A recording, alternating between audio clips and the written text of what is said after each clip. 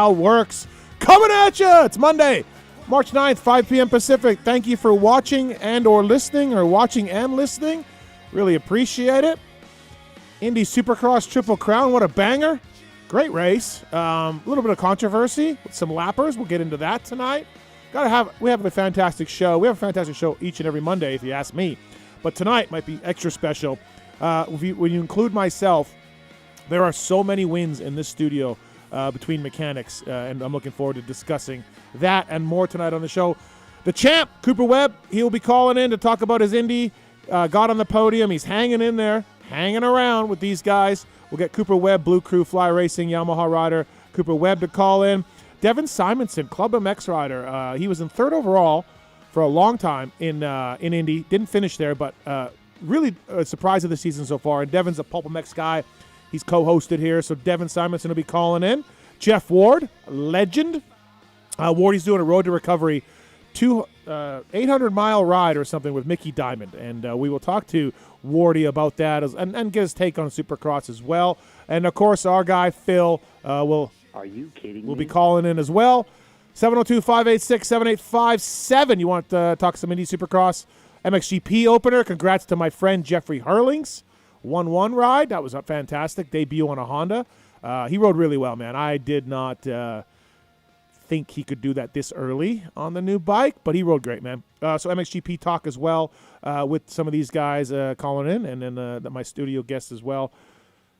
Thank you for watching and listening. Use the codes at PulpMXShow.com. Use all the codes, PulpMXShow.com, to save with our partners, whether it's Motosport.com, Fly Racing, DeCAL WORKS, X-Brand Goggles, Michelin, Race Tech, Renthal, Acherbys, Firepower, Maxima USA, OGIO Power Sports, CARDO Systems, Acherbys, Pro Filter, Renegade Race Fuels, Atlas Protection, Guts Racing, Works Connection, MotorcycleIndustryJobs.com, Get Data, WUSA, W Labs, Fox Factory Vehicles, Factory Chassis Parts, Weisco Piston, ETHIKA, LUXON, MTX Braking, Troll Training, all on board with us. Chris from FCP, Factory Chassis Parts. He's going to join us later in the show. We went mountain biking today and hung out. He's got a great company going. He's got helps a lot of teams out, and some that you probably don't even know. So Chris from FCP will join us later on in studio as well to get into Indy and more. I want to thank the folks at DeCAL WORKS, of course, big part of this show. PulpMX26 is the code to save with DeCalMX.com. Red Bull KTM, Eli Tomac, AP, Jorge Prado, and more, using DeCAL WORKS for their graphics, Husqvarna Off-Road as well. Pulp26 is the code to save with DeCalMX.com, and use that code and more. If you go to PulpMXShow.com, you can see all of the codes on there. So thanks to those guys for supporting us as well. And all right, in studio with me, a couple of guys haven't been in for a while, and we're welcoming back, and we appreciate them for coming on board. First up, he was Jeremy McGrath's mechanic for a long time, also runs the Huddle Brewery here in Vegas. We'll get into a little bit of that later on, and just a badass with the wrenches, and whether it was working at No Fear or not. It's Skip Norfolk. What's up, Skip? How's everybody doing? Thanks for coming in. Thanks for having me. Yeah, appreciate it, man. Been a while, so it's great to have you here. We got some glasses, too. I found we were cleaning up maybe we'll do a little giveaway later. Stuff. Yeah, absolutely. Awesome. And also in studio, of course, if I got Skip, I can't have this guy nod in, because they're mechanics from a bygone era of when these men were real men, driving across the country. Factory Suzuki for a long time, RCH, Daytona Supercross winner with JB. The Tony Berluti. What's up, Berlut? How you doing, Steve? Good. Thanks for coming in. Yeah, appreciate it. Yeah. How's everybody? How's off the grid life going for you? Are we still grinding away on that? Or? Yeah, no, I'm really excited once I get out of Vegas and I'm up there. I'm looking forward to being up there full time. Yeah, no, it should be fun. It's beautiful. Sure.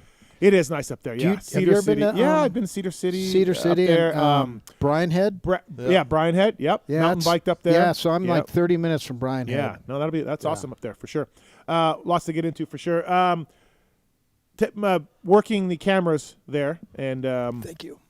Actually working on an app. I can't believe this. I'm shook at every level. The Travis Marks. What's up, Mark Starr? Hello, Steven. So, the PulpMX app. What about it? I'm unfamiliar. You actually were working on it. I don't know. Because there's a new app out that people have. Apparently, that's what they say. Is the old iPad holding you back? Listen, Skip, I have you to thank. I have a new iPad. He's got a new iPad. All right, He's got a new iPad. All right. It's fantastic. Yeah, the app looks good, man. So not everybody got it, or what? What are we doing? What? Yeah. I mean, do you want me to explain? Yeah. Okay, so I had to release an updated app in order to unlock our account, basically. Yeah. So I could get the new app into testers' hands. Uh-huh. So if you had the old app installed still, you probably got an update last Friday. Friday. We'll call it Friday. Friday. We'll call it Friday. Yeah.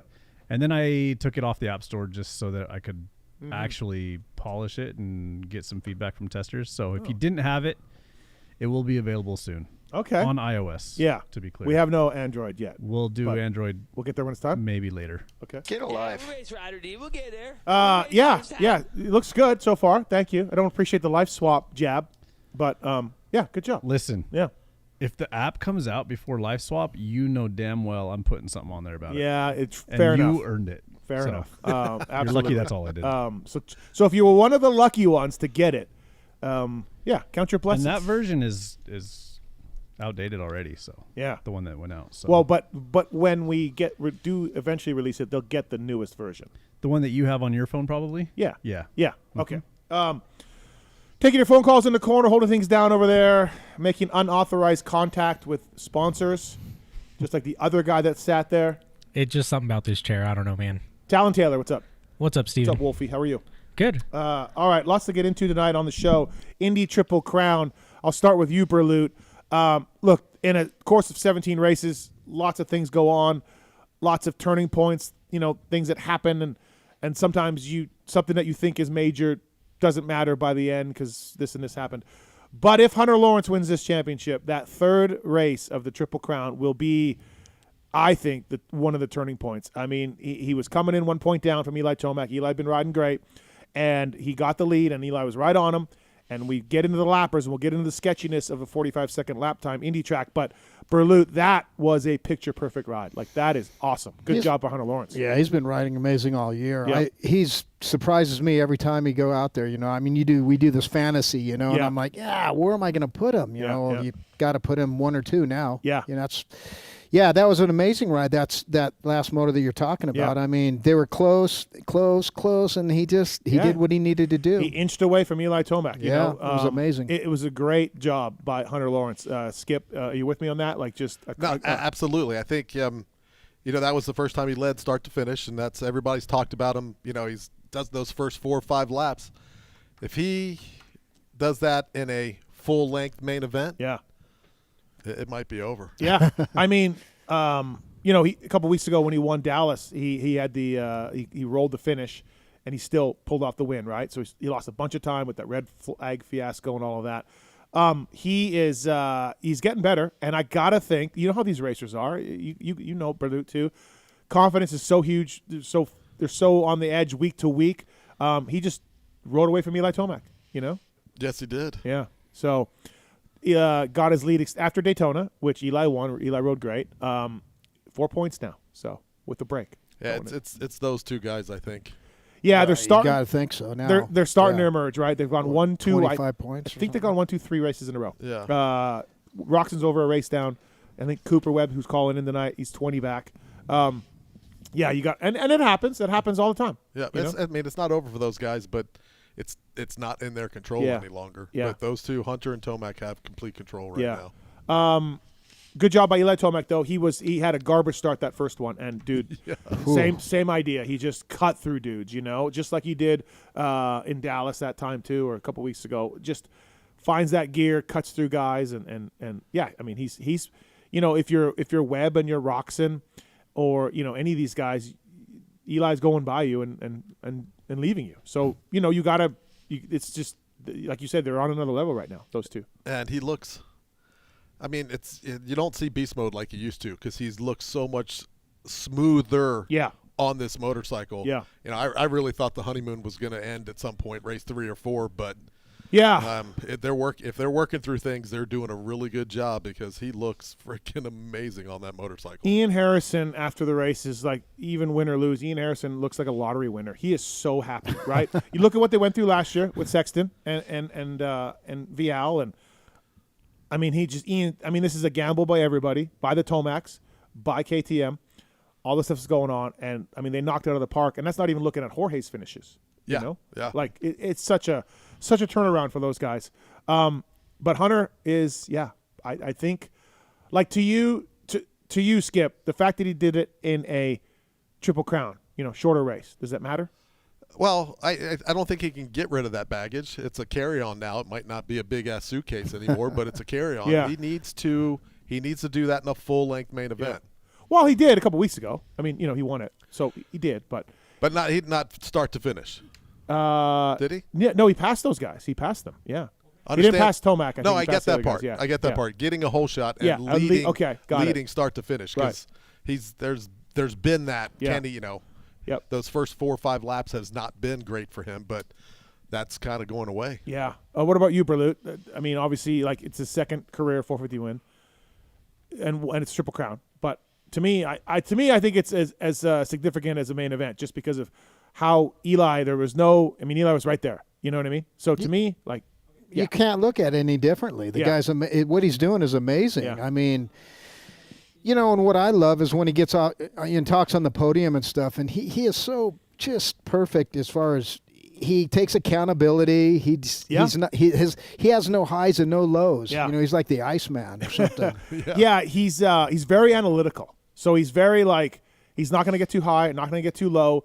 If he loses, he'll talk about I didn't have speed in that section and that turn, and I got to find it, and that's why I lost. He's so honest. Yeah, or he'll be like, my bike, I'm not quite where I need to be with my bike. We'll go test, but that's why I lost. Or if he wins, he'll be like, yeah, just a good night. I felt good. You're exactly right. He's very analytical about wins and losses. What I love about him is he takes full ownership of I don't want to call them failures, but not successes. Yeah. Right. He takes full ownership, and whether you want to celebrate it, he owns it just like he would own it when he wins. And he takes it on when he doesn't and gives credit when he does. And it's a little old school, I guess.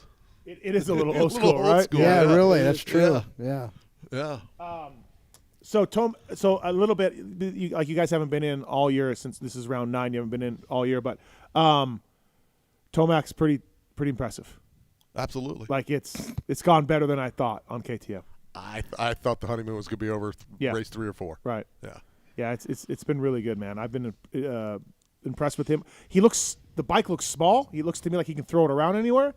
The Yamaha's a bigger bike, but not crazy bike. But to me, if you watch old videos of him on a Yamaha, this KTM looks shrunk.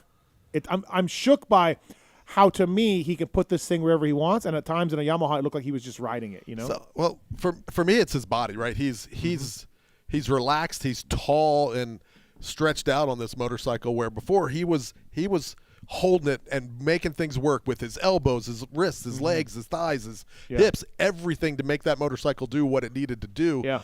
But now he's a lot freer on the motorcycle, and he looks taller and bigger on the motorcycle, and I always equate that over to when the rider really likes the motorcycle and has confidence in it, that he can just ride it as opposed to making it go where it needs to go. Yeah, man, he looks damn impressive. Roczen was impressive in that first one. See you later.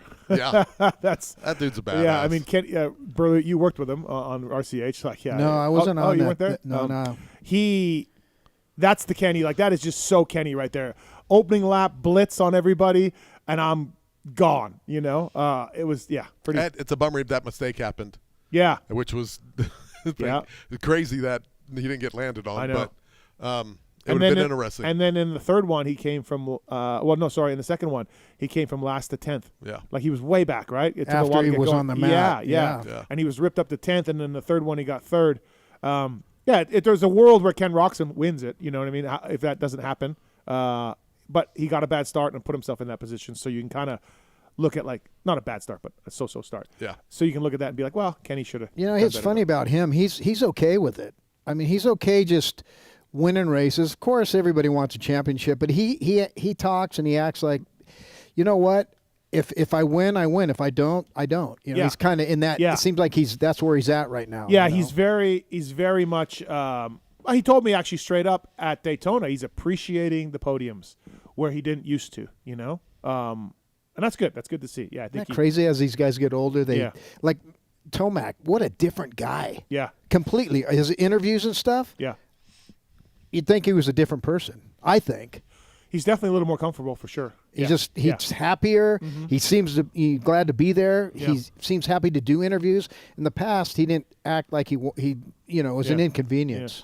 He's Yeah, not, he had to he's be not at coming on this show though. Huh? He's not coming on this show. What's the problem? He doesn't like some things I said. Well, You have that effect on people sometimes. But I would agree with you, Berlut. Anyway, yeah, for sure. Yeah, he Except for the Pulp Show. hey, RC, Yeah. he came around. He did. Well, maybe Yeah. Tomac might. We're waiting. God. I just think you got to, just watching him ride where, mentally he had to be at a 10, I think, to do what he did to make those other motorcycles do what he wanted to do. Mm-hmm. He looks like he's riding around mentally at a 6 or a 7, Yeah. which I think leads to that whole different take on when you're put the microphone in front of you. Oh, for sure. You're not having to whine that all the way down. Good point. He's just Yeah. there, and he's able to just have a conversation and talk about it. Yeah. It's It's impressive, man. It's been great. 250 class, Cole Davies, dude, 111, ripped through the pack. Whoop speed's unreal. We've been waiting for the kid. He won some races last year, didn't win any of the 2 openers, and then Cole Davies, boom, there we he go. found himself. He was pretty impressive. Yeah. He was pretty good. So I thought it was funny. Someone asked him, was there any spots on the track that gave you problems? And I'm like, did you watch the race? There was nothing out there that gave that kid problems. And he pretty much said the same thing. I thought it was real funny that in one of the reigns with Joe, Joe got him back, or Joe held him off from a pass somewhere along the line. And literally, I'm just like, it doesn't matter, man. Like, here come the whoops. It doesn't matter what you did 3 turns ago, because watch this. Do you know what I Right. mean? Yeah. So if you're Cole Davies, you almost could have been like, yeah, I don't even care, dude. I got you. And sure enough, He right, had that right side just dialed. yeah. Yeah. And Tomac had the right side dial, but I was talking about this in my review a little bit. Then it went away. I don't know what happened to the right side, and then that was costing him. Hunter was squaring up and going left, and Tomac couldn't he get through touched on that in his interview, right? That indecisiveness. Yeah. Oh, yeah. Caused Tomac. him that Yeah. that gap. Those But gaps. the 250 right now, you got Davies up by 1 between Brown, Hammaker, and Joe. It's 2 points between 4 Isn't riders. that great? That's awesome. That's awesome. No, I this class has been really, really good to watch, and we're coming into a showdown. Davies reminds me of Fonseca. Yes, I don't know why. I've said the same thing. Oh, yeah. I really have. He's just solid, and he doesn't make mistakes. Berlut, last year he ran one up. Well, that 100 put it in your head. Yeah. But even now, he just He's reminds small, me. He's really good riding style, very technical. I'm with you. Yeah. Remember, Fonzie was just perfect. He Yeah. never made mistakes. You're like, No. when's he going to make a mistake? Yeah. You know? No, I 100% agree, Berlut. That's funny you say that, and we've talked about that before. We're like, dude, he's kind of like Fonseca. Yeah. So, and also outdoor game, maybe not quite where it needs to be, but really good indoors. Davies will get there, but Ernie, same thing, right? For sure. Yeah, Supercross style. Yeah, it's different. Indoors and outdoors. Yeah, absolutely. What a different game. Softball, baseball. And I don't think you can count Brown out. No, I think that he gets starts. He can. Yeah. It's a classic Triple Crown thing that you always think of. A guy crashes his way back, and you're like, oh, he's done. And then before you know, Pierce Brown's like 4th or 5th overall. Hammaker in that one, he was 10th, and then he's on the box. Yeah. So you know what I mean? Like, these are things in Triple Crowns that you're like, oh, wait, there's, it really, you can have one bad one. You can have a bad moto and still, Sometimes. and still end up okay and not losing, that many points. Yeah. It is a Triple Crown thing sometimes where you just think, oh, it's over, But Or how about when you look at guys that had one good moto and 2 shitty ones, but they got 8th overall? Like, how did let's see what is. Yeah, I was surprised with Fly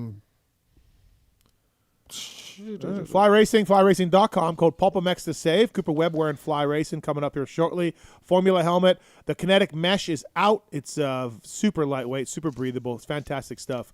Flyracing.com. Please check those guys out. Women's gear, kids gear, all of it. Flyracing.com. Code PulpMX to save when you check out. All right, got some phone calls here. I like Savachi's overall. Yeah, Joey thinks he's going to be okay. 7.519. Yeah, I hope so. He's been. Did you crushing talk it. to him? Did he get X-rayed or something? He's going today for scans, but he didn't think it was that You bad. haven't heard yet? No, I haven't heard. Week off, so that'll help. But let's hope he Yeah, he's been riding really good. Knee or ankle? Yeah, foot. Foot. Okay, yeah. Did you saw Malcolm Stewart's save Yo, man. on Instagram? Oh my God! Did you see it, Berluti? No, I don't have any social media, but I heard it was insane. It was nuts. Can I get on the phone? Yeah, you can do that, Skip. Go ahead. Hey, thanks to the folks at Michelin as well for coming on board the show. Our guy Randy, he'll be at the Verb 500 this weekend up in Mesquite. Great mountain bike tires, of course. The E-Wild series are fantastic. They revamped them. And also the Starcross 6, they got longer life. They got grippier traction as well. MICHELIN Man /motorcycle to learn more about the complete offerings of Michelin. And, of course, cruiser tires, street bike tires, all of that. Awesome. Michelin's been around forever. Thank you to Randy and Michelin. You guys heard of Randy Richardson? Absolutely. Randy? I don't know him. Yeah, I don't know him either. Thanks to Michelin for coming on board. Okay, so Webb's coming up here, and we are going to talk to Coop about this, but the controversy out of the weekend was the lappers. 45-second lap time, rutted up, beat up track, and Eli, after the race, said maybe for the shorter tracks we should only have 15 guys out there. He had a close call with Vince. Oh, my God, that could have been ugly.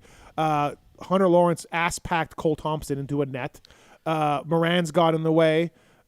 Mitchell Harrison got in the way really bad. I could not believe the release this morning from the AMA. We have this new thing called license points. Are you guys aware of this? Yeah, a little bit. I was so sure that this morning or yesterday we would see the AMA come out and say, hey, Vince Moran's have been docked 1 license point or 2 license points, and when you reach a certain limit, now you start losing gate picks and things 5, like that. and then you get the last gate pick, something right? like that. Yeah. I think it's 10, but anyways. AMA release came out. Nobody gets a penalty. I'm like, wait, what? So lappers were really bad. Some guys were getting lapped twice. We got 5 factory riders out right now, 5 or 6 factory riders out. Chase, Dylan, Jason, Barsha. Fernandez. I said that, yeah. Okay. Dylan. We got 5 guys out, I think. So more privateers are getting the main events, and God bless these guys. We got the LCQ race. I support privateers all the way, but the lappers were bad. And I watched it, and like, there's some guys, hey, they get a blue flag, and they pull over. There's other guys that get a blue flag, and they'll pull over when they get to it. Do you know what I mean? Like, I see the blue flag, and I get in it, and, like, Hunter just went by, but I'm going to race for 2 or 3 corners, then I'll pull out of the way. It's like they don't, and I like these guys, but there's some guys that you're just like, fuck, man, get out of the way. Like, you saw the leader get by you. It's now your turn to be on a swivel with your head. Not, I'm going to take the main line for 2 or 3 corners and then pull out of the way. I don't agree completely with the head on a swivel. Those guys are still racing. We've dealt with lappers forever. That's part of it. I agree. I don't like Eli's suggestion of 15 guys. I mean, that's ridiculous. No, you always worry it's going to become elitist and F1 and all this kind of stuff. But I look at Eli's, right? Because if Vince came over, bike and a half, maybe 2 full bikes when he jumped to the left. Yep. But you also he's known for shit like that on occasion. I don't think that case he was doing it to cross jump. I just think a rut shot him that way. That's my point. Yeah. So this weekend, if you were in the inside of a corner, you pretty much were committed to that lane all the way down. There's not a lot of chance to get out or move over, and you're also racing, so you're not going to roll something. You're going to continue to do what I you do. saw guys move over, let somebody by, then let's just say dive into the right corner, do the rhythm, dive into the next corner, and then stop, and then move over. But it's like they know these guys how fast they're going. They literally, like, they seem to move. They don't want to give up. They're trying to race, and I get it, and I appreciate it. But just move over ASAP. Don't rip through 2 corners and then pull over. Do you know what I mean? Well, when you talk about eyes in the back of your head, you got to have eyes in the back of your head. What I don't like, and Skip probably doesn't know it because he didn't have to worry about a rider that might be getting lapped. For example, sometimes they throw those blues way before, and that ain't cool. Yep. So if I'm a privateer, that's inconsistent. So they're still in Freeze is there to make money. I know nobody likes that guy, but he's one guy there to make money. I get it, dude, but it's 1 point and $200 the next spot. That's all it is. I I'm still thinking Right. he's a racer and he wants to make money. Like I said, the blue flags are inconsistent. I get it. Yeah. I get what you're saying. But what is the answer? It's been that way forever. I think the answer is, hey, the leader came by you. You got blue flags. The leader came by you. Now you need to basically, like, How do you know how close the guy in second is? And what figure do it you- out. Slow down. And and you look. can't. No, you can't quit racing. Yeah, I'm You not saying can't quit slow down. racing. Yeah, you are. Slow down. That's quitting racing. Don't. Are you saying don't slow down for the leaders? No. Wow. Why do you have to slow down for You're the not leaders? it doesn't say you have to. Your pace. The leaders are going faster than those guys are. Yes. They don't need to slow down. In a case like this, they stop hogging the main lines in the corners. Stop going to the inside ruts. Stop taking the main lines in the corners. No. Yep. No. Get out of the way. I think it's Get no. out of the way. I think you're wrong. I don't Especially this I don't weekend. agree with you either, Steve, on that one. Okay. These guys, it's just for the simple fact that they're making money. You've done great things for the privateers, but Yeah, I love those guys are doing the best they can. Like I said, they don't have eyes in the back of their head. Okay, let's talk about what we're going to do to fix it or what you can do. I'll tell you what you can I do. hate the thought, but put communication in these guys' ear. It's expensive Yeah. and stuff, but that'd be the only thing. I mean, these guys The only thing don't look behind the only thing them. with the communication, 45-second lap time this weekend. Yeah. How many That's a big officials? problem. How many officials are needed to tell the guys at the right time? Like, okay, so you're looking at Vince, right? You radio in, Vince, leader coming on your left. By the time you've already said that, Hunter in second is all over some guy that moved over on him. Like, you need 15 officials or whatever to monitor this. Like, you can't. It's not possible in a 45-second lap time to clearly communicate with, because you got to hit a button. You got to go transfer to Moran's, transfer You got to to do him, something, you know? okay? Yeah. And I'm not opposed to Tomac's 15, or else I've heard people talk about, okay, if you're not on the lead lap, you're done. No, I don't agree with that. That's Well, yeah. no, but Yeah. what's the answer though? If you're Everybody 2 has laps an down, opinion, you know. I'll tell you what the answer is. Two If you're laps. 2 laps down, get off. I'm fine with What's that. the difference? Just 2 laps, you're done. You're done. Yeah, your race is over. Go home. But all right, You could do it by lap times. You could do times. No, you can't do that. Because what if you make a huge mistake? Steve, you got to do something. You can Yeah, do whatever yeah, you I want. know what you do. Get out of the way. Well, Find there- these guys. So no, I think there is something to be said for lap times, right? And then if you and there needs to be some range, right? But what is that range? Is it 9 seconds off the lap? It's a tough one. Because if you go 3 seconds, then you might as well all the guys that are 3 seconds No, off yeah, in qualifying, right? Yeah, So no, you can't do that. it's but- dangerous. because there's also something to be said for on the Hunter incident, right? There were 2 guys in the inside, and he still went in deep, right? So Which one are you talking about? With Cole? yeah, they yeah. blasted Yeah, them off yeah, the yeah, track. yeah. So that, I mean, and you didn't get to see a lot. I'm watching TV, so I didn't get to see a lot, and I wasn't there. I Yeah. don't know if he swooped in to try to get out of the way. You know who was there? I don't I know. was. Did you So- see that? And I saw lappers in the or way were you everywhere. looking at a chick? So, but those guys were, one was in the corner, one's behind him, coming off the jump, and Hunter's doubling into that corner. So that's a little bit on Hunter to not see that. A little think bit, so. sure, but I not think so. all the way. Get out of the way, man. You my can't God. get out of the way. Steve, you're nuts. I watched Grant Harlan. Grant Harlan. I watched him. Now I can't watch everybody at all every time and all of that. So I'm sure maybe That's Grant, what I mean. You might have been Yeah. watching something else, But maybe- drinking coffee. Who knows? Maybe Grant wasn't perfect, but I watched Grant Harlan he's just like, oh shit, I'll come in and I'll just go wide here in the turn. I'll go up high, and then these guys will go by me, and then I'll get in behind them and do the rhythm, and then the next turn I'll go up high again, or inside tight, and they'll go around me, and then I'll do the rhythm. Okay. I'm watching Grant, and to me he looks like a great example of a guy I can still race, but I'm not. But was he Correct. racing?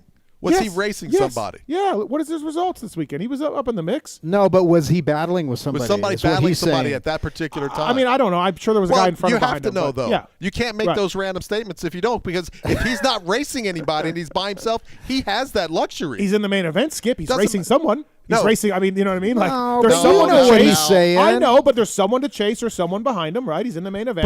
but when you've got 2 okay, guys that are well, racing, both of those guys, your race is done. Calm down. Shut it down. Let the leaders by. I saw Digit assholes I get saw the fuck so out of many the way examples. So we don't lose the win. I saw so many examples of guys I'll get out of the way in a little bit. Eli, Hunter, Kenny, I'll get out of the way in a little bit. That's kind of that was kind of what I saw. And I know Indy's tricky with ruts and everything else. Like you can't, like fuck my life. I wouldn't want to race that shit. But I saw so many examples of that. So starting like just whenever, and I know the blue flags are fucked. I've seen that so many times. I get it. So we gotta improve that. Stop waving them 3 corners ahead of time. I agree. And I was a mechanic for a long time, getting pissed off at that. Yeah, right? Yeah, for sure. But what you start doing is you got these license points. And you just start giving these guys license points. Just, hey, 1 point, 1 point, 2 points, whatever it is. And eventually they'll start losing gate picks, or it'll escalate from there. And guess what will get better? The lappers. It'll get better. It has to. I think I don't know. I disagree. Listen, the guy that worked for McGrath just doesn't. He doesn't even. No, but we Skip had to doesn't even understand. That's where I started this off with saying I that know. his rider didn't have to worry. He worked for PulpMX and traders. No. But you guys don't understand. There was a whole. McGrath getting lapped? We dealt with lappers. No, you dealt with lappers. With them. No, we dealt with them because Yeah. Jeremy. We talked, and I'd go, Jeremy. He goes, man, that dude was in here. I go, you're going to be there every weekend. In staging, walk up, tap him on the shoulder, and go, dude, you were badass. You were hauling ass, and say, great. Yeah. Make friends with these guys because they know who's coming. Absolutely, make friends with them. And he didn't piss anybody off. And he wanted to just punch and railroad some of these guys. I'm all no, make him your friend. Yeah. Just go say hello to him when you're walking the track. Bump into him and go, I got you this weekend, or nice move, whatever it is. Because those guys, when they look back, I'll get out of that way. Because Jeremy's all class. He's all class. But it was a pointed effort to put in to make sure that when you came up on those guys, they had no reason to just go, oh, you fucking cleaned me out in this last corner. No, you're right, Skip. It's a great point. There's so many ways. We have a gentleman on the line who knows a thing or two about lapping guys, and it'll get into our discussion tonight. Brought to you by Ada Cherbys USA. Great plastic, Monster Energy Kawasaki, PulpMX amongst the teams using a Cherbys USA. Great fit, great colors. They got a really cool, informative website on there as well that you can build your own bike and with different colors and see what it looks like. Bringing you the champion and a podium guy this past weekend, Blue Crew Fly Racing, Cooper Webb. What's up, Coop? How are you, buddy? Hey, Steve. What's up, man? Big discussion about lappers here. It's starting to show. Boy. I know, but there is no universal way to handle this. Obviously, they were bad this weekend, Coop, and I'm sure you had your own issues. But my assertion to Skip and Tony, Coop, is like I saw this weekend so many guys, like they'll get out of the way, but give them a few turns, and then they'll get out of the way. And I didn't like that. Yeah, but what's your take on it? Yeah, I think that's and it's hard because each, obviously the Triple Crown for one, your 3 opportunities, and I think you're seeing it a little bit more. I think the short track, the rutted track, there's a lot of variables into why they were, I think, as bad as they were this weekend, and just as deep as we ended up going into it, or lapping multiple times, or whatever the reason was, but.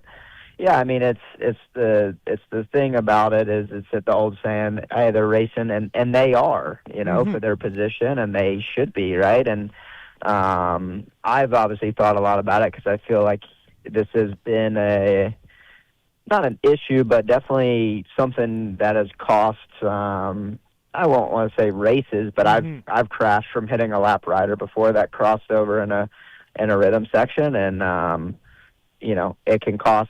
One, you don't ever want to get hurt, but it can cost points and so on and so forth. But anyway, to me, I think if they had the blue flag officials that were actually really in tune, not just waving them, to wave them. Yep. I think a simple solution would be, hey, if the blue flag is out for you, you aren't able to pass.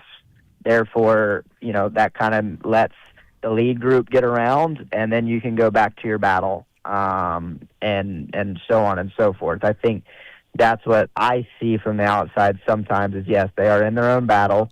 The blue flags are out nonstop, so that I think they're not really, abiding by them because it's almost just like, hey, it's been out for 3 laps in a row every section I come to, so they might not actually be on me from their perspective is what I would assume. Yep.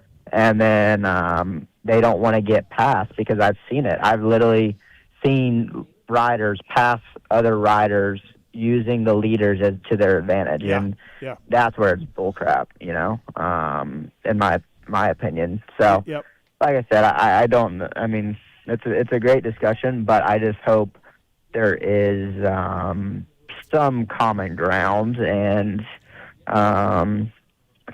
it's nothing against them, right? I think that's what everyone right now is in a tendency about, that it's like it's a personal attack, and it's not that way, right? It's just a spot we're in. You know, I saw it with Hunter this weekend. Whether it was you don't have to say it was anybody's fault, but it did affect to some capacity the race, which could have, you know, taken him out from it with an injury. It could have injured Cole. You know, like it could have been bad for everyone. And then obviously with Eli, like that moment is that was scary. I get it. You know, I get it. And obviously we know Vince didn't do that on purpose, right? It's a difficult track. It's a difficult section. So, like I said, I don't think any of from the lappers or anything is spiteful, but it's just it is an issue that's happening, right? But also though, Coop, and I like Moran's and I like Vince, but they're two of the worst offenders for a lot of guys. And so start giving them those license points. Just be like, look, man, you got to get better. You've got to be better. And they'll learn soon enough. And I know what you're talking about with the battles for sure, because I had riders I worked for. I've seen it. It's greaseball move to pass that way. But to me, like if you start telling these guys, hey, and you're right, Coop, 100% the AMA officials need to be better, without a doubt. But if they start getting in the way, like, or they start racing, like, guy, get out of the way. And especially like, hey, Hunter just went by me. What do you think? He's got a 30-second lead, lapper guy? Do you think he's just, you know, like, you know they're coming, you know? Yeah, for sure. So I don't know. I think the AMA needs to be like, yeah, that's it. I don't care what you were doing. If you're racing for 14th, you have license points. To me, it's a pretty simple thing. So yeah.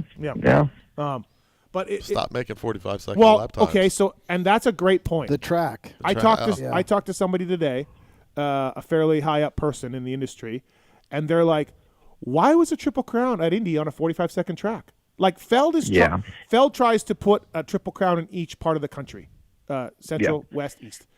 But Coop, they got to know Indy's a really bad race to do this in. They'll know next year, and that's what I'm saying. Like there's a lot to the equation, right? And that's what's hard about this whole debate too, right? And I would assume they want to put a Triple Crown where there's somewhere with a roof, you know, which I get. But as we know, like historically, I've been pro since before my day, Indy, as we know, is always in that conditions, and it's already a challenging enough track for us top dogs, you know, and like we said, it makes us look human, right? In those conditions. So when you put everyone out there in that format, and then like you said, on top of that, it's a super short track. It's, like you said, it's just kind of a storm brewing for a lot of stuff to happen, and even in general, even lappers aside, like even from the maintenance and the wear and tear of the track, you know, like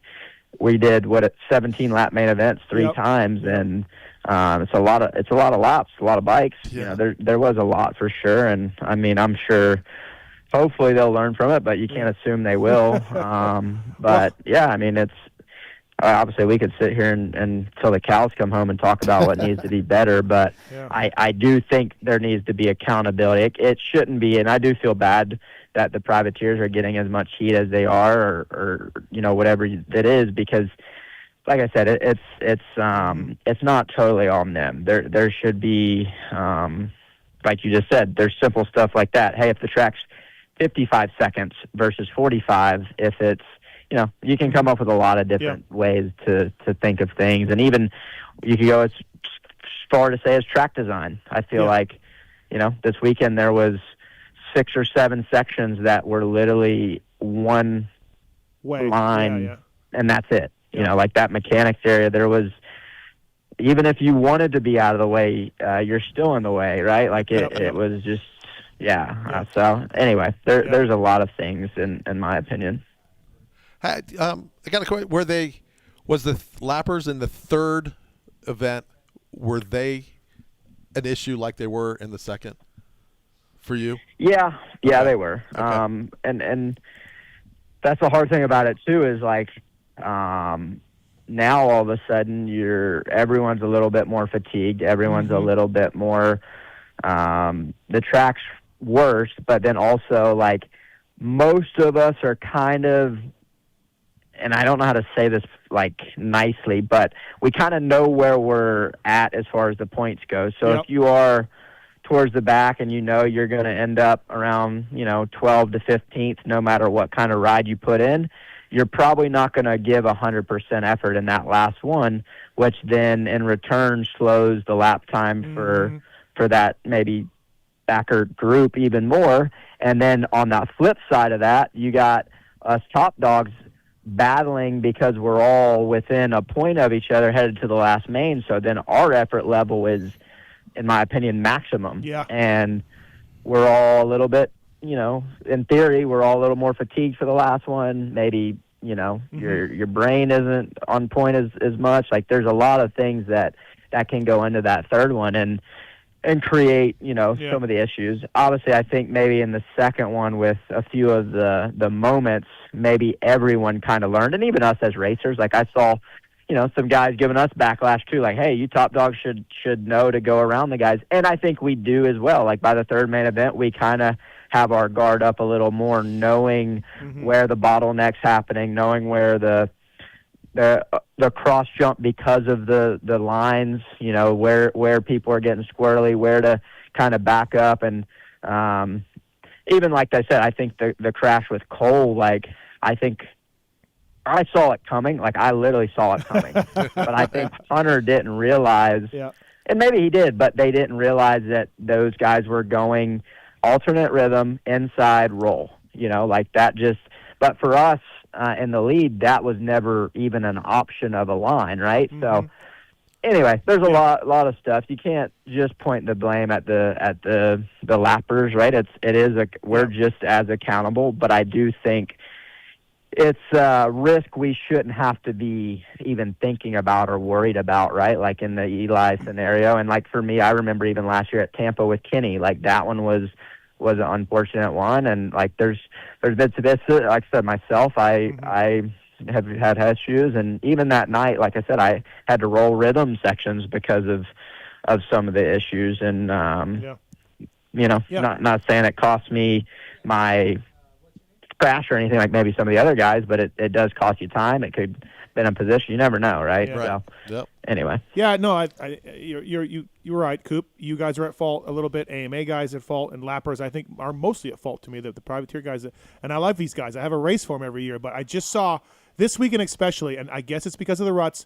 Because like, let's face it, ruts are so bad. If you're a privateer, you're struggling a bit. You don't want to try another line because you don't know. You've been hitting it in this line for 15 minutes, and if you go to that far left, you could die. So you don't want to hit it on the left and move out of the way. You got to keep hitting your line. But and it's kind of like another, like you're saying, but in the even more thing, like I just said, hey, if I double through this rhythm versus tripling, me tripling isn't going to get me from P17 to P11, right? Right. So, like you said, they're managing risk as well. Like, and I don't blame them. We're managing. Everyone is to a certain degree on that level of track, right? And like you said, the predictability of you want to hit your lines in the same line, and then you're trying to then get out of the way, but then you're at a line you've never hit, and that's what else you could argue. Then that causes maybe some of those mistakes, right? Like I said, even the Vince crossover, like.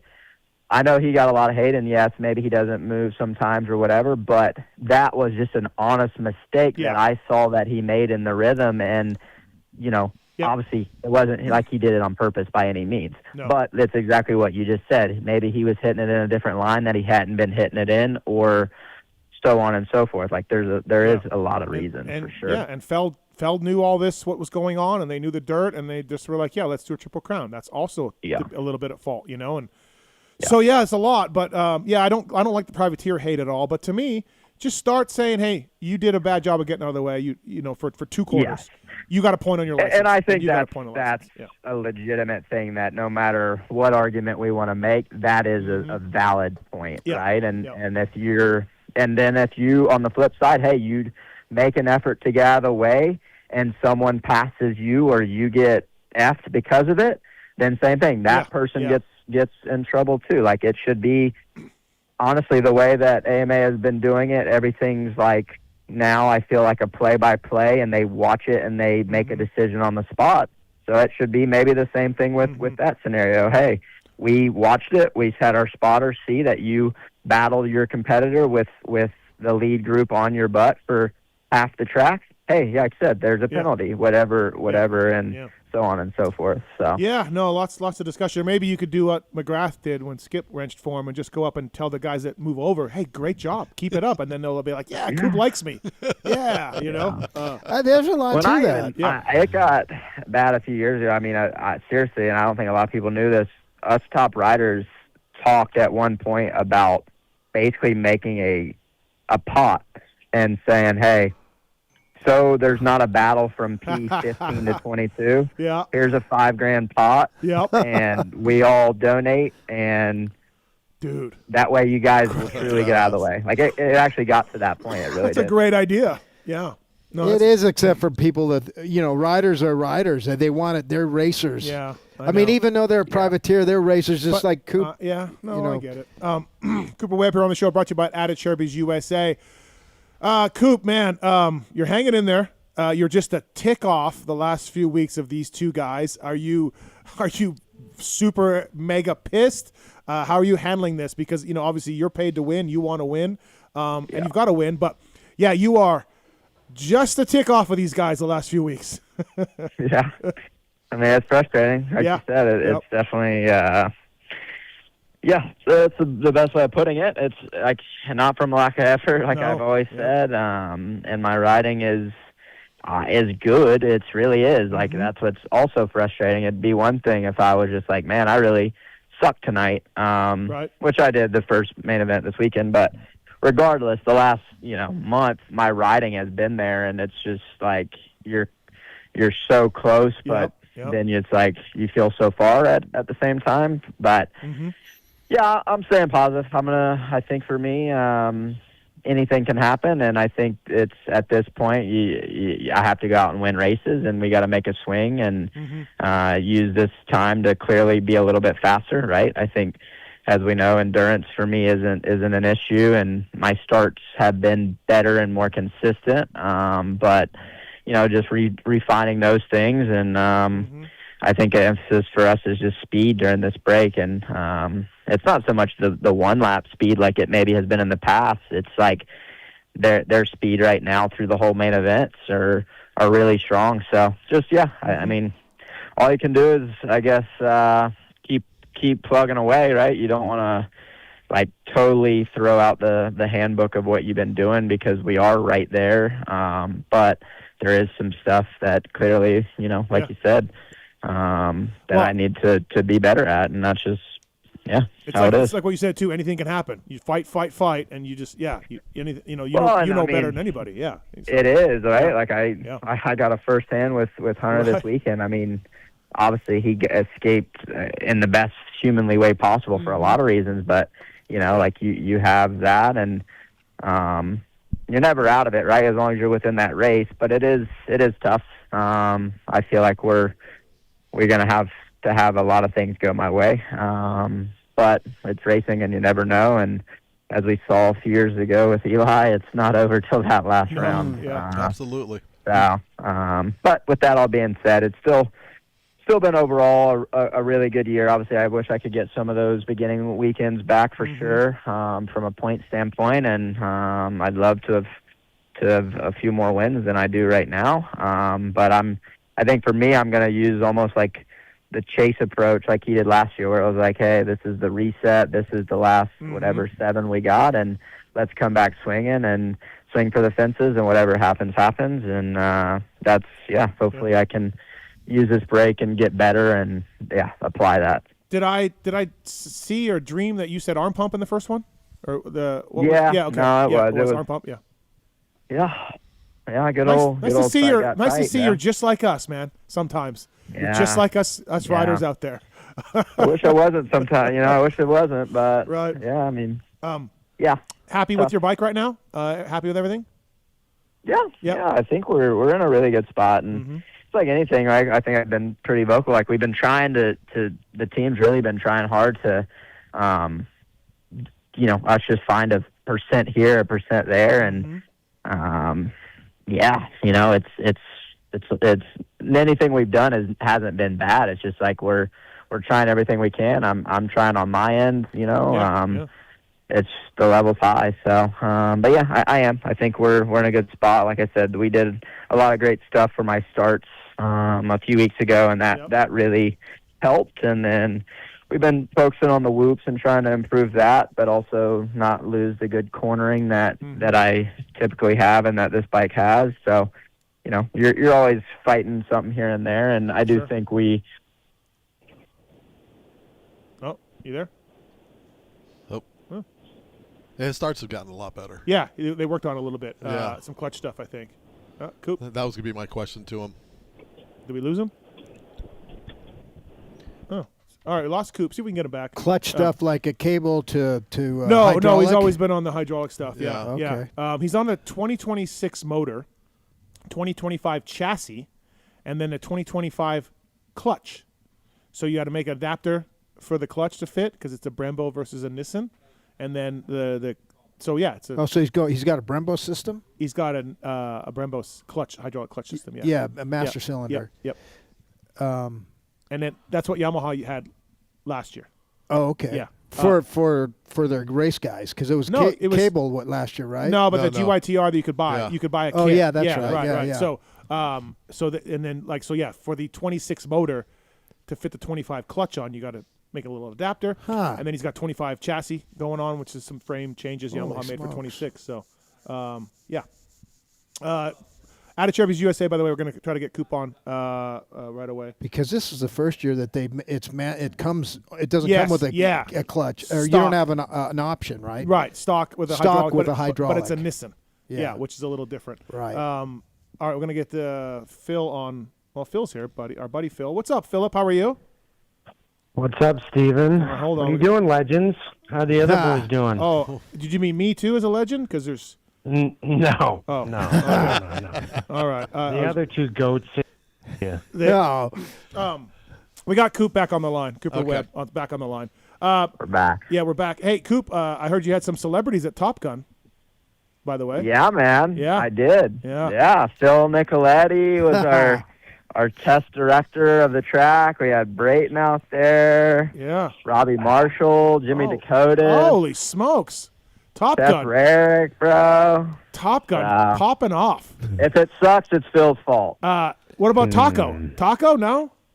Taco was night 2. He was still in Daytona. He was Okay. bike week. He missed the night 1. Okay. Oh, that happens. Yeah. Coop, do these idiots that ride, do they text you about the track and ask you about it, or do they leave you alone and just bug Seth? They bugged Seth. Okay, good. Good. Obviously, yeah. I tell some of the close friends and stuff, like, hey, if there is something or whatever. But Right. yeah, we've done a good job of keeping me pretty much completely out of any of the management side, I should say. Phil, I heard some things that were disturbing, though, about Top Gun. About what? Just What was disturbing? your riding. Oh. No, my riding was good. The videos came from the last fucking practice of the night.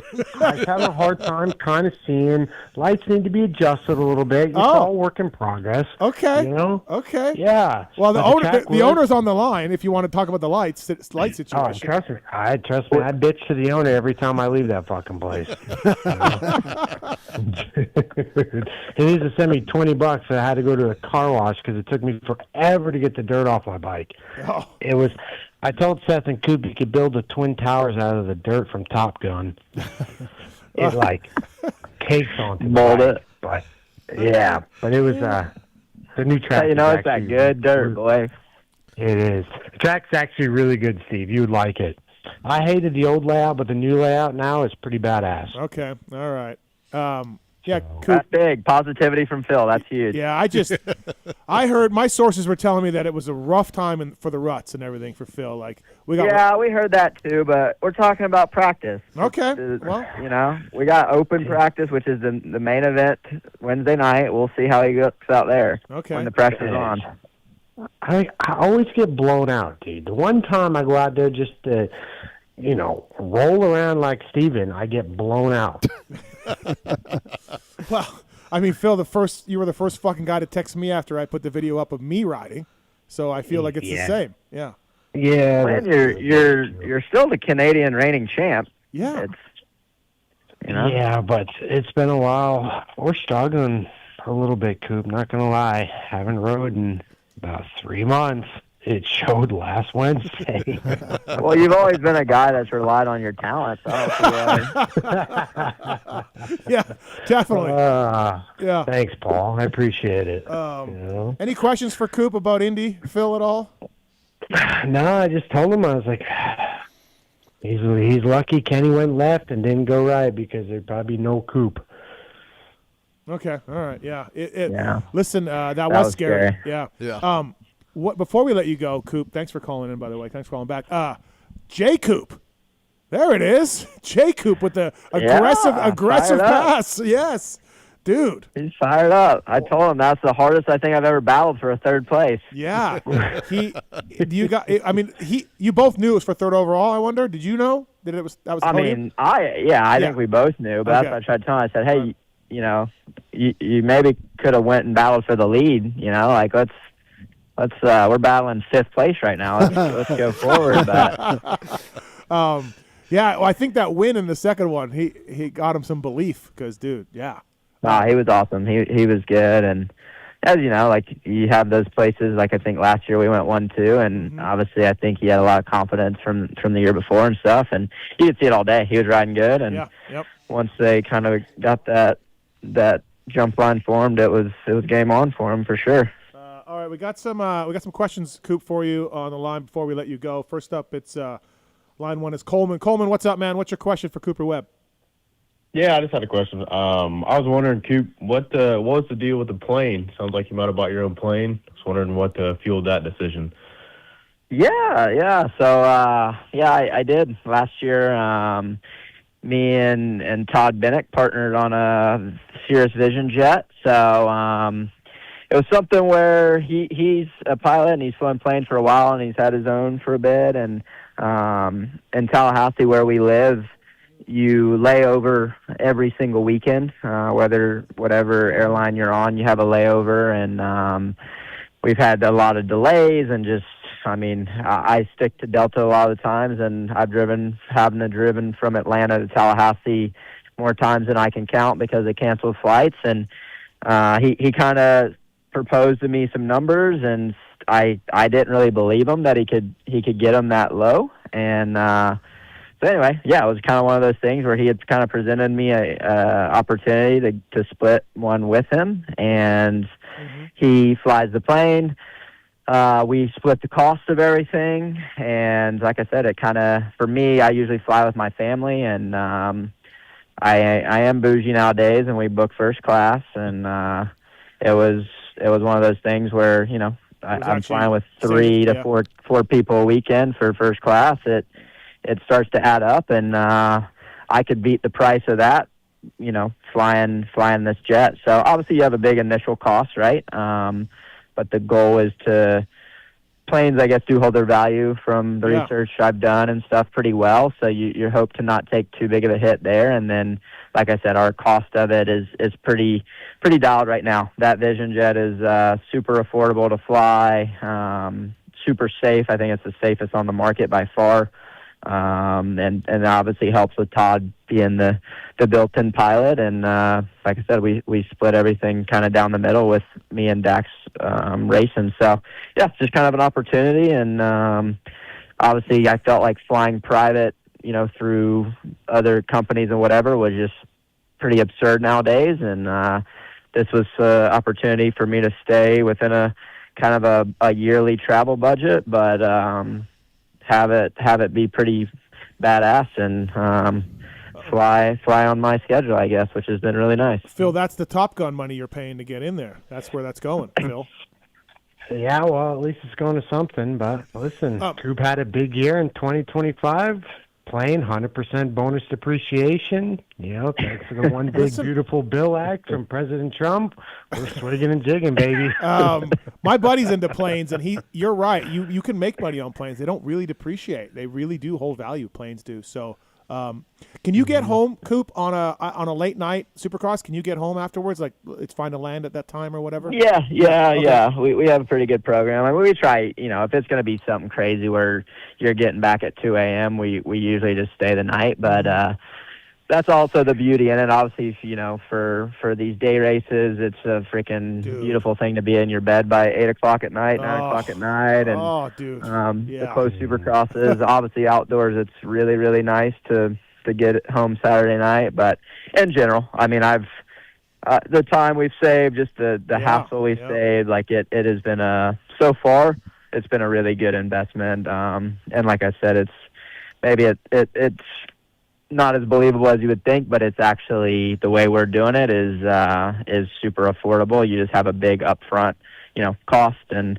like I said, the goal is to try to not lose too much on that end from the depreciation side. I wish I lived in Tallahassee and was Coop's best friend, Phil. That'd be amazing. He would let you on the plane. That'd be amazing. No, he would still charge you to get on the plane. That's fine. That's fine. But dude, to be home Saturday night after a national would be just the best thing in the world. But you got the way he does it though, it's actually pretty cheap. You know, like how you do that flight from Vegas to Dallas, I don't think would be much different from what Coop would probably charge you for a seat on his plane. Yeah, that JSX for me, it was round trip to Dallas was like $900, and it's kind of a semi-private plane. You know, like you go to the fly to the terminal. It's nice. Ryan's on 4. Question for Cooper Webb. Go ahead, Ryan. What's your question for Webb? Hey, thanks for taking my call. Steve, first time, long time. Love all you do. Thank you. Berluti. Dittos what the other guy said, man. Legends. Phil, awesome to hear you on. Coop, my question for you is long-time watcher of Supercross. I would say when you first got on, I wouldn't say I wasn't a fan, but you have grown on me now. We just actively pull for you. Cool to see all you're doing. It looks like there is a level of respect and mutual camaraderie with the top 4 that I don't know that I've really seen, if ever, if not for a long time. Can you speak to that a little bit, especially considering one of the guys was, or 2 of them at least, were huge rivals for you historically? Can you kind of speak to that? Thanks. Yeah, I think, well, I appreciate the kind words at the beginning. You're not the first person to tell me that they maybe used to not be a fan, but now they are, so I appreciate that. I mean, I think at a certain age, we all grow up, right? We're all dads, and besides Hunter, obviously, and you know, there is racing is what we do, and what at least for me, what I strive to do and be the best at and best I can be.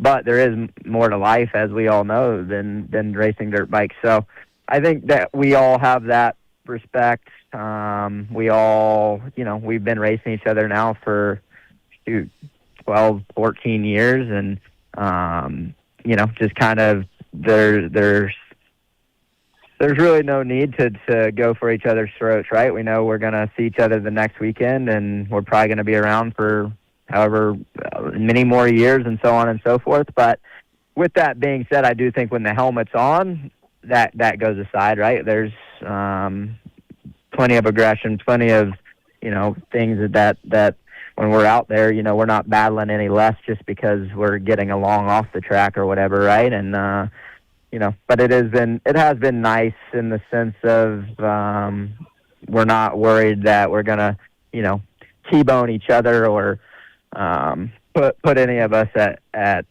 unnecessary positions like that by any means. But I think if the points got tied or, in those certain scenarios where it does start to get pressure and so on and so forth, I think it wouldn't be as cool, calm, collective as it is right now.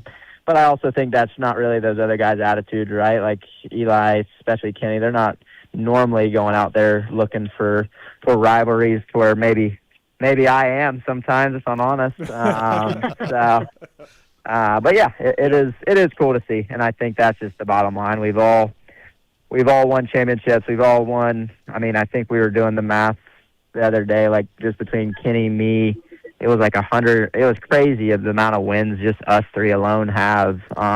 So, I mean, at a certain point, you know, we've raced each other probably over 100 times, and you know, you kind of let bygones be bygones at a certain point. Next year will be interesting with the other guy coming in. That'll be very spicy. Thanks for the call. Yeah. Thanks, Ryan. Thanks for the call. Thank you, guys. Y'all have a good show. Thank you. Thank you. Coop, contract year for you. Do you expect any hang-ups in getting back with Star on some different schedule or whatever? Yeah, I mean, I'm definitely available right now. It's been I haven't got any offers from anyone yet. So okay.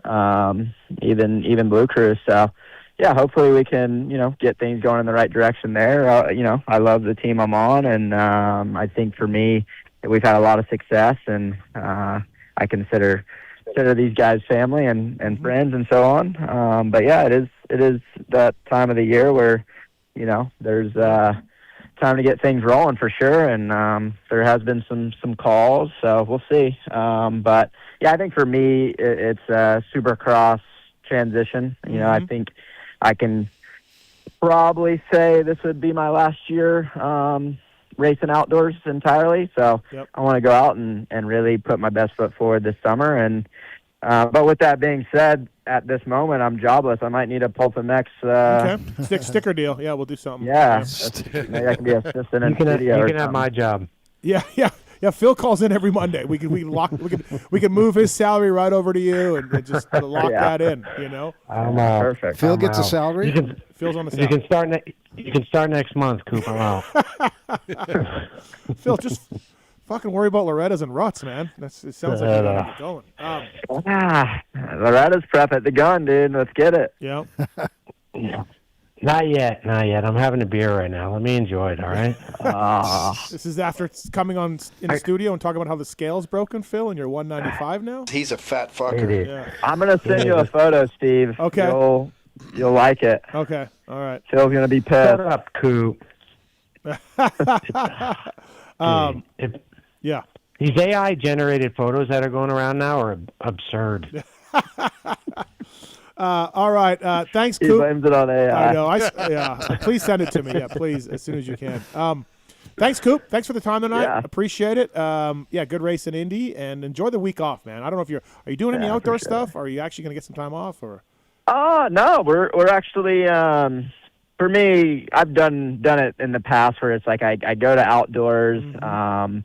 But then, you know, one thing for me would be like I'll be on the new platform, obviously. So it's just kind of right now, hey, let's stick to Supercross, and as we get a little closer, we'll start focusing then. I'm in a good spot right now, and with Supercross, and just kind of want to keep locking in there. And then I think they're doing stuff with J Coop this week, and they've been doing stuff with Hayden. So honestly, it'll be kind of hopefully nice to maybe not have to run through, you know, a total, you know, all that stuff. And but no, I'm actually in North Carolina this week, so nice. Doing some stuff here and surfing. Meeting JB tomorrow at the track, and oh boy, gonna try to figure my whoops out a little bit more. Wow, JB. Yeah. Wow, listen, we've been busting JB's balls because I mean he worked with Jacob, and then we were like, what happened? And that was a one-day thing. JB's like, not enough lessons. Yeah, not enough lessons is what Brayton's claiming. So, yeah. Yeah, but so they're a good little change. I like that. Those boys, they're kind of doing some outdoor testing and stuff, and then some of the two video, you know, everyone's on a different schedule, so it's just kind of a little change of pace, come out here, and maybe Phil will come out and teach me how to be go to Supercross with him one day, you know? Wow. There's the infamous time that JB said Phil came out and started telling him how to do starts. No, it's all the clutch, bro. If it was Coop needed start advice in the third main event. I did. I did. Right outside the money. Trust me. It hurts, man. It hurts. Listen, after you're done with whoops with JB, if you want to know national championships, then you maybe call Phil. You know, correct. Yeah. Internationally. Exactly. Thanks, Coop. Internationally. Appreciate the time, as always. Thank you, buddy. Thanks, guys. All right. Good luck. Be safe. See you later. See ya. Hi, Paul.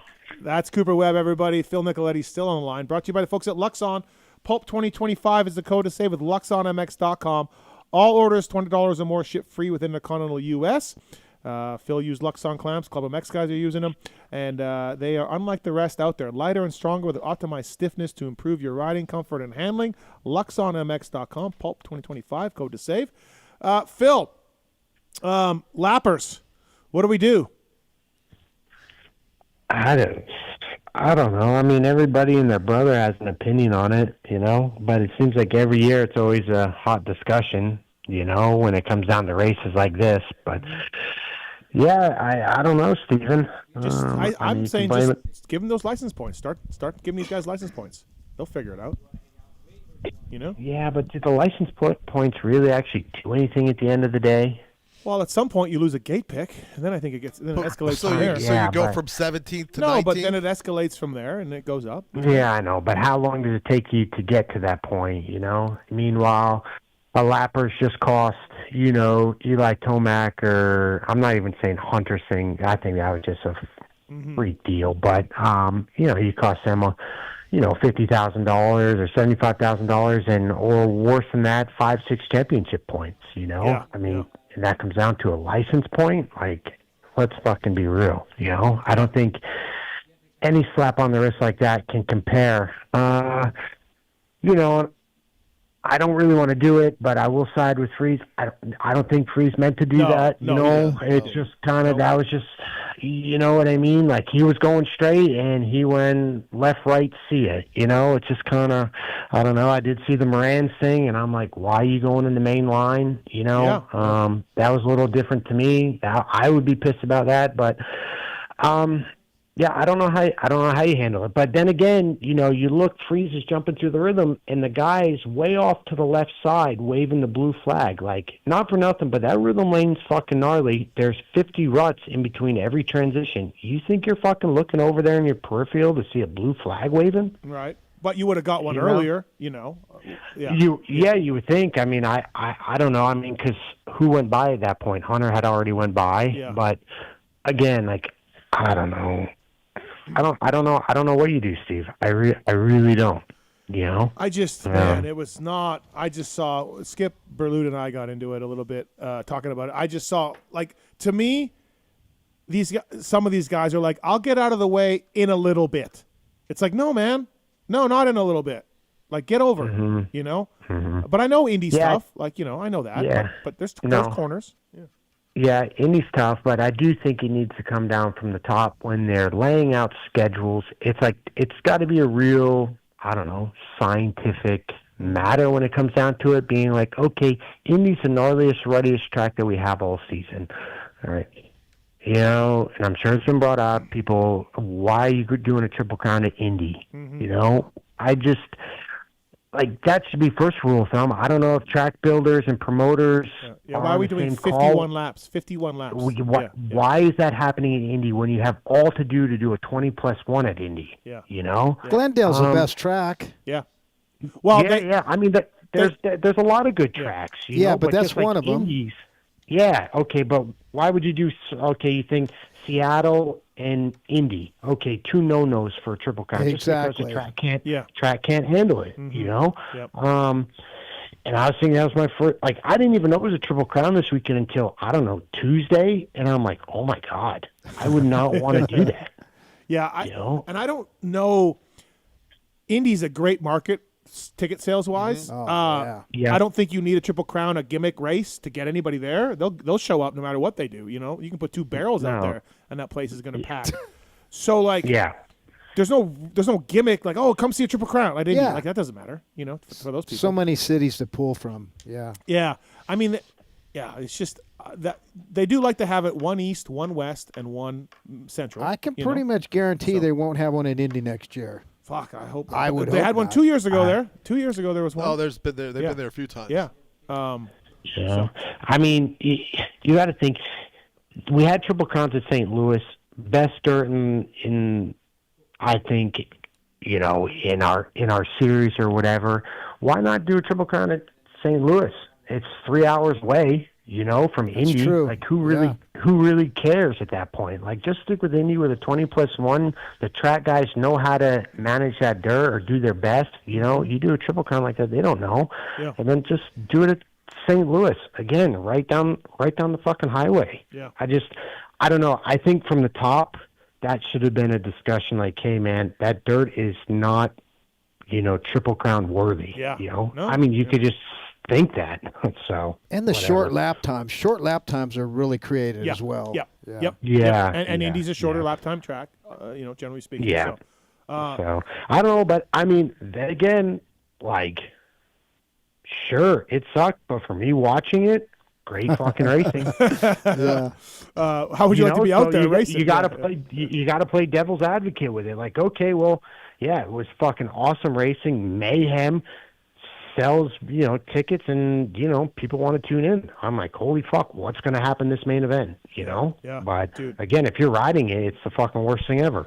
Eli about died. Hunter could have died. It's just They all almost yeah, died. yeah, Are you yeah, kidding me? yeah, yeah. Every one of them saw God more than 3 times. How about a couple of highlights for me? How about Jay Coop's pass on Eli? That was awesome. He was basically hooking a left Yeah. right when he landed. You're like, ah!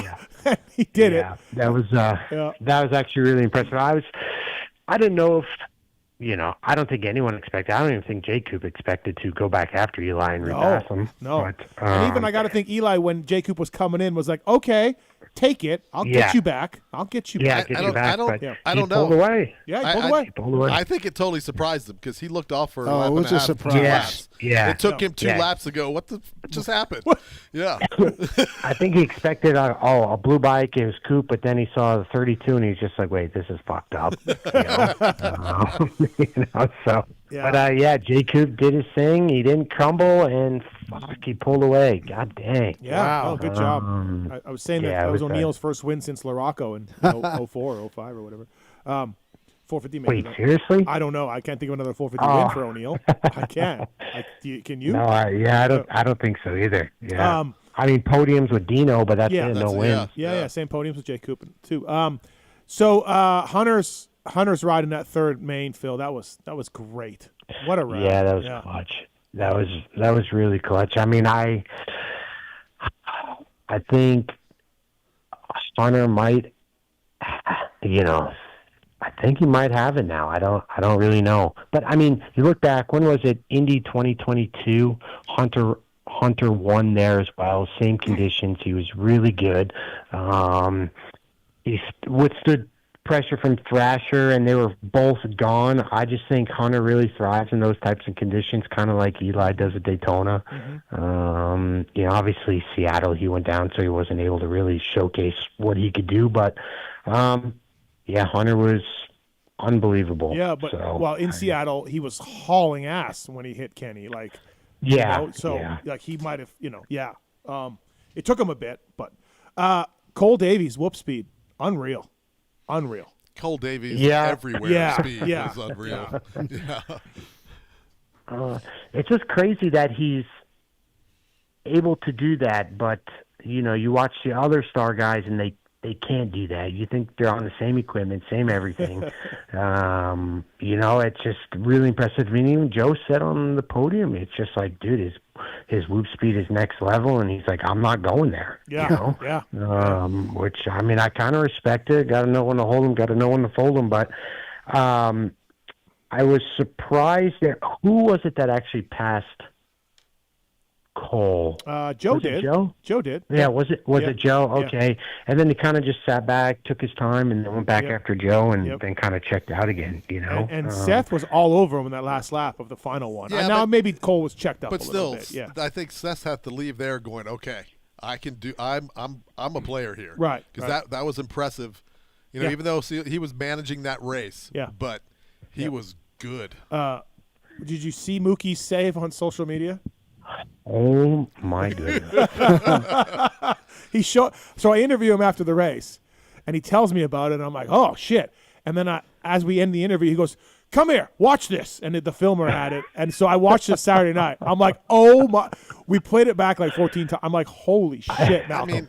He needs to go to NFR here Yeah, in Vegas. yeah, be a bronc rider. 100%. Dude, He is that was so strong. I just don't know how he did held on to it or how his whole rest of his body didn't collapse. Right. It was just, I don't know. I mean, to be able to do that and then you don't have a foot slip off or something like, yeah. yeah. He said afterwards to me, he's like, yeah, man, the heart rate, that was it for me. That was it. I was done after that, man. I was bringing this thing. I'm like, yeah, no shit. No shit. You were done after that. That was really, really impressive. I actually could not believe that he held on to it. I don't think anybody can. So what did you think of Eli's comments after the race, Phil, about the lappers? And if the promoters want to get riders hurt, they'll keep doing that. What did you think? I mean, it's warranted, warranted, whatever the word is. Warranted, but warranted, yeah. Like, I mean, I get it. He's out there going 5 seconds, 6 seconds a lot faster than some of these other guys. And when you're going that fast like him, not that I've ever done it, but when you come up on slower people, it's really hard to judge what they're doing, But I do agree with what we were talking about before, that it needs to come from the top and strategically place these sorts of races at correct events, not at an Indy. And I just think that leads for some big issues. So, I mean, going to a 15-man gate, I don't know. I just think Eli's just in the moment, so you got to take, take it with a grain of salt a little bit. So, and I think the average viewer needs to realize that too. They're still kind of in the heat of the moment a little bit, so don't take everything that they say like personable. But, so yeah, I just think it. I do feel where he's coming from, but at the same time, I just don't see it. I don't see it changing. It's like we just keep going through this fucking vicious cycle over and over and over. Yeah, this is year 16 of the PulpMX show. I guarantee you we've had this discussion. No, but and you're going to continue. It'll be year 17 we'll have it. But I think the other thing that you got everyone, I think even sometimes those top riders forget is that on a track like that, your vision and how far out you are able to look, that's shortened up by 40 or 50 feet. Yeah. That's a lot, especially at that speed, because of that track was a slot car race in some senses. Yeah. And it's a challenge. I'm just saying, on both ends. I saw multiple times, multiple riders get lapped, and then they know the guys, they saw get lapped, and they're like, fuck it, I'm going to go inside here and go through this section. And I'm just like, no, man. You see the guy coming, slow down. And let that guy go in the main line on the inside corner. Yeah, Do you know what I mean? We'll disagree on that. Yeah, I know, Skip, but I mean, I saw that happen over and over, and I'm like, okay, man, I get it. You're in a race, but you're basically saying, the lapper's basically saying, hey, top guy, you gotta wait. You're gonna have to wait, and that's the part where I'm like, no, man, you wait. They literally just gapped you 47 seconds in a 12-minute race. Like, you need to get the fuck out of the way. But again, a license point doesn't fix the solution. I mean, I applaud for trying to come up with some bullshit fantasy fucking thing, like, a license point, like, whoopsie fucking do, but it doesn't do anything. Right. Well, the first you need 15 of them to get penalized or some shit like what? Yeah. I think there is a common thread, though, that's starting to come through. Webb, Cooper talked about it. The blue flag needs to mean something when it's thrown. Mm-hmm. And right now, you look at it, this weekend, there was yellow flags and blue flags the entire freaking race. Yeah. Somebody sent me something about a blue flag and a blue flag with a yellow stripe through it. Mm-hmm. Like the yellow stripe means they're there. They're on you. Yeah, again, it comes down to, like Coop said, too. Some of these officials, you're like, bro, stop throwing the blue flag 3 corners. Well, early. I said that first. I hate that. That's fucked up. That happened a lot. LUXON MX bringing you Phil Nicoletti on the show. Phil, we got some phone calls for you, as usual, of course. You're a very, very popular guy. Nick, what's going on? You want to talk to Phil about the lappers? Yeah, can you hear me? Yeah. So have you guys talked about a percentile with the lappers at all? As far as, like, if one lap is, 50 seconds, and then a lapper is 40 seconds down from the average lap time, that they can get pulled off before the leaders actually run into them? Like if they're 40 seconds down? Does that make sense? Yeah, I know it makes sense for sure. It's like an F1 thing. They do that too, right? Well, NASCAR, everybody has a minimum speed, right? On a normal track, though, Nick, these guys are not that far back. I mean, it's not that crazy. Like, it's what, Phil? No. 3 seconds, 4 seconds a lap, if that? Well, Yeah. No, I hear that, but like this whole, like, some people say if you're lapped twice, you need to get pulled, or if you lap once, you need to get pulled, and that doesn't make sense to me because all you're doing is basically screwing up the leaders. Like, the first 3 guys are running into these guys, and they're like, oh shit, we're getting lapped, and then everyone else has kind of clear up, behind them. So if you had like a percentile, like an 80%. Yeah, but are you just lap or something like that? I mean, who's figuring this out? How are you doing this in 45 seconds? It's not complex. How are you signaling? And so, what if you make a huge mistake and it drags your average down? How are you going to figure? Okay, well, you're going to be like, well, that wasn't a lap time because he fell. So that minute 15. Well, no, not a lap time, but if you're behind the leader, right? So that's behind generally the right leader. on time. Okay, I thought it was. Yeah, behind the leader. Yeah. Yeah. So, no, I mean, I don't. It'd be very simple. Like that would not be a complex thing. You could have one guy watching it and doing that's not going to come into effect on a normal track. Sure. For the main event, the main event, not qualifying, but for the guys in the main. I'm just saying the concept. Yeah. I'm just saying the concept so that the leaders aren't running into these guys because I'll tell you what we're doing is. Well, I don't think that those guys are the problem. I like this idea, and I've said this before. I didn't come up with it. So some listener did, but there's a spot on the track where if you're being lapped, you have to go to it. You have to go hang a right and go far right side of some section, whatever you want to make it. Joker lane. I like a joker lane.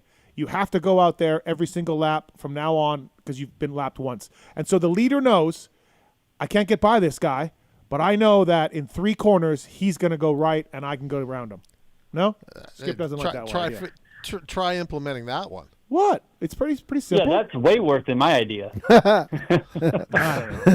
right. Thanks for the call, Nick. Thank you. Appreciate it. Thank you. He's hanging up on you, Nick. No, I like mine. I mean, it's not perfect, but do you know what I mean? At least if the leader goes. There's millions of different things you can do. All right, Berluti, but who's getting mad now? No, I mean, but you got to do something. Yeah.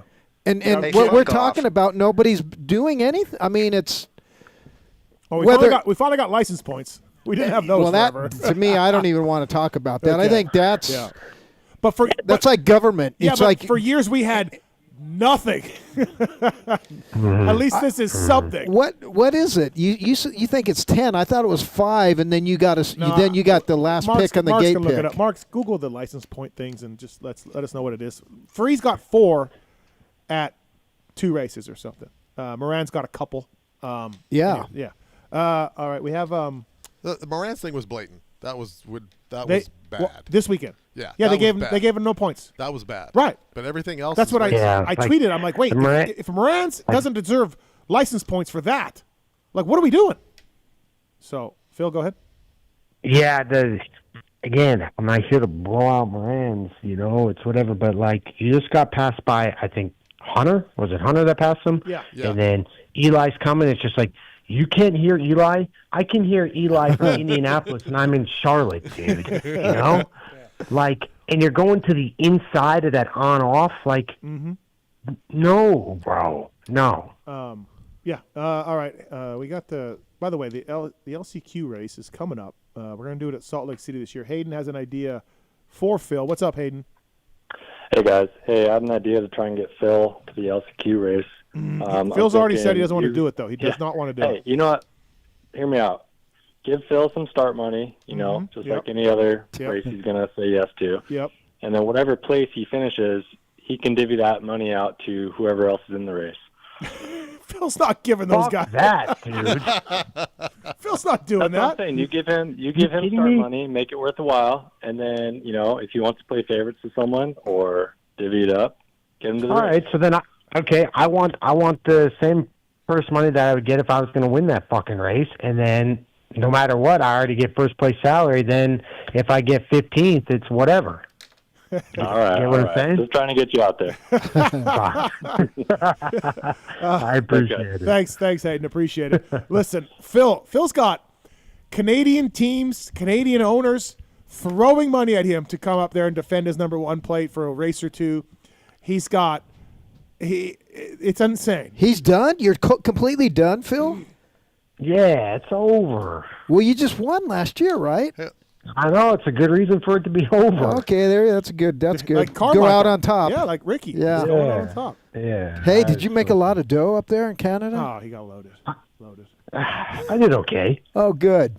Good. You know, yeah, it wasn't.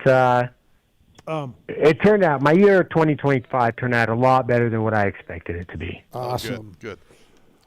Phil, before we let you go, we got Devin Simonson calling in, which is he's off to a good start. He was third overall for a bit, Phil, for a little bit. I saw that. I saw that. That was awesome. Marchbanks. Very cool. Marchbanks. What's going on?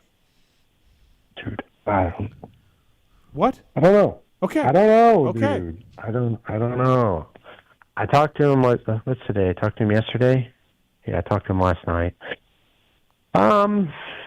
Yeah, I mean, we're a bit down and out, you know. Yeah. He was good at Daytona. That was a great race in Daytona, but he's good there anyhow. Daytona. Yeah. I mean, he was happy after that, but obviously Garrett's starting, getting older. He started becoming realistic. I get it. It's more outdoorsy, this and that. And then we go to Indianapolis, and then I can see off in, kind of the side screen of the TV, I see him go down in the whoops, and I'm like, fuck, he went down in the whoops in Arlington. And I'm like, Garrett's a really good whoop rider, and I just don't understand what's happening, So, yeah, kind of a bummer. Not where I want him to be or anybody else, and even himself. But, I don't know. I can't say. He did have one good main, top 10 in one of them, I think. The second one, I think he got 8. Yeah. All right, before we let you go, Phil, Nash is on line 6. What's up, Nash? Gentlemen. Hey, Nash, there's a lot of mechanic wins in this studio right now. Oh, I love it. Yep. Oh, my God. Heavy hitters. Yep. Heavy hitters. Steve, you're represented, but those two gentlemen are legends. And Phil, hey, just glad to see that you're supporting Coop. And, I could see that you were watching the race and hearing, like, dude, I don't want to do that. It's ruddy, nasty, gnarly, but mere mortals that we watched the TV. But I was thinking maybe you could have done really well down at Talladega GNCC. Looked like a lot of fun down there. You love the mud. Steve, good mudder, this guy. Very good technical rider. Berluti. I mean, I think he's doing Ironman again. Phil wants to do Iron, right? Phil, you want to do Ironman again? Yeah, I'll do Camp Coker here in a few weeks. Oh, Coker's good, Phil. You're gonna love it there, man. That's a good track. Excellent track. Awesome. Even if it gets a little water, it'll tighten right up. You know the deal down there. It'd be awesome. So I'm looking forward to that. A little sandier, kind of moto-ish. Okay. So by the way, disregarding the blue flag, the first time is a warning. Your second time you get 1 point. The third time you get 2 points, and then as far as the whole license point thing, not including lappers, but just rough riding and everything. 5 points written warning, 10 points last gate pick. Okay. 15 to 20 points is a fine if you accumulate that many. And then Mark's so Mark's is saying that. Well, where do the points come from? It doesn't specifically say what you lose points for. Oh, is it championship points or is it race night? No, points? points on a license. Points on the license. So like 10 points is the last gate pick. So Freeze has, I think, 4 points. Yeah, so like Phil says, it takes an act of Congress, before they. Yeah, exactly. Fuck. It looks pretty discretionary from what I can see in the rule book. The fact that Moran's didn't get a couple of points or something this weekend, just come on, man.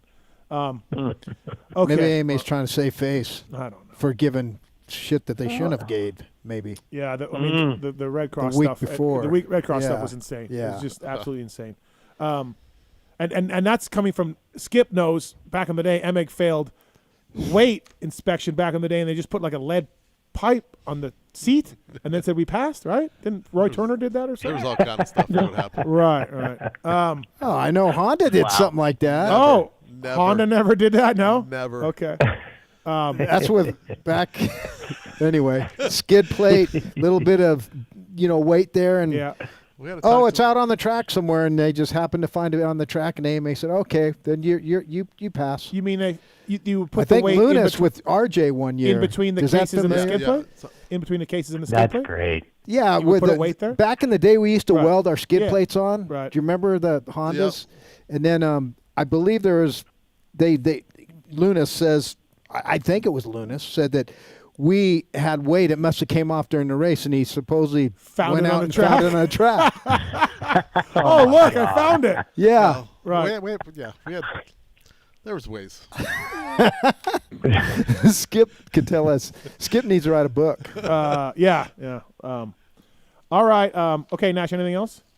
No, I'm excited for tonight and having two legends like that in the studio. Thanks, Steve, Nash. Great job with the guests. Great job with the show. Boys, go get them. Have fun. Cheers. Thanks, All right, Nash. you as well. Thank you. All right. Let's get can we get Simonson on the line if we can? Phil Nicoletti brought to you by LuxonMX.com. All right, Philip. Anything else for him from you two guys for Phil? Just stay safe there, buddy. Yeah. Stay safe. Yeah, keep drinking the Coors Light. Did. And I actually had a Miller High Life tonight. What? So, yeah. Is that? It's all I had in my fridge. Oh, there you go. No, he put an Aperol spritz shot in it and doing all that. Oh, there we go. For sure. No. You need Skippy to send you the good stuff. My favorite caller tonight, though, is for sure the guy that said, pay Phil to race the LCQ race and then have Phil give that money away. That was for sure. I mean, I would do that. Just give me the show up money for whatever it is to win, and then if I win, I'll give that money away, and then it'd be fine. Right. You know?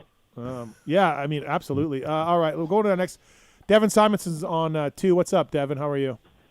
I'm good. What's up, Steve? Well, how's it going? You're gonna start to get Phil here showing up to start doing some motos, Devin. And if you want to, go over there, learn from him. Yeah, I'll believe that when I see it. Oh, Phil?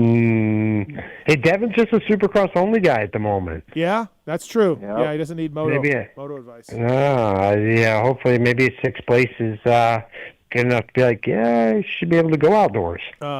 Devin, but if you want to work on your mental game, you could hire Phil. Don't want that either. Maybe. I'm in a pretty good spot right now. Yeah, true. Yeah. All right, Philip. We'll let you go. Thanks for calling in, as always, buddy. Appreciate it. See you, Phil. Sounds good. We'll see you boys. I don't know when. Oh, Alabama. Oh, you're going to Birmingham? Yeah. Oh, I'll go. It's only like a 6-hour drive. I'm not going. I'll go over. I won't be there. How are you not going to a triple crown? Flights are too expensive, he said. I'm taking a weekend off, man. Taking a weekend off. You got a weekend off coming up. No, I got to go race the Verb 500 thing. Very busy. Sounds gay. Yeah. Fair enough. All right. All right, well. Thanks, Philip. I'll talk to you boys later. See you, Phil. All right, everybody. Thanks to Phil Nicoletti. Our next guest brought to you by Fox Factory Vehicles, your home for Black Widow, Rocky Ridge, Black Ops, and more. They partner with top OEMs like Chevy, GMC, Ford, Jeep, Nissan. FoxFactoryVehicles.com today. You can keep your OEM factory warranty. Easily finance this through your local dealership. They take any truck you want and basically soup it up, put all the aftermarket parts on it. You can finance it. You don't got to worry about warranty stuff and all of that.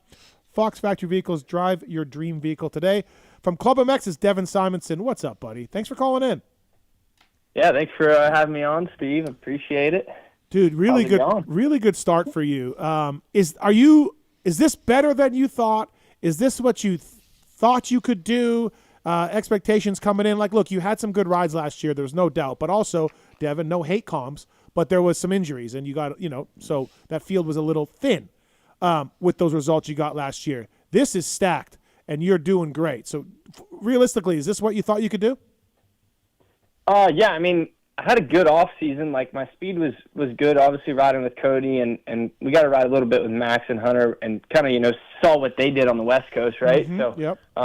And then as well, mainly my riding was with Cody. So, and he podiumed last year, 2nd place at Arlington, which is our opening round. So, yep. Obviously knew where my speed was, but making it happen on race day is obviously completely different.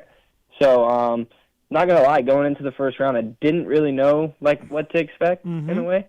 Yep. I knew if I rode well, I would obviously be up there, but yeah, I didn't honestly know what to expect. And then after the first round, obviously you kind of know where you are. So, but yeah, I wouldn't say it was a big surprise to me. Yeah, and your fitness seems on point too, dude. You're charging hard late into these races, So yeah, man, I've been grinding with the boys, trying to be a better me. So well, you definitely are. It's really cool to see. You were 3rd overall. Devin was 3rd overall for half the race. Yeah, quite a few You know, laps. which would have been awesome. What was it like being up front there for a little bit? And even when you were second, what was that like for you? Were you mentally, Simonson? Are you freaking out in your helmet, or were you cool? No, honestly, I was cool. Like when I passed Leak the first lap, I was fired up. I wanted to lead longer, honestly, and I felt like if it's really, even looking back at the race, if he wouldn't have passed me there, I think I could have held on to it for a bit longer. But he did, so whatever. And that's one thing that I wish I could have got back is him not passing me. But obviously, it is what it is now. No, for sure. Hometown race for you too. How many passes did you have to give? Well, I think from what I know, I'm only able to get 8, and I gave all 8 out. So. Okay, yeah, but there's ways to get more. You know that. Yeah, well, yeah. I honestly just started telling them just buy tickets. Buy tickets. That way. Yep. Yeah. Indy's hometown for you? Yeah, I'm originally from Terre Haute, so. Oh, awesome. Yeah. Because you're okay. Yeah. I moved to the wondering where he came Carolinas when I from. was pretty young, but. Oh, gotcha. I still, all my grandparents, uncles, cousins, etc. They all live in Terre Haute still, so. Yeah, nice way to do it at Indy for sure. Yeah, it's been good. So is the bike a lot better from last year, from what you remember? I don't know if they gave you a full race bike last year or what the deal was. You filled in for those few races or you stepped in or whatever. But how is the bike better or is it close to the same? No, it's pretty much the same. I think maybe small engine updates, just from the team just getting better every year. Yep. But from what I know, yes, I was on the race bike. They gave me everything they could last year for me to do the job. Yep. Yeah, but as far as I know, the only difference is this year's suspension, and then maybe, like I said, just a few different engine things that they have found. So, but no, bike's awesome. It's great. Yeah. Devin Simonson here on the PulpMX show, brought to you by the folks at FoxFactoryVehicles.com. I heard that the Pony Pod was going to reach out for you for Wednesday's show. Pony Pod. Devin, I don't know if they have yet, but I encourage you as a PulpMX sticker athlete to turn them down. Dark side. Come on. Yeah. Well, yeah. He texted me last night, and obviously I had to talk to you this weekend about coming on. Yeah. And I was like, oh, yeah, sounds good Wednesday. And then he texted me this morning. He's like, hey, I guess you're on Pulp tonight. And I was like, yeah, I'm sorry. I should have said something. I didn't even think about it. So. Turn it down. Why do you want to turn it down, Steve? He's a PulpMX guy, Devin. He's got a sticker on it, runs the helmet. Okay. And he wondered why people hate him. Yeah, Exactly. listen, I wasn't turning it down. That's what I'm trying to honest. say. So. What's that, Devin? Friends like that, turn honey it down. Johnny. Yeah, you didn't turn it down, but listen, Pony needs to get his own guests. So we've negotiated a PulpMX sticker deal with Devin. I'm looking like I got in early, like I got Google early, and this stock is rising up. So Gotcha. Okay. I really appreciate it. Renegotiate. But I'm not paying until you send the superfan guy the jersey. But we're working on that, Simonson, right? Hey, I showed you this weekend. Yeah, I'm working on that. Yeah, no. And I actually followed up with a message today. Oh, nice. So, okay, all right. I still haven't gotten anything back. Maybe. I might have burnt that. I might have burnt the bridge there. I'll but pay I'm trying. if he goes on the record as saying that he no longer wants the jersey. I still pay you. Yes, it's not a problem. So yeah, I'm trying to make it happen. Right. I'm trying to build that bridge back, but yeah. I'm not sure how it's going right now. We do have some phone calls for Devin Simonson on the show. Let's get into it. It's Joe's on 5. What's up, Joe? What's your question for Devin Simonson? Hey, what's going on, guys? So, inaugural race this weekend at Club MX for J-Day Off-Road. I was wondering, you hear anything about that? It's an off weekend for Supercross. Anyone going to be there? There any buzz around the facility? What's the word? Oh, I didn't know they're having a J-Day race. Oh, okay. Yeah, J-Day this weekend. I did not know it was this weekend. I thought it was in a couple of weeks. But, no, I think there is some of the boys are going to hit it. And I think even we had the chance or option to maybe do it. The riders, the club guys. So, they said they're going to. They said they're going to loop together the practice track and the sand track in the back, and then they usually do woods, but there's going to be no woods. And they said they're going to do 2 extreme sections, kind of. It's like enduro type of shit, like logs and tires and all that crap, connecting the 2 tracks, and it's 230s. They're kind of Simonson's cool. out on that. He's out on that. Yeah. What? Am I? Yeah, you're not doing that. You got the Supercross thing to do. Yeah, no. Hey, I can't make might go it. spectate. I can't make it to Birmingham. I fucking ate shit over the log section. Yeah, I snapped my wrist. Right. Thanks, Joe. Thanks for the call. Appreciate it. Thank you. All right, we got Chip on 4. He's been waiting a while. What's up, Chip? What's your question for Devin? Hey, I was just wondering, what do you think has been your biggest asset with this team? Is it like the bike, the facility, having those guys to ride with? Like, what's helped you step it up the most? Yeah, I mean, I would say the whole program, like team, facility, bike, everything. Like, it's been great, and as well as Brandon being around me, and he's helped me just a lot with the mental side of things, being confident in my riding, and just building confidence in myself. Right? You got to believe that you can do it to do it. So, yeah, I would say honestly the entire program. I mean, the nutritionist Deborah. Just everyone there. The whole program has helped me elevate. Yeah, it's cool hearing, like, on the review show. It must feel good to have people like Steve and JT saying that you're, like, the biggest surprise so far of the East Coast and stuff. So it's just pretty cool to have, to be in that type of spotlight now. Yeah, you think about it like he was PRMX guy with the crazy hair, and I just cut it to let him in my race. And, he was like whatever guy, right? And then now we're battling for top fives. It's a nice come up for Devin Simonson for sure. Thanks, Chip. Cool. Appreciate it. Thank you. Yep. Have a good one. See you. Go ahead, Berluti. So Devin, how'd you do like at Loretta's, or did you do any of that? It's like you just came out of nowhere. As far as I pretty much got my, I watch everything, and so it just seemed like you came out of nowhere. You're like, who the hell is this kid? Yeah, exactly. Yeah. And I'm not talking I about the Loretta's. other night. I'm saying from last year and stuff. Yeah. Yeah, I appreciate that. I did Loretta's. 65 was my first year making it in 2012.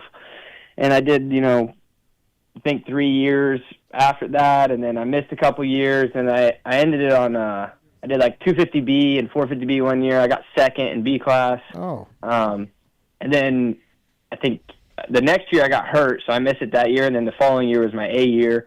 I had a few good motos in like 250 Pro Sport. I got fourth in a moto, and but it was nothing ever crazy, to be honest. And I was more of just going off raw talent, if I would say, because I wasn't. I mean, I was training, but not to where I should have been. And at the same time, I didn't really know. Like, you don't know what you don't know, right? And even just looking back from now, like on bike setup and everything, like, I can't even believe I ever went that fast on the bikes I was on.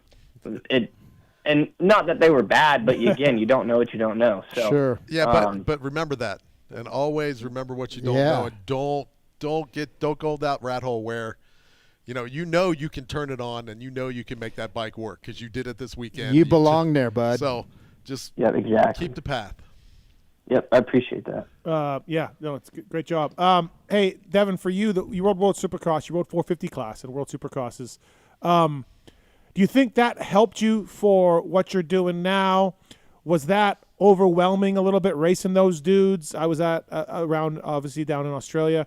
Like, what was that experience like, good and bad for you? Yeah, well, I mean, the good thing was I got to travel the country or world, I should say, not country. Racing my dirt bike, so that was sick, and made a little bit of money at it. So, right on.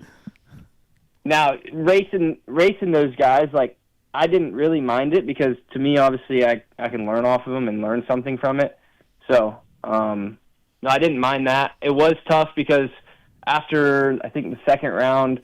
Maybe even the first round, like in between the races, I'm flying home and then I'm hopping on the 250 because kind of cut into our boot camp as far as 250 East goes. So I'm trying to ride the 250 at home. We were in the middle of switching suspension brands, whatever, and so those little things kind of messed me up a bit. I'd say as far as like Australia, I think I almost got last in the 450 class.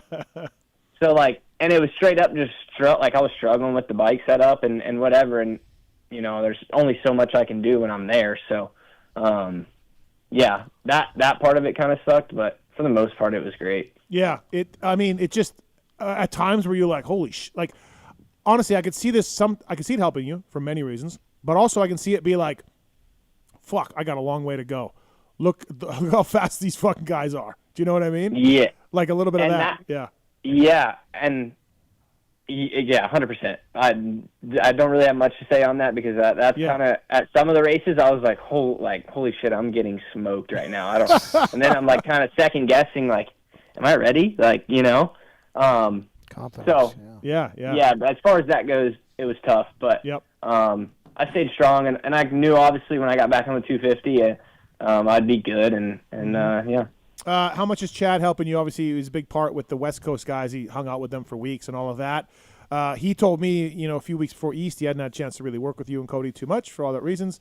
So is he around much? Is he still helping, or like is he focused on his own kids, or how's that? No, Chad is he's 100% on the East Coast guys now. I would say. Obviously, he does work with his kids or whatever, but as far as every day that me and Cody and even Max and Hunter are back now at club. As far as that goes, he's 100% on the bike with us.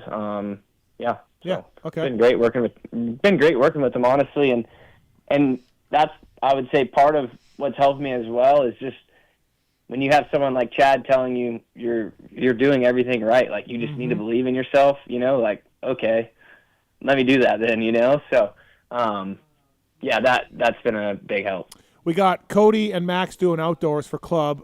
Yoder's doing some races now, I hear.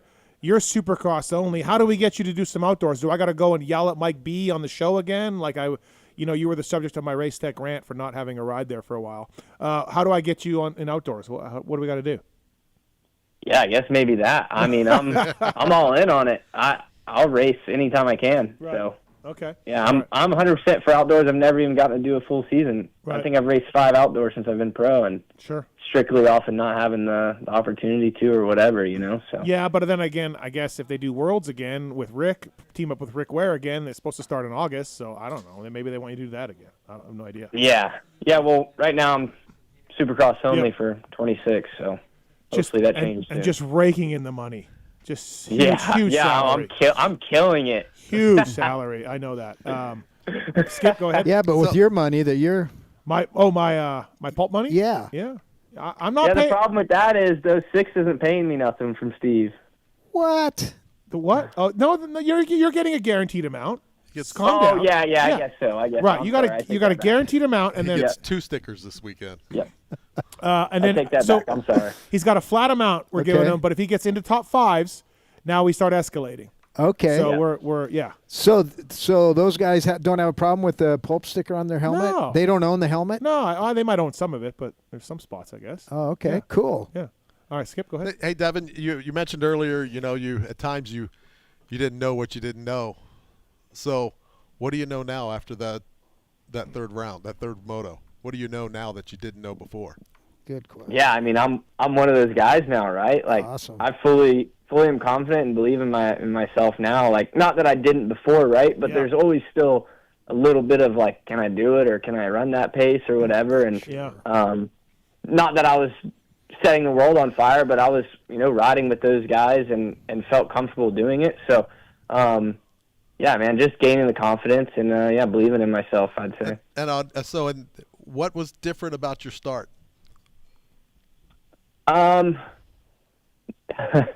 Nothing really. Like I don't know. I felt like I've tried to do that every race this year, and it just hasn't worked out.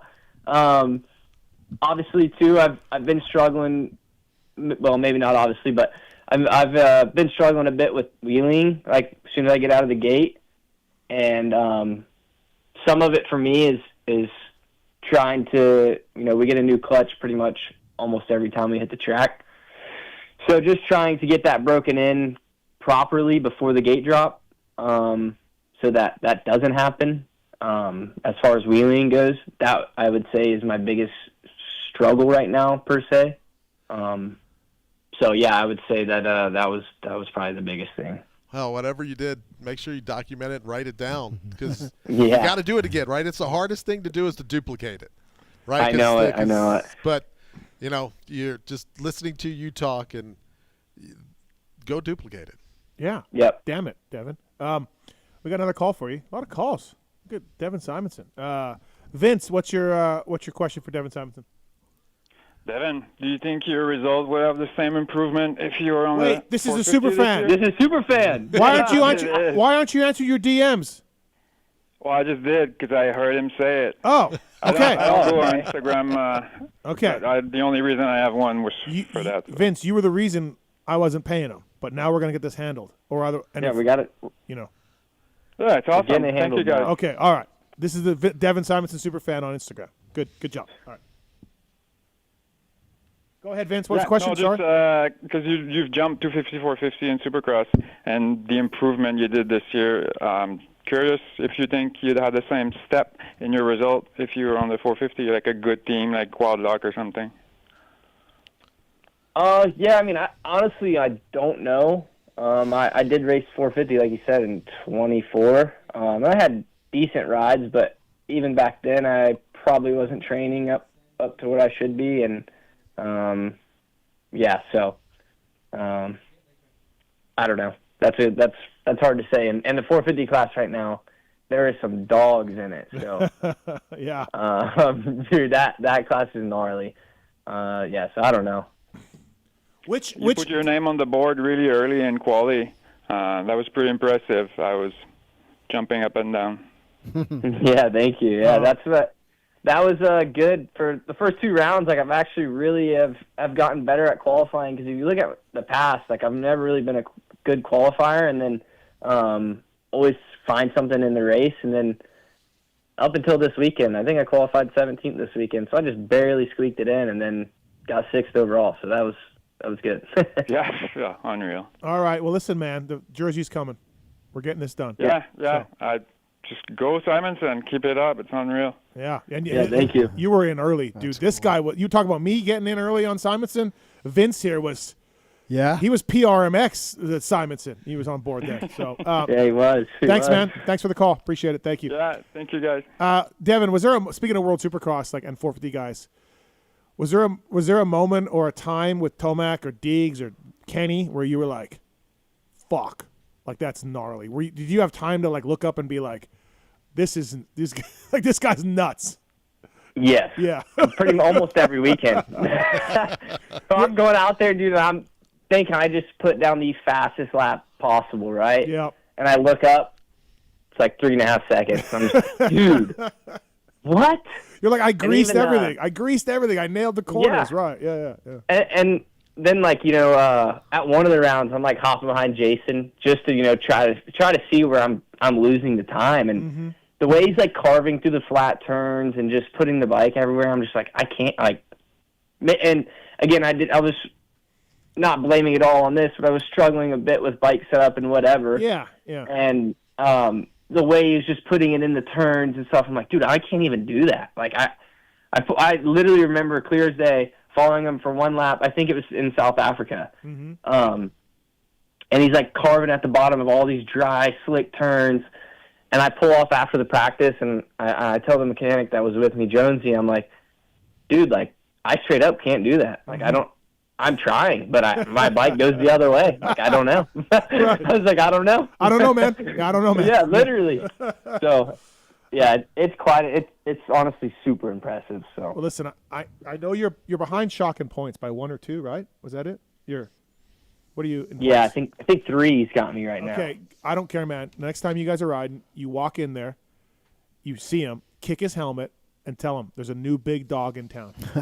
Tell him it's a big dog. Hey, I've been trying to get the big dog status there. I took the other teammate out, man. Yeah, I heard. So. Yeah, I took Volan down.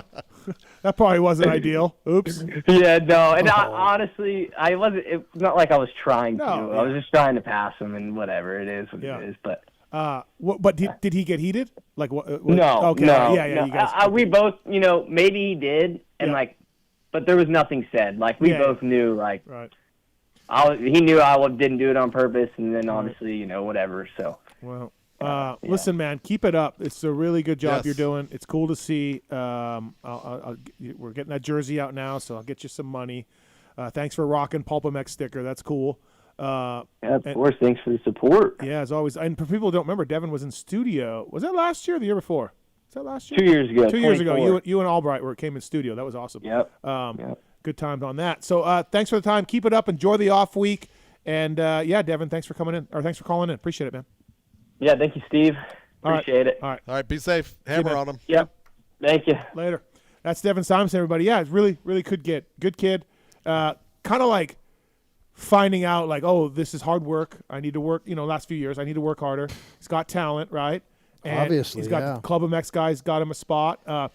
My whole rant last year was I got to know Devin pretty well, and he filled in and got a couple of top 10s, and then he just stuck around the facility training kids and working out and riding, and they didn't offer him a deal, and he was like trying to impress them to show them, hey, I want this 2026 spot, and he did a really good job, opened some eyes, but like he went for months with not getting paid but doing all the work.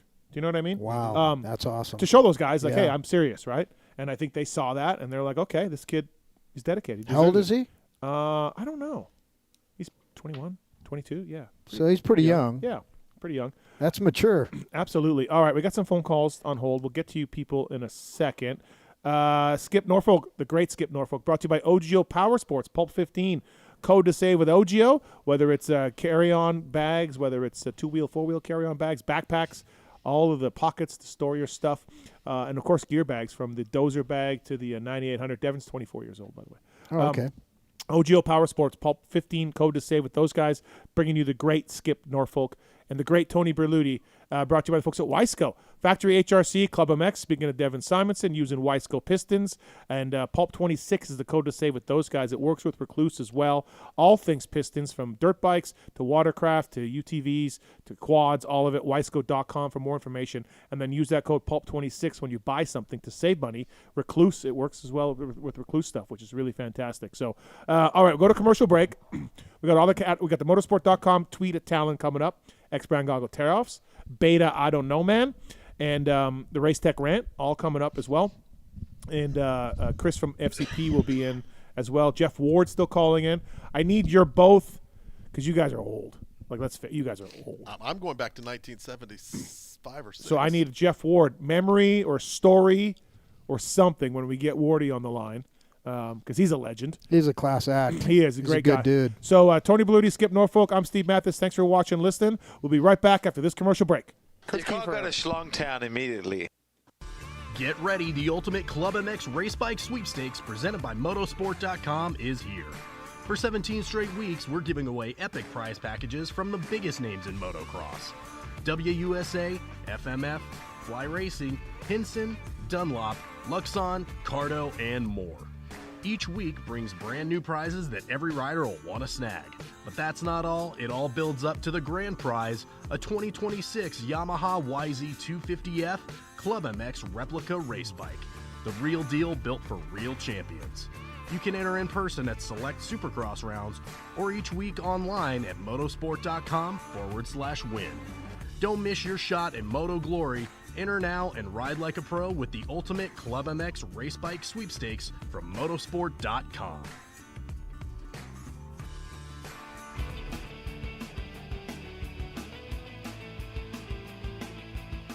You likely know Racetech as the suspension and engine tuner of choice for the world's fastest privateers. But what you may not know is behind the scenes, Racetech is the trusted source for many OEMs and factory teams throughout the motorcycle industry. For nearly 40 years, Racetech has been producing high-performance suspension and engine components and services right here in the USA. Racetech doesn't just specialize in motocross. In fact, they have many off-road, hill climb, flat track, road racing, and supermoto championships on the mantle as well. Not a racer but want to smooth out the ride on the street or add some performance to your Harley? Racetech offers a full line of suspension solutions including industry-leading built-to-order G3S custom shocks. All Racetech products are 100% guaranteed to exceed your highest expectations. Don't wait. Experience the Gold Valve advantage today by logging on to racetech.com. Don't forget to mention PulpMX when ordering for a discount.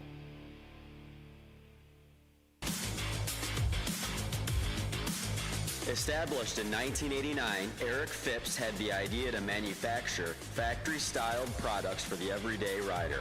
Working out of his garage, Eric quickly gained a reputation for producing quality products and having great customer service. In just a few short years, the factory team started calling looking for products as well, and as the saying goes, the rest is history. Fast forward to 2024 and they are on their 35th year of producing high-quality products while still providing exceptional customer service. While they are no longer working out of a small garage, they are still producing the finest products available. Teams like HRC Honda, Star Racing Yamaha, HEP Suzuki, Phoenix Honda, BarX Suzuki, AJE Motorsports, Solitaire Yamaha, and countless privateers still rely on the same quality products that are available to you too. Products like their Pro Launch Start Device, radiator braces, skid plates, clutch perches, and tons more continue to be a staple in the pro pits and amateur scene as well. Check all they have to offer for your ride at worksconnection.com. Use the code PulpMX20 to save 20% off your order.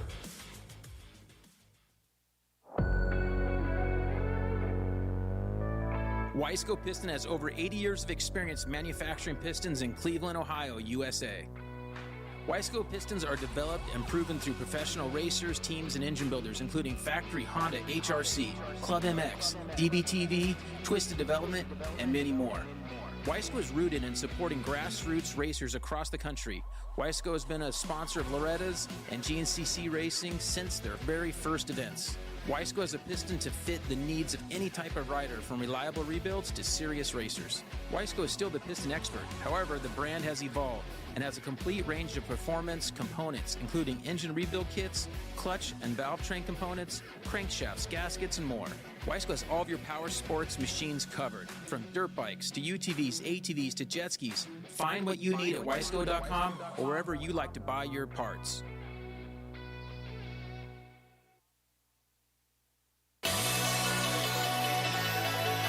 Factory Chassis Parts was founded in 2018 with one goal in mind: to offer the highest quality works level upgrades to the average rider.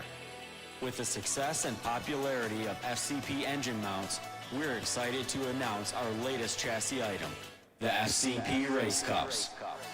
Offset steering races have been used by top motorcycle professionals to adjust the geometry on race bikes for years. Now, Factory Chassis Parts offers an impressive way for you to experience the same improvements in handling and traction by changing the rake, trail, and wheelbase of your bike. Whether you ride the track or trail, these bolt-on parts drastically improve the comfort, cornering, and experience on your motorcycle. Check out fcpracing.com to view the entire product line and learn how to improve your bike today. PulpMX25-chassis is the code to save. MAXIMA Racing Oils was created for world-class racers who challenge the limits of possibility. Their demands on equipment drive us to look beyond conventional ideas and to exceed industry standards. It's in our DNA to identify problems, formulate solutions, and execute at the highest levels of competition.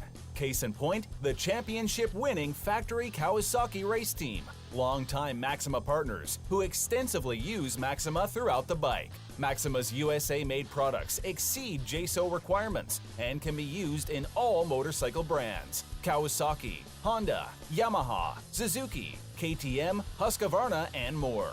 MAXIMA Racing Oils. Experience the difference. Visit MAXIMAUSA.com for more information.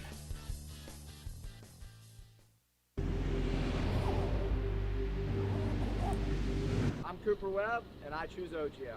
I'm Christian Craig. I'm Dean Wilson. I'm Aaron Plessinger. I'm Jerry Martin. I'm Nate Thrasher. I'm Shane McElrath. I'm Hunter Lawrence. My name's Jett Lawrence. I'm Jordan Smith. I'm Tal Hawkins. Sergeant Hampshire. I'm Hayden Deegan. I'm Colt Nichols, and I choose OGIO. And I choose OGIO. And I choose OGIO. I'm Tom Biala. I choose OGIO. And I choose OGIO. And I choose OGIO. I'm Jiren Ferrandis, and I choose OGIO. In 1990, my dad, Jamie Gregg, started Guts Racing. Guts stands for Greg's Ultra Trick Seats, because I was just a little kid that wanted a trick seat. And if you're out there looking for a trick seat, go to gutsracing.com, your local dealer, or Motosport, and place your order. Support the people that support PulpMX. You can use Pulp 2025 for 20% off at gutsracing.com.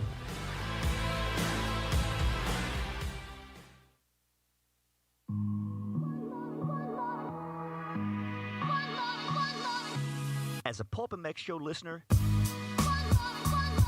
you all know about the Michelin Starcross 6-tire range that are designed to win in a wide range of conditions and terrain. But do you know that Michelin makes tires for essentially every motorcycling and bicycling segment? In 2025, Michelin continues to expand their product offer to include the Michelin Road W GT tires for the Honda Goldwing. The Michelin Road W GT tires are designed to go the distance, are reliable in wet conditions, and provide easy handling on Honda Goldwing motorcycles. Michelin has multiple options for V-twin motorcycle riders, from the Michelin Scorcher range of Harley-Davidson original equipment tires that are co-developed and co-branded, to the Michelin Commander 3 Cruiser and touring tire lines that offer exceptional wet grip for cruiser bikes and class-leading mileage for touring bikes. For sport touring and sport bike riders, the Michelin Road 6 and Michelin Power 6 tires are the latest offers from Michelin, the inventors of radial motorcycle tires. If you're a bicycle rider who rides downhill, enduro, or cross-country mountain bikes, gravel or road bikes, BMX racing, or even city bikes for urban commuting, Michelin offers a wide range of tires to enhance your riding experience. To learn more about these and all other Michelin two-wheel products, check out MichelinMan.com, visit your local dealer or online retailer, and make sure to follow at Michelin Motorcycle and at Michelin Bicycle on Instagram. Having traction problems lately? The all-new traction boots from Atlas may be just what you need. Developed as a premium entry-level boot for the masses, they are super lightweight and durable, featuring a modern Velcro-free enclosure, molded sole, and plush memory foam around the ankles for maximum comfort. An incredible value at just $199 in the United States. Atlas traction boots are available in MX and Enduro sole versions to suit the needs of all riders, racers, and weekend warriors.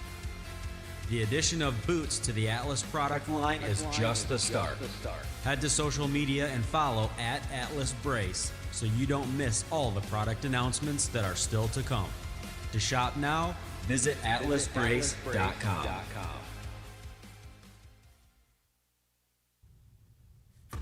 Get ready, the ultimate Club MX race bike sweepstakes presented by Motosport.com is here. For 17 straight weeks, we're giving away epic prize packages from the biggest names in motocross. WUSA, FMF, Fly Racing, Hinson, Dunlop, Luxon, CARDO, and more. Each week brings brand new prizes that every rider will want to snag. But that's not all. It all builds up to the grand prize, a 2026 Yamaha YZ250F Club MX replica race bike. The real deal built for real champions. You can enter in person at select Supercross rounds or each week online at motosport.com/win. Don't miss your shot in Moto Glory. Enter now and ride like a pro with the ultimate Club MX race bike sweepstakes from motosport.com. MAXIMA Racing Oils was created for world-class racers who challenge the limits of possibility. Their demands on equipment drive us to look beyond conventional ideas and to exceed industry standards. It's in our DNA to identify problems, formulate solutions, and execute at the highest levels of competition. Case in point, the championship-winning factory Kawasaki race team, longtime MAXIMA partners who extensively use MAXIMA throughout the bike. MAXIMA's USA-made products exceed JSO requirements and can be used in all motorcycle brands: Kawasaki, Honda, Yamaha, Suzuki, KTM, Husqvarna, and more. MAXIMA Racing Oils. Experience the difference. Visit MaximaUSA.com for more information.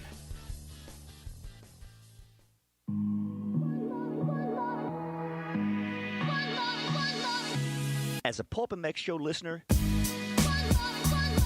you all know about the Michelin Starcross 6-tire range that are designed to win in a wide range of conditions and terrain. But do you know that Michelin makes tires for essentially every motorcycling and bicycling segment? In 2025, Michelin continues to expand their product offer to include the Michelin Road W GT tires for the Honda Goldwing. The Michelin Road W GT tires are designed to go the distance, are reliable in wet conditions, and provide easy handling on Honda Goldwing motorcycles. Michelin has multiple options for V-twin motorcycle riders, from the Michelin Scorcher range of Harley-Davidson original equipment tires that are co-developed and co-branded, to the Michelin Commander 3 Cruiser and touring tire lines that offer exceptional wet grip for cruiser bikes and class-leading mileage for touring bikes. For sport touring and sport bike riders, the Michelin Road 6 and Michelin Power 6 tires are the latest offers from Michelin, the inventors of radial motorcycle tires.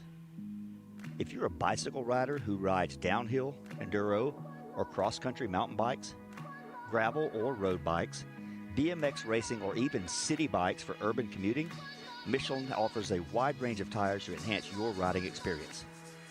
To learn more about these and all other Michelin two-wheel products, check out MichelinMan.com, visit your local dealer or online retailer, and make sure to follow at Michelin Motorcycle and at Michelin Bicycle on Instagram.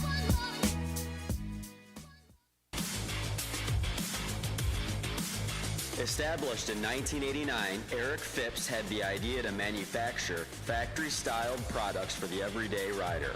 Working out of his garage, Eric quickly gained a reputation for producing quality products and having great customer service. In just a few short years, the factory team started calling looking for products as well, and as the saying goes, the rest is history. Fast forward to 2024, and they are on their 35th year of producing high-quality products while still providing exceptional customer service. While they are no longer working out of a small garage, they are still producing the finest products available.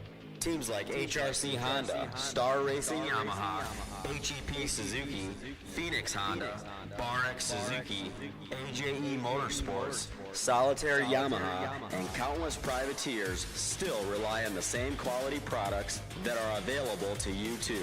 Products like their Pro Launch start device, radiator braces, skid plates, clutch perches, and tons more continue to be a staple in the pro pits and amateur scene as well. Check all they have to offer for your ride at WorksConnection.com. Use the code PulpMX20 to save 20% off your order.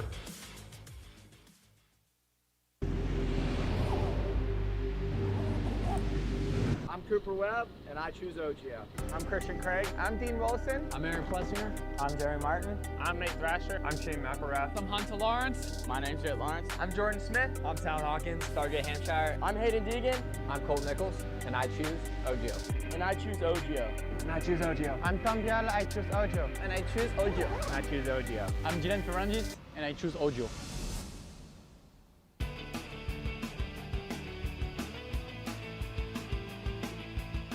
You likely know Racetech as the suspension and engine tuner of choice for the world's fastest privateers. But what you may not know is behind the scenes, Racetech is the trusted source for many OEMs and factory teams throughout the motorcycle industry.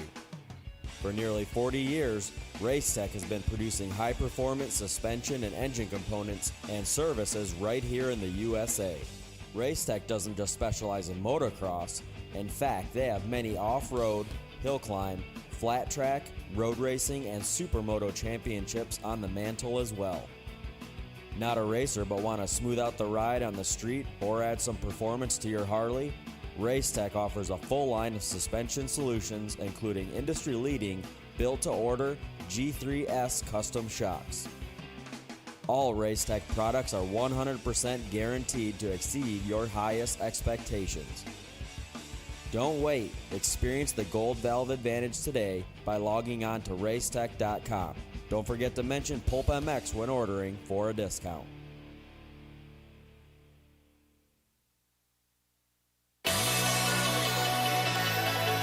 Factory Chassis Parts was founded in 2018 with one goal in mind: to offer the highest quality works level upgrades to the average rider. With the success and popularity of FCP engine mounts, we're excited to announce our latest chassis item, the FCP Race Cups. Offset steering races have been used by top motorcycle professionals to adjust the geometry on race bikes for years. Now, Factory Chassis Parts offers an impressive way for you to experience the same improvements in handling and traction by changing the rake, trail, and wheelbase of your bike. Whether you ride the track or trail, these bolt-on parts drastically improve the comfort, cornering, and experience on your motorcycle. Check out scpracing.com to view the entire product line and learn how to improve your bike today. PulpMX 25-chassis is the code to save.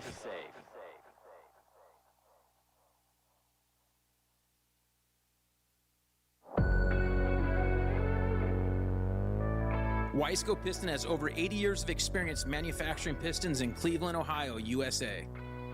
Wiseco pistons are developed and proven through professional racers, teams, and engine builders, including factory Honda HRC, Club MX, DBTV, Twisted Development, and many more.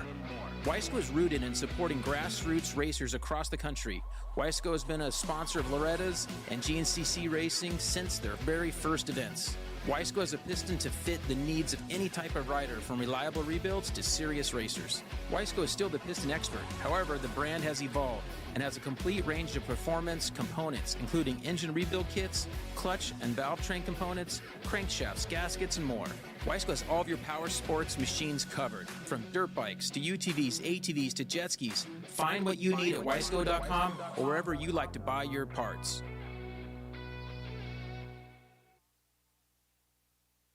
From beginners to seasoned vets, race teams, project builds, and magazine tests, DeCAL WORKS' mission is to cater to those who love to ride, upholding the true definition of quality, service, and knowledge.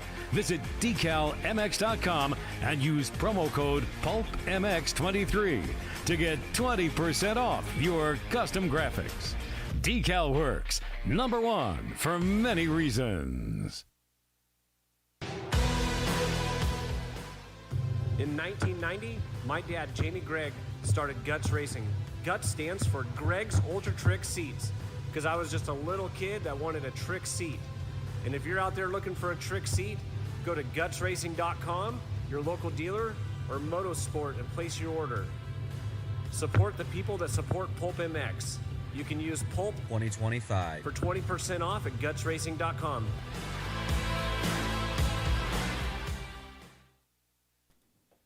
Yeah, welcome back, everybody. PulpMX Show presented by Motosport.com, Fly Racing, and DeCAL WORKS. Use the codes to save. Like, for example, Works Connection. You can use the code to save at Works Connection if you want to get a deal on those guys. The Get in Athena. Email us using a contact form, WUSA. Wheels used by Cole Davies, amongst others in the pits, and we can get you a deal on those as well. Thank you, speaking of W, thank you to W Lab for coming on board. Email printing at WLab.com to get started with those guys. Mention PulpMX for a discount. They're one-stop shop for custom printing services. They got quick turnarounds, competitive pricing, no minimum orders. This is the guys that I use for my new line of sweatshirts and crew neck sweatshirts and hoodies, no minimums. Whether you need a single sample or a full run, you can order exactly what makes sense to you. They offer signage, stickers, full range of accessories. You can request a complimentary sample before placing an order. Email printing at WLab.com and tell them Pulp sent you for a discount. Thank you to MTX Braking guys, mountain bikes and road bike parts. Our own Paul Parabinos is headed to Chile for the UCI Masters World Downhill Mountain Bike Championships. God, Paul's sending it in this stuff. He'll be using red label in the front, gold label in the rear caliper to tune his SRAM Maven brakes for the course. And he also wants to smooth out the hit a little bit with the red label and his front brake, but keep the power maxed out in the back. MTXbraking.com, over 2,000 stores. The code PulpMX saves you. This is road bikes and mountain bike brake pads. They will keep your bike, give you more power, keep your brakes dead quiet as well. Thank you to MTX Braking. Skip Norfolk in studio. They're a great mechanic for Jeremy McGrath, amongst others. Club team manager for Club MX, Traders MX manager as well, right? You did a Traders Club deal in Canada for a little bit there. Yeah, we did. Yeah. That was fun. And now the Huddle Brewery, which we will get to, and the future of that. Tony Berluti, championship-winning mechanic with Damon Huffman. and amongst others. So thanks for watching and listening, everybody. Appreciate it. We got your calls. I see your calls coming in there. And we got Jeff Ward coming up as well, the legend. 7-0 at Motocross to Nations. Jeff Ward. Just crushing that race as well. And he's doing something with Mickey Diamond. 860-mile ride from California to Colorado. So he's going to get a hold of you on the road? He's not on it doing it yet. He's raising money right now. Okay. It starts in, I don't know when it starts. We'll ask Wardy when it starts. But hey, if you've heard the show for a number of years now, you've heard of factory chassis parts. Phil Nicoletti used them amongst others. I had some race cups and engine hangers on my bike last year as well. A lot of race teams using the products from factory chassis parts. And the new code is PulpMX-FCP26. But we're stoked to have the owner of factory chassis parts in studio. It's Chris. What's up, Chris? How are you, buddy? I'm good. Oh, wait. Oh, I should turn your mic on. There we go. Check 1, 2. There we go. Thanks for coming in, man. Appreciate it. Good mountain bike ride today? Yeah, I'm tired. You're tired? Well, you're not an e-bike guy. You ride a regular bike most of the time. Yeah, so it's kind of pathetic that I'm tired. But. Yeah, you should be tired. You're in better shape than I am, but I do know the trails. So, You're motoring. Thanks for coming in, though. Appreciate it. Absolutely. How's biz? How's things at Factory Chassis Parts? It's been good. Yeah? Yeah. Race Cups came out last year. You got them for all the bikes now. Yep. So I was one of my reads, and these two gentlemen know it well. One of my things I say about those race cups is that and offset bearings, that's factory only technology forever. Privateers couldn't get it, local guys couldn't get it, and you took the tooling and the time to develop these things. So they make a huge difference in your bike. There's trail, there's rake, different things do different things for motorcycles, but for a long time the rake just couldn't be changed. How are those doing? I know some race teams are using them. Yeah, they're doing well. But they're not paying for them. No, yeah. They're doing well. I think it's one of those things, like you're saying, when the general consumer doesn't really know what it is, it's a hard sell. It's kind of hard to explain what it does. Yeah. They do get confused with offset triple clamps and offset steering races. So, just having that offset word in there is kind of a problem. But the people that are deep enough, deep like you are, know what the difference is. And I think it's definitely come a long ways. So a lot of education, right? Yes. A lot of tests, a lot of people like yourself and the magazines and keepers and test riders talking about it, kind of explaining, hey, this is what this does. Try it, And too, for race teams using them, I mean, it's stuff you can't go up to Honda and say, hey, can I get some offset races? You just can't do it, right? Correct, yeah. So these privateer teams they're testing and they're trying to get their riders better. You look at a team like Quad Lock or PulpMX or whatever, they're right below the factories, racing on them that level, and they can't get it. Correct. Until you're. Yeah. So that's kind of been super neat, getting to work with some higher profile race teams that, might be newer. And if you know where to go to get, offset bearings made, it's not cheap, and it might be hard to source no matter what, even if you're a top level team. So I think we've done a good job with kind of making it happen. What bike benefits from it in your testing with magazines and riders? Is there a couple bikes that stand out? I mean, honestly, I feel like all of them do, depending on which direction you want to go. Like the Honda's pretty it's making that bike steeper could be beneficial from time to time. I think the Triumph's pretty short, so I think a lot of bikes really benefit it. And I guess the Yamaha's a top seller, and the Cowie obviously did well with Phil in Canada. So. Yeah, does it make a difference with that stuff? Yes, yeah. Oh, good. So it's been great. Yeah, it's educating people on something new. Engine hanger and engine hangers. That's what we started with, and same thing. I think when we started, people were looking at it like, oh, cool bling, But now changing materials and changing the way the frame flexes will change performance. Yeah. So we're just trying to fine tune. I'll tell you what, without a doubt, I changed the 4 of them on my bike last year, the 25 chassis, and noticed a difference right away. Yeah. Felt like it worked better. Felt like suspension was better. Yeah. You know what I mean? Without a doubt, that was our number one seller last year. Was it? Yeah. Yes. A couple of years before was like the KTM. Yep. We're killing it with the KTM. Then they made some changes to the frame. They kind of went the same direction that we were doing with our mounts. Yeah. And then the Yamaha was without a doubt number one. Yeah. How do you determine when you're making an engine hanger? Obviously, it's thickness in certain spots. It's type of aluminum used. There's a lot of art to this stuff, as you two guys know too. You can change it a little. I've talked about on this show. We took a frame, an aluminum frame at Yamaha, 2-stroke days when they first did it, and there was these honeycombs interior, and we took a frame and a little 2-millimeter plate and welded them up by the pivot and sealed it. Sealed the chamber, a couple of them around the pivot on the inside of the frame, so you couldn't see it. And we're just like, we built bikes and we went out and we were trying something, identical bikes for Timmy. And I don't think Chad was there. I think it was Villeman, but it was like, hey, ride these 2 bikes. And they got off the bike that was braced, and they're like, this thing sucks. This is horrible. We never told them what we did, never said anything. They had the exact same comments. This is a 2mm plate, closed up, honeycomb thing. Just an example of like what aluminum does what this stuff does for bikes. So my question for you, Chris, is like, how much R&D and how much effort are you working on this to find the right amount of all of this stuff, because it's a real science? Yeah, no, I mean a fair amount.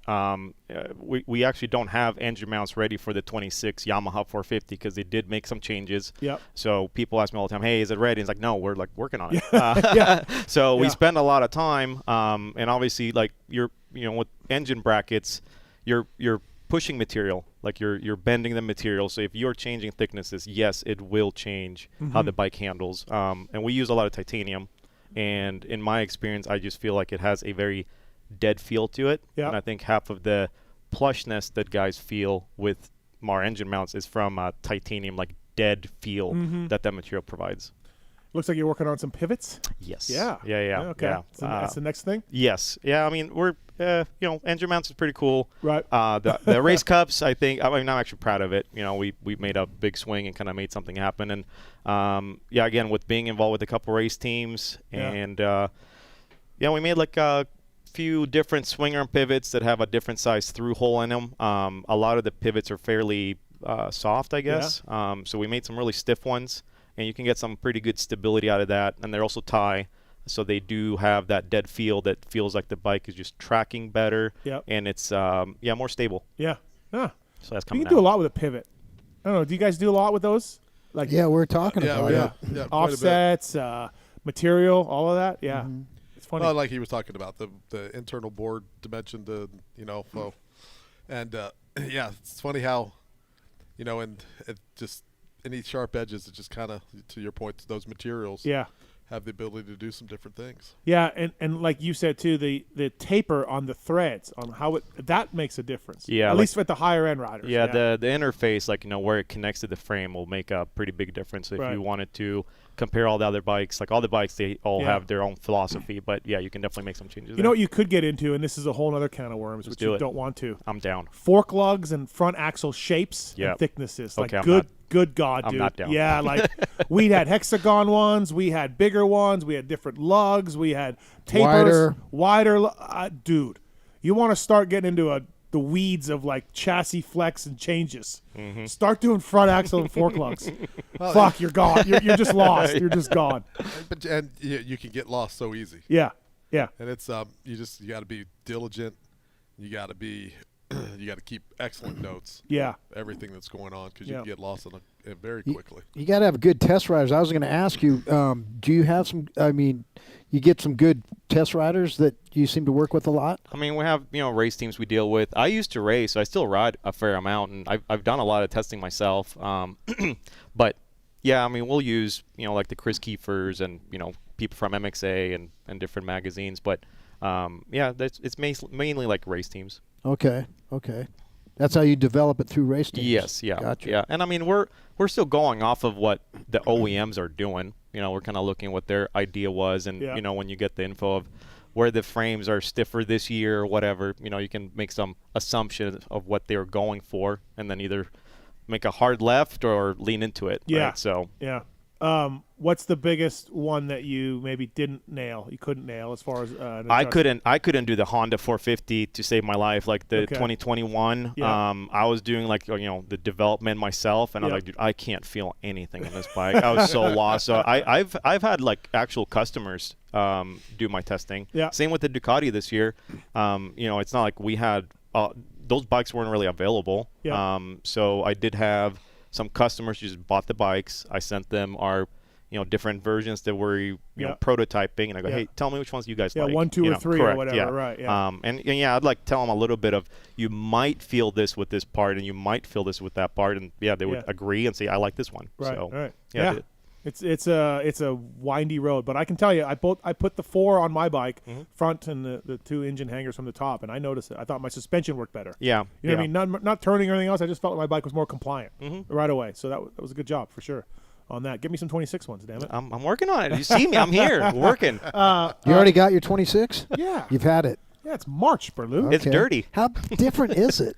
Everything's dirty in his garage. They changed the frame quite a bit. Really? Yeah, they did. Okay. They did change the frame quite a bit. Which I'm like, for me as a slow vet guy, I'm like whatever. But yeah, some guys are not stoked on it for sure.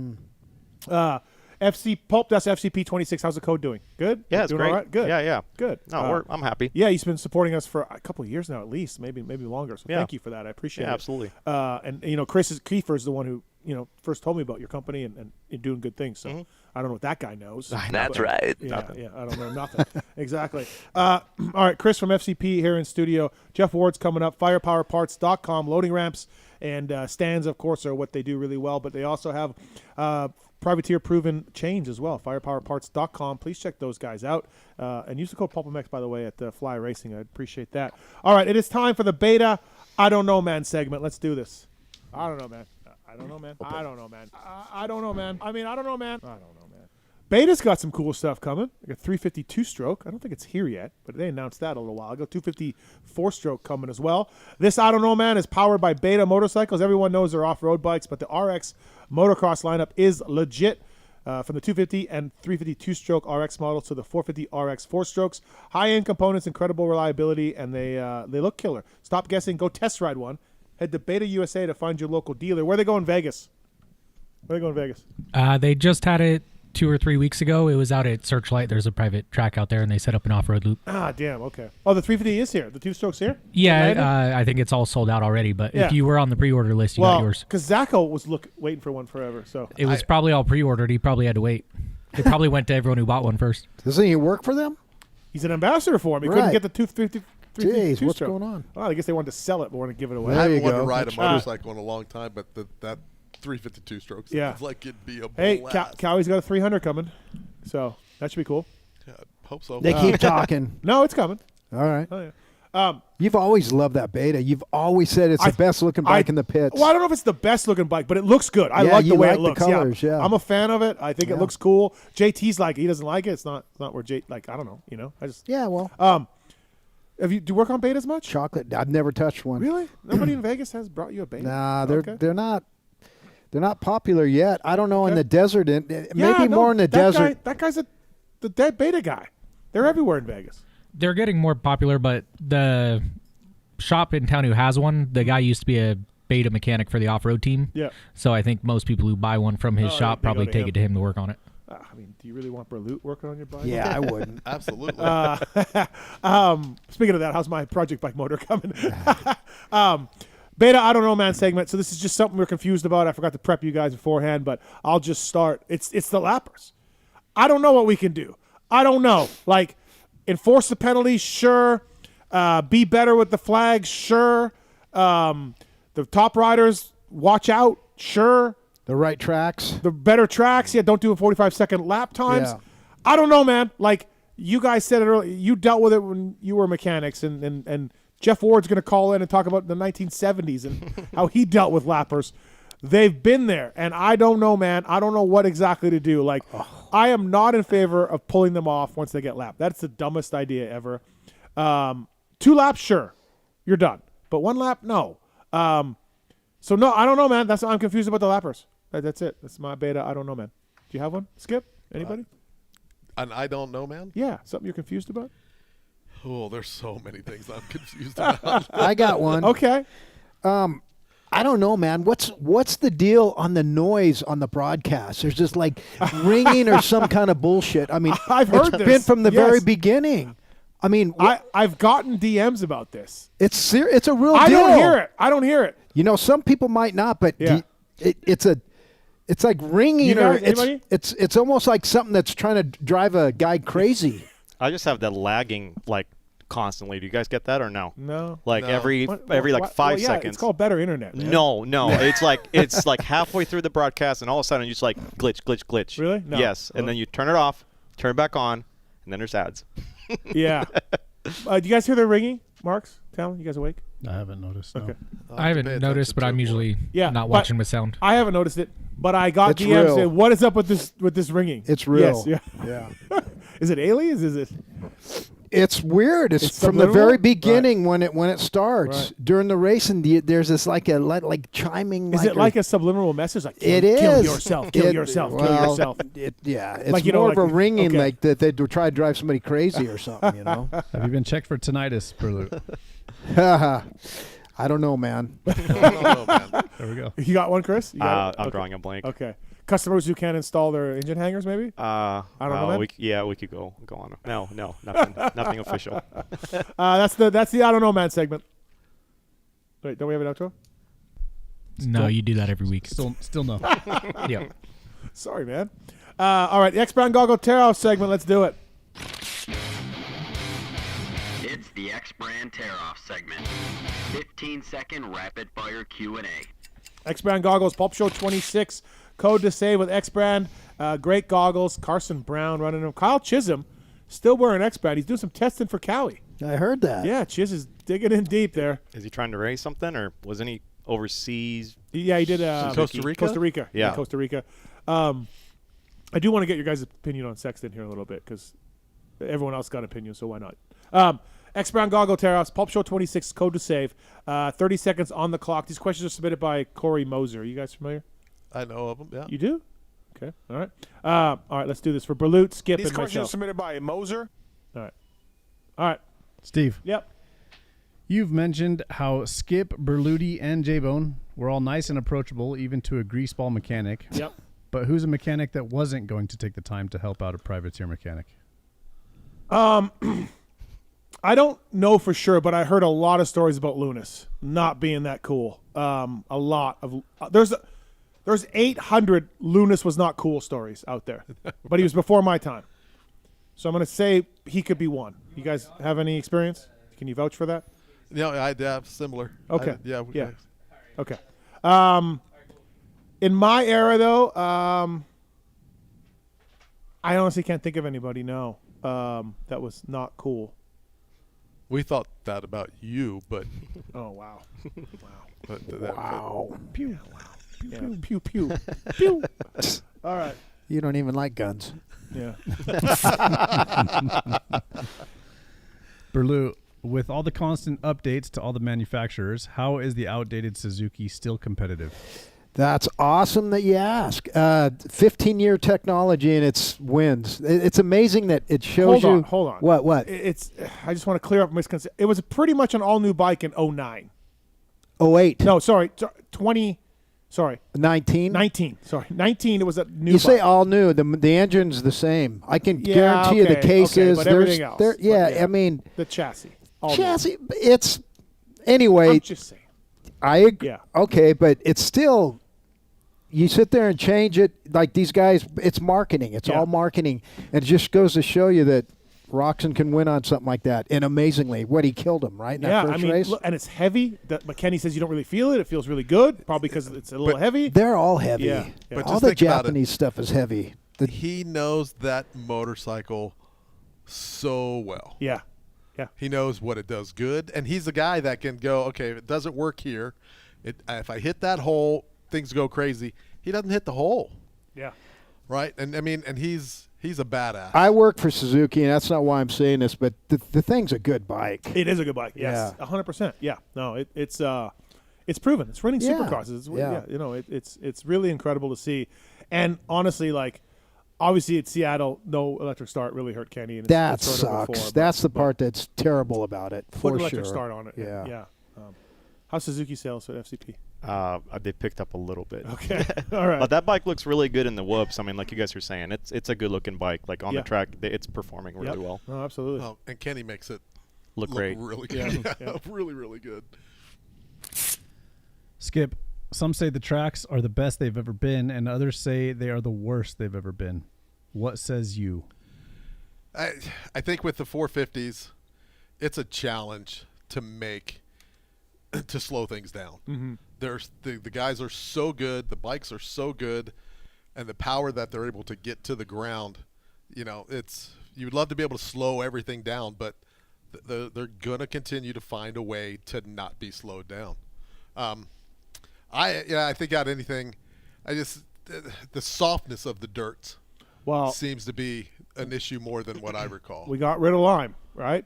We burnt everybody's balls because a guy made a mistake, which I understand. There was a mistake made with the lime. They had to pay out money, and then they just ran away from lime. But how about just don't make a mistake again? We used lime for 20 years. Did they really pay? Yeah. Like Kenny and stuff? I don't know exactly who they paid, but they paid people, yeah. Yeah, because after San Diego, people being riders. Yeah. It ruined a lot. Yeah, for sure. No. No, they need to figure out how to firm the dirt up. Yeah, lime.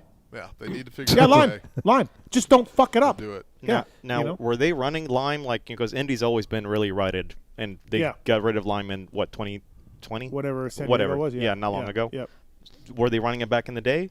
Oh yeah. Yeah, they were, but it still got ruddy. It still got ruddy. It still got brutal. But there's no doubt lime helps it out. Yes, and correct. They've gotten away from it. Yeah. It helps it out, but I think it's bad for breathing, for mechanics, for everybody. Like they put a lot on there, and that dust, it's not good for you. Yeah.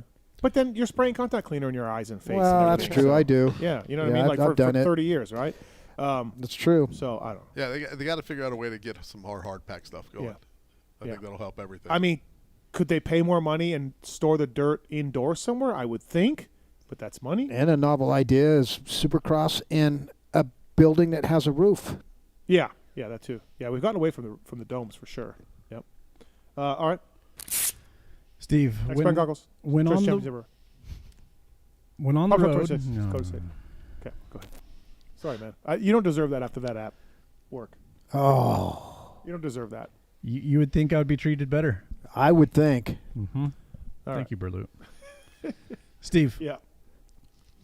When on the road in a box van, what was your go-to fast food joint or snacks? Well, see, you're in a box van. You can't use the drive-through. Yes, you could.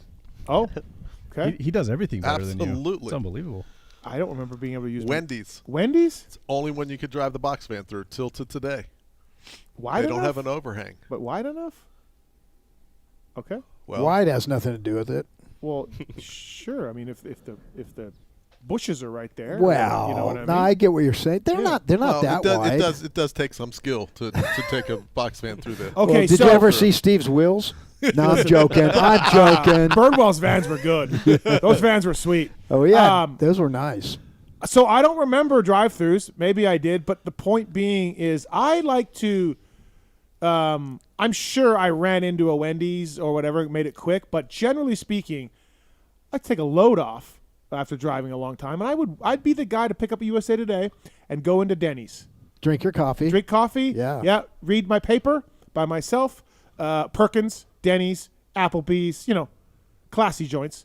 So I wouldn't do the grab and go so much, but I mean, that was just me. You guys? No, it was 1,000 miles a day. Yeah. We had to go cross country. It was 1,000 miles a day. It was eat, grab it, go. Yeah. Okay. Yeah, Right. pretty much. Berlut, who's a rider that was impossible or a real challenge to get comfortable on the bike? Well, Steve knows as much as I like Robbie Renard, but he was a challenge, serious challenge. I'd say Robbie was difficult. Bashan's dad. Bashan's dad was difficult for sure. That was scary. All right. Skip, is the Cowie the problem or is it Sexton?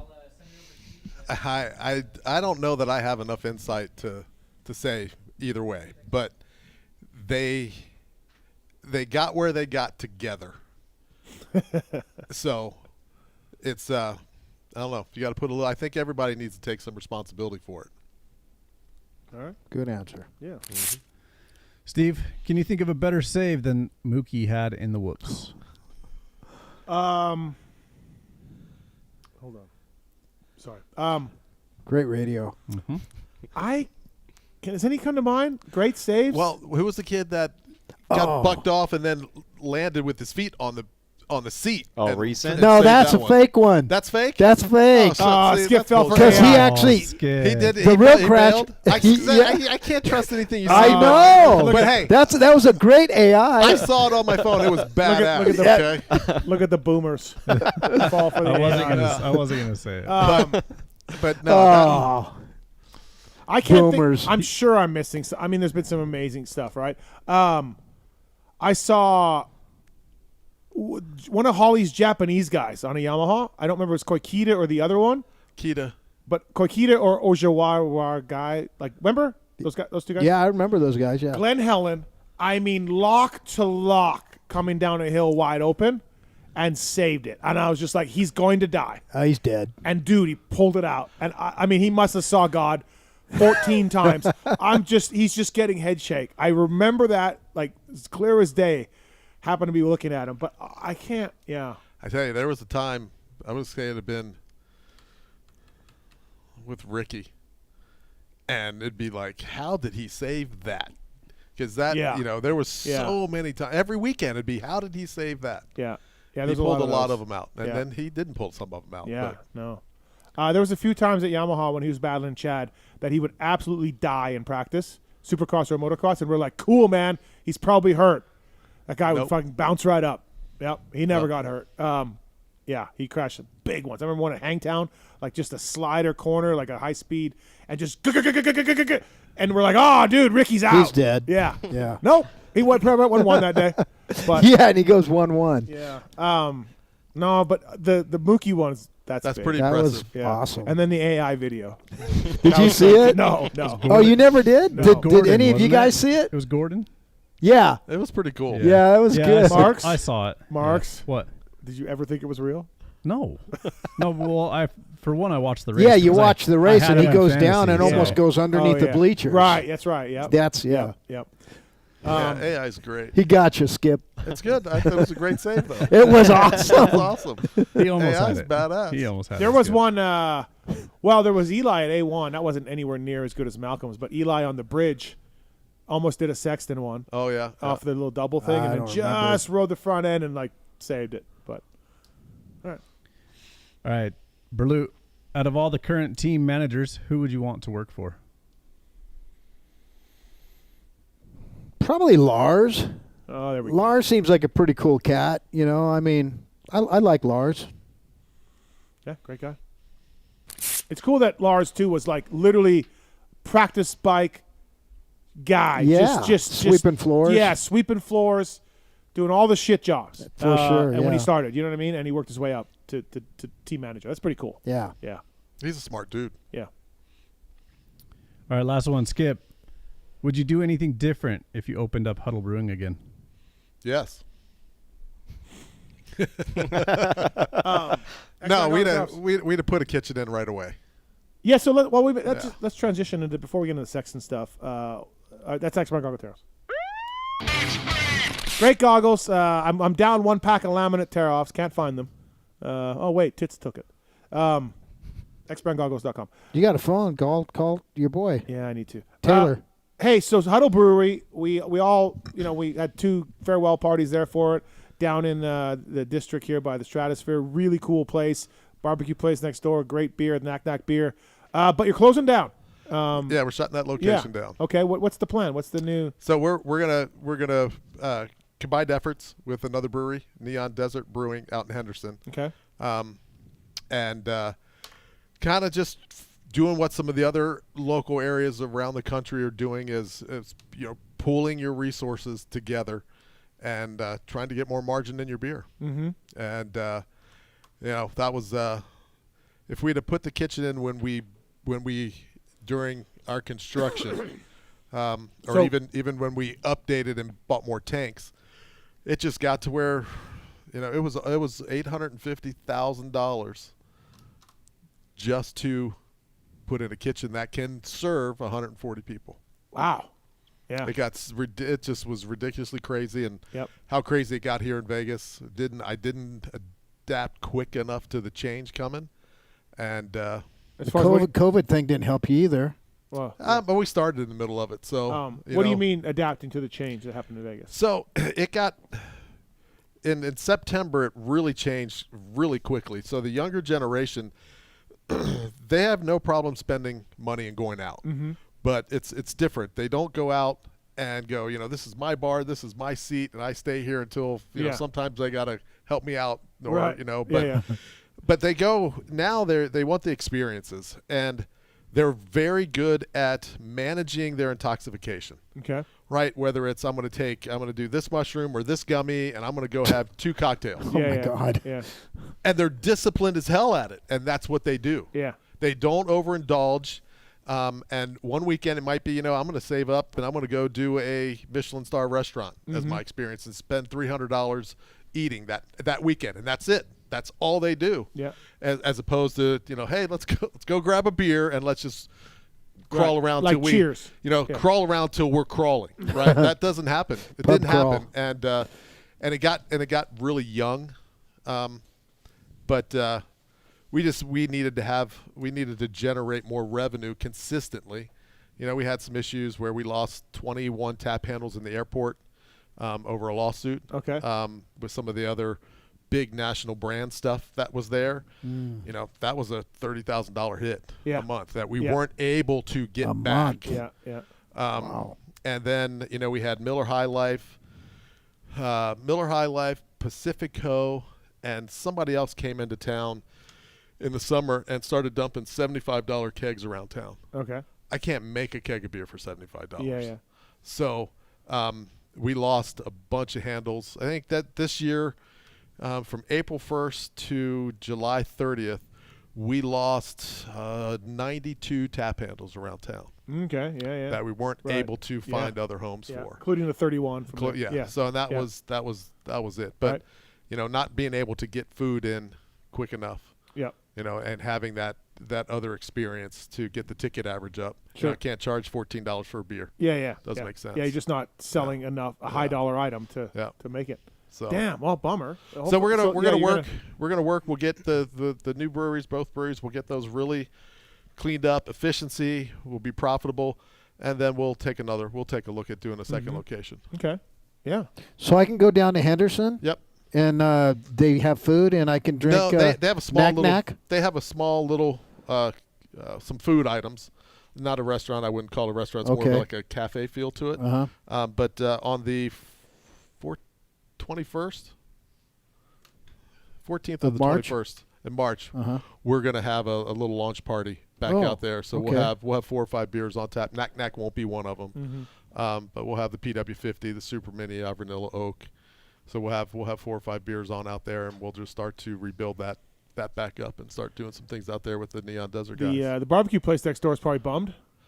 Yeah, we're still doing their house beers for them, so that's cool. Okay. Yeah, but we had a great relationship with them. Yeah. But I mean, that just drove a lot of business to them, right? Yeah, and then because we didn't see any of those tickets. Yeah, of course. Come, yeah, right, and so. Yeah.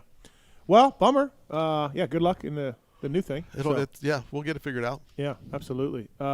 Check it out, everybody, on Instagram, and learn a little bit more next time you come to Vegas. Is that down at Waters? I'm sorry, Steve. So fine.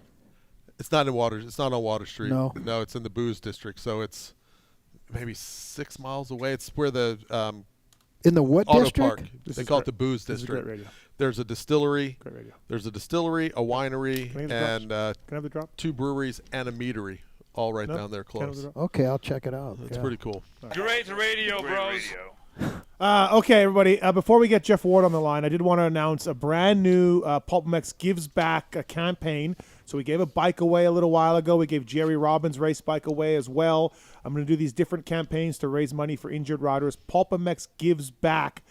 We just dropped a new campaign, and basically it's $30 a ticket, and we're going to do a draw, and the first prize will win a trip for 2 to the Lawrence compound in Florida. So you'll get a flight, a hotel, a rental car, and you'll get to spend the day at the compound with Hunter, Jet, watch him ride, watch him practice. You guys all know the drill. Darren Lawrence and everybody. Michael Byrne will be around. Dan Truman, you could probably get some bet advice from Dan Truman. So please check that out, PulpMXGivesBack.com. Thank you to the Lawrences for letting us do this. Really, really cool. So we're just going to be a fly on the wall and get a tour of their property and that'd be fun. And everything really else. Cool, yeah. So that's going to – and all the money we're going to do a raffle, do a draw, and all the money goes to injured riders. So you can enter as many times as you want, PulpMXGivesBack.com. Stay tuned to my social for more on that. But it's going to be cool, man. Yeah, you'll just get to hang out. And Tate will be there. So thank you again to the Lawrences. PulpMXGivesBack.com for more information on that. And in the LCQ race, if you want to win a YZ 450, you want to win a bunch of other prizes, 21 other prizes, I think. The LCQ race is at Salt Lake City this year, and we're going to take top 17 from the points from the LCQ, and then we're going to add 5 wild cards. And basically, all the money goes to the privateers. If we have a good year this year, Marks will have over $1 million, right? I think. Wow. If we have a good year? Total, yeah. Total. Sure. We'll have given away over $1 million Over the years. Over 6 years? 7 or 8. 7 or 8. Yeah. So, yeah, go to PulpMX.com to buy your ticket for that YZ 450 chance. Thank you to Yamaha for that. And, again, a really cool time. This race is really neat. Is the 6 new this year? The 6. 26? No, the 6. You said 6 wild cards? No, 5 wild cards. 5 wild cards? Yeah, no, same as always. We've done that before. Okay. Yeah, 17 in the points, right? Okay. So we keep track of the LCQ points all year long. 450 LCQ. So you could throw Phil in there still. Yeah, he doesn't want to, right. but I could. Yeah. But please check that out. And the race is at Salt Lake City. And, looking forward to helping out some privateers. And maybe if you don't win the YZ 450, which would be awesome, you got 21 other cool prizes. So, like Works Connection gave stuff, and DeCal Works, and Fly Racing, and all these guys stepped up and did it. So, super cool to have that on board. And also the PulpMX gives back as well. So please support those if What are you you can. changing for the Pulp show or the Pulp race? Every year you do like gate picks or no, whatever. You do I think I'm doing changing the same thing. I'm going to do 2 main events, 2 Yep. short main events. Gate pick will do a draw on that. The ping pong balls. Okay. The last 2 years we've the gate pick has been normal. Okay. So it's kind of, I wish it would have been a Yeah, little yeah, more crazy, something but crazy. But yeah, so please check that out, man. All right, our next guest on the show, it's brought to you by Renthal. All new Renthal casual is out. T-shirts, hoodies, and beanies. Marks is rocking a T-shirt right now from the folks at Renthal. They also got clipless pedals as well. They got the cross country and the downhill stuff. Really good quality Renthal aluminum pedals as well. 661 bar that Eli Tomac's on. It's sold out, but get on the list by ordering, and you can do that. Renthal.com. They got a consumer site now. Free shipping over $99. This gentleman on the line, he knows a lot about clipless pedals. He also knows a lot about Renthal bars. He knows a lot about fucking winning because it's Jeff Ward. What's up, Wardy? How are you, buddy? Hey, Steve. Doing good. Thanks. Yeah, no problem. Thank you for calling in. I appreciate it. Let's just start with this before we get too into your road to recovery thing. I asked Skip, Norfolk, and Tony Berluti for some Jeff Ward memories. Skip, Yeah. what do you got? What's your Jeff Ward interaction or memories? Hey, Tony. Yeah. So in the brewery, Can you remember back that far? yeah, a little bit. But in the brewery, we had 2 paintings up, and it was one of Jeff and one of DeCoster. Yeah. Because growing up, that sweet. was right. Yeah, Jeff was. But it was the chicken farm. You came back to Florida in what, 75 or 6? On mini bike? On the mini bikes, yeah. Yeah. It was like the back then it was called like the I can't remember what the race was back then, but yeah, there was a Florida series that we went back to every year. And then we just remember that there was a section, and you just went into the wood section and came out 2 minutes ahead of everybody, and the whole place is going, oh, the guy from California's cheating. So they were all running there and watched, and then you came out another 2.5 minutes ahead the next time you went through. So that was But that's going back a long 75 time. back then. Yep. Do you remember that, Rody? You remember that race? Oh yeah. They had like a flat track, motocross, and then like that was the the enduro back in the woods. So they had like 3. I think it was called like the Olympics or something. the Olympia. Oh, okay. Yeah. So you have like my mini Elsinore, and you had to run so many classes. Then you had to have flat track tires, and they combined your points for the whole 3 days. So yeah, it was like a hare and hound, and it was like 30 minutes back in the woods, and then you came out and did like 2 laps. I can't remember if you had to get fuel or what, but yeah. So it was pretty cool. It's kind of a pretty cool deal. But yeah, I remember those days driving back. That was a long drive to Florida. Yeah, really, yeah. So Wardy just came in and dominated. And all the Floridans were mad? Everybody was mad because he waxed everybody. Yeah, but it was great. It was awesome. Oh, that's funny. And that was on your XR75? Yeah, and then we had the mini Elsinore too, the 100. Oh, okay, yep. Yeah, and that might have had an SL70. Who knows what SL70. Do you remember those? Yeah. Oh, absolutely. Berlut, what's your Jeff Ward memory? Well, Tommy Watts and just trying to run down Wardy back in the day. Yeah, that didn't. It was He tried really hard, but yeah, Wardy was great on 500s, big bikes, whatever. No, I just remember, I don't know, maybe 2014 or something. Wardy, we're up at Mammoth. Wardy always seems to go up to Mammoth, and so he goes and he smokes everybody. The first two on Friday or whatever it was, and then Saturday comes or whatever, and he wins. Smokes everybody in the third moto, and in the fourth moto, he just decides, I've won enough trophies. I don't need to win a trophy, so he just backs out of it. Oh, really? They give the bears and stuff, but just classy Wardy. That was I thought that was cool. I'd never won a bear before, so I think it was the 50 class, and nobody was really in it, so I kind of, it was just kind of like cherry picking. So the first day I won both motos and got the bear, and then the next day, the open club, whatever it was, I won the first moto, and then, I didn't even show up for the second moto because I just, I wanted somebody else to be able to get the bear. Yeah, that was cool. I just pulled out. Yeah, you already got your bear on Friday, so I you got were my good. one bear. That's all I wanted. I still had. It's the first time I ever was able to be on a track with Wardy. Oh yeah. So I'm at the top of the uphill. Wardy just blows by me on the outside and never see him again. Right. But that was fun. You didn't get lapped? I don't remember getting lapped. Yeah. I will say that. I don't know. Yeah. Wardy, I went for Loretta's last year, and at the regional, I roll up, and Chicken rolls up next to me. Oh, God. And I'm just like, you're not going to Loretta's. And Chicken's like, yeah, I'm going to go. And I'm like, no, you're not, Chicken. Like, that's so much planning and effort. Like, Chicken's not doing that. Check out my boat, dude. And he was not that far ahead of me for about the first 2-3 laps. He was only a couple corners ahead of me. And he slowly pulled away. And then guess what? He doesn't show up at Loretta's. Took my spot and didn't show up, Wardy. Yeah. That's Chicken. I'm not stupid, dude. Yeah, he was classic. Yeah. And then he's like, I'm going to take you out. I said, dude, I'm not Bradshaw. And he just started laughing. I just started laughing. But, hey, Jeff Ward's on the line. Road to Recovery, you and Mickey Diamond, 860-mile ride from California to Colorado. Raising money for Road to Recovery. What in the hell happened, Wardy? Who came up with this idea? I did. I roped all these people into it. I don't know. I was up at the golf tournament up north in Santa Cruz, and Mike Young was up there, Jimmy Budden, and I did a mountain bike ride. And I've kind of been thinking about doing something again. Mickey's always talking about the Ram. We always talk. The stories are always great. Yep. And I'm like, I might do it's called the RAW. It's called the Race Across the West. Okay. So it just goes, like you said, from Oceanside to Durango, Colorado.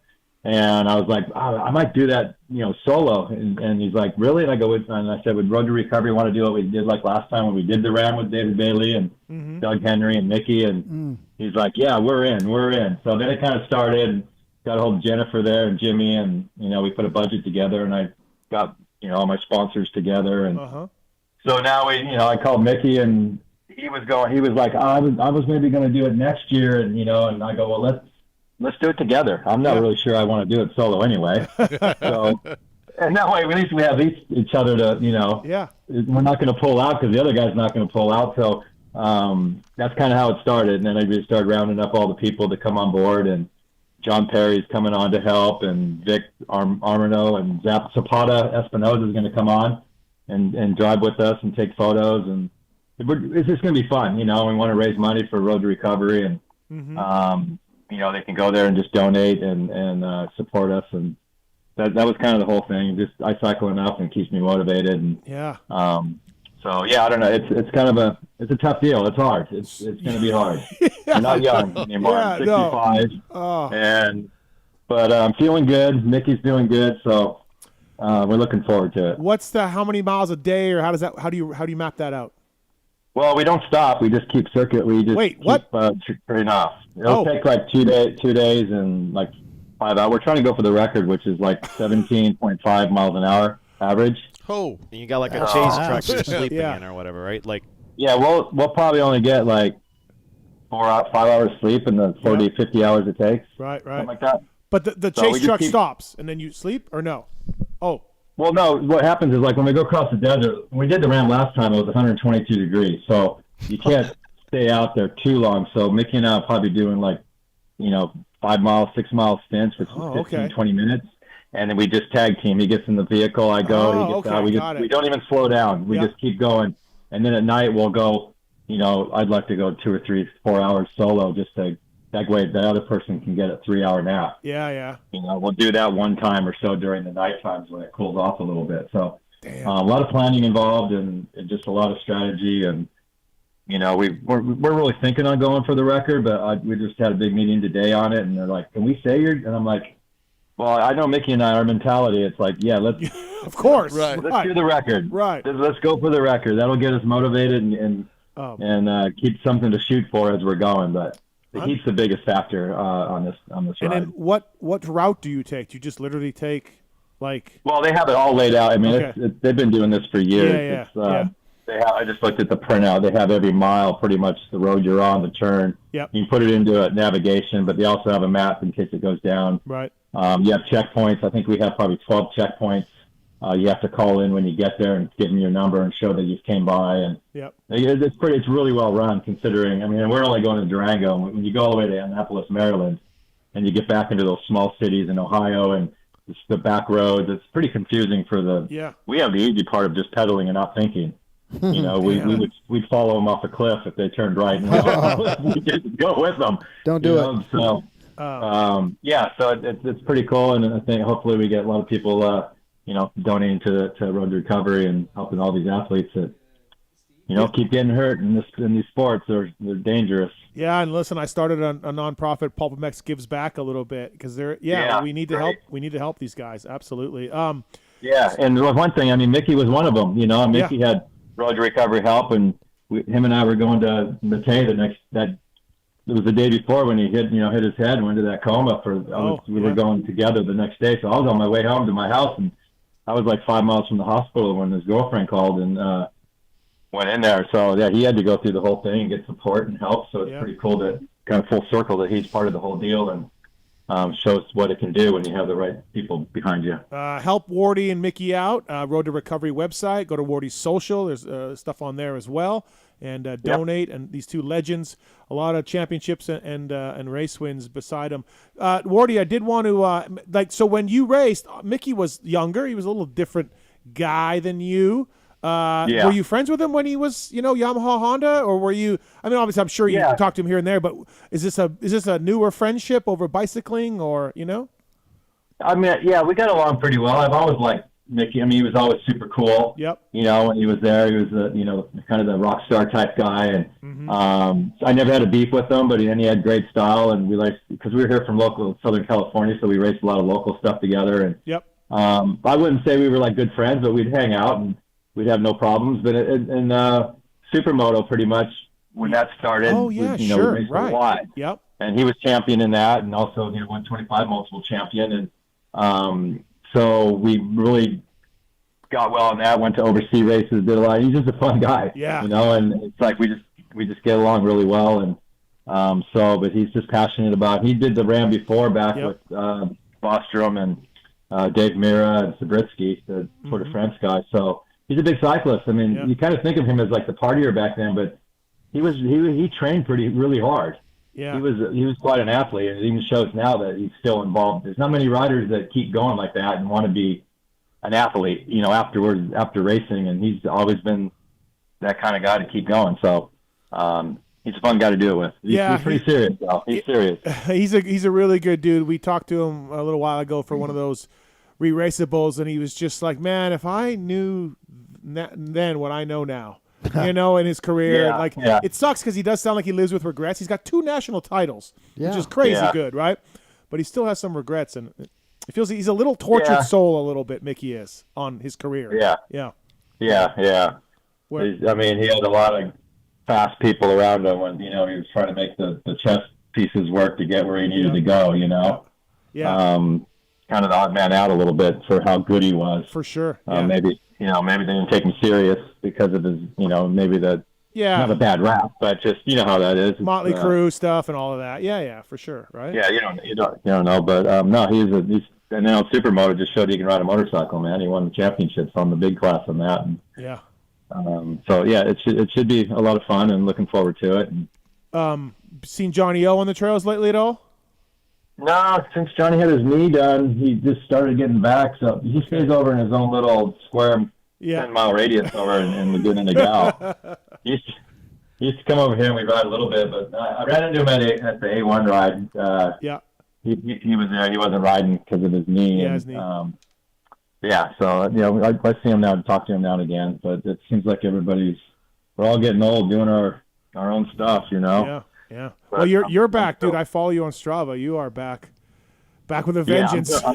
I'm doing good. Yeah, I had the 2 heart surgeries, and it took a while to get through that, and I don't know what it was. And, the fix was easy. I was on my bike 6 days afterwards and felt fine, but then something just wasn't right, and I thought I had Epstein-Barr, and it took like 2 years to kind of I don't know what it was, but now I feel good enough to be able to.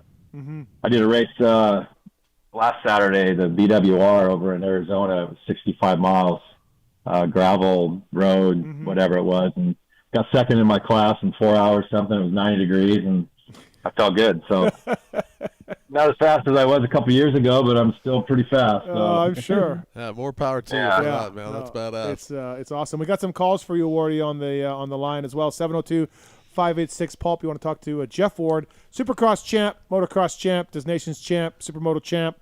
I don't know. Something else I'm sure I'm missing. Briggs is on 4. Second Briggs at Indy. Second on Indy 500.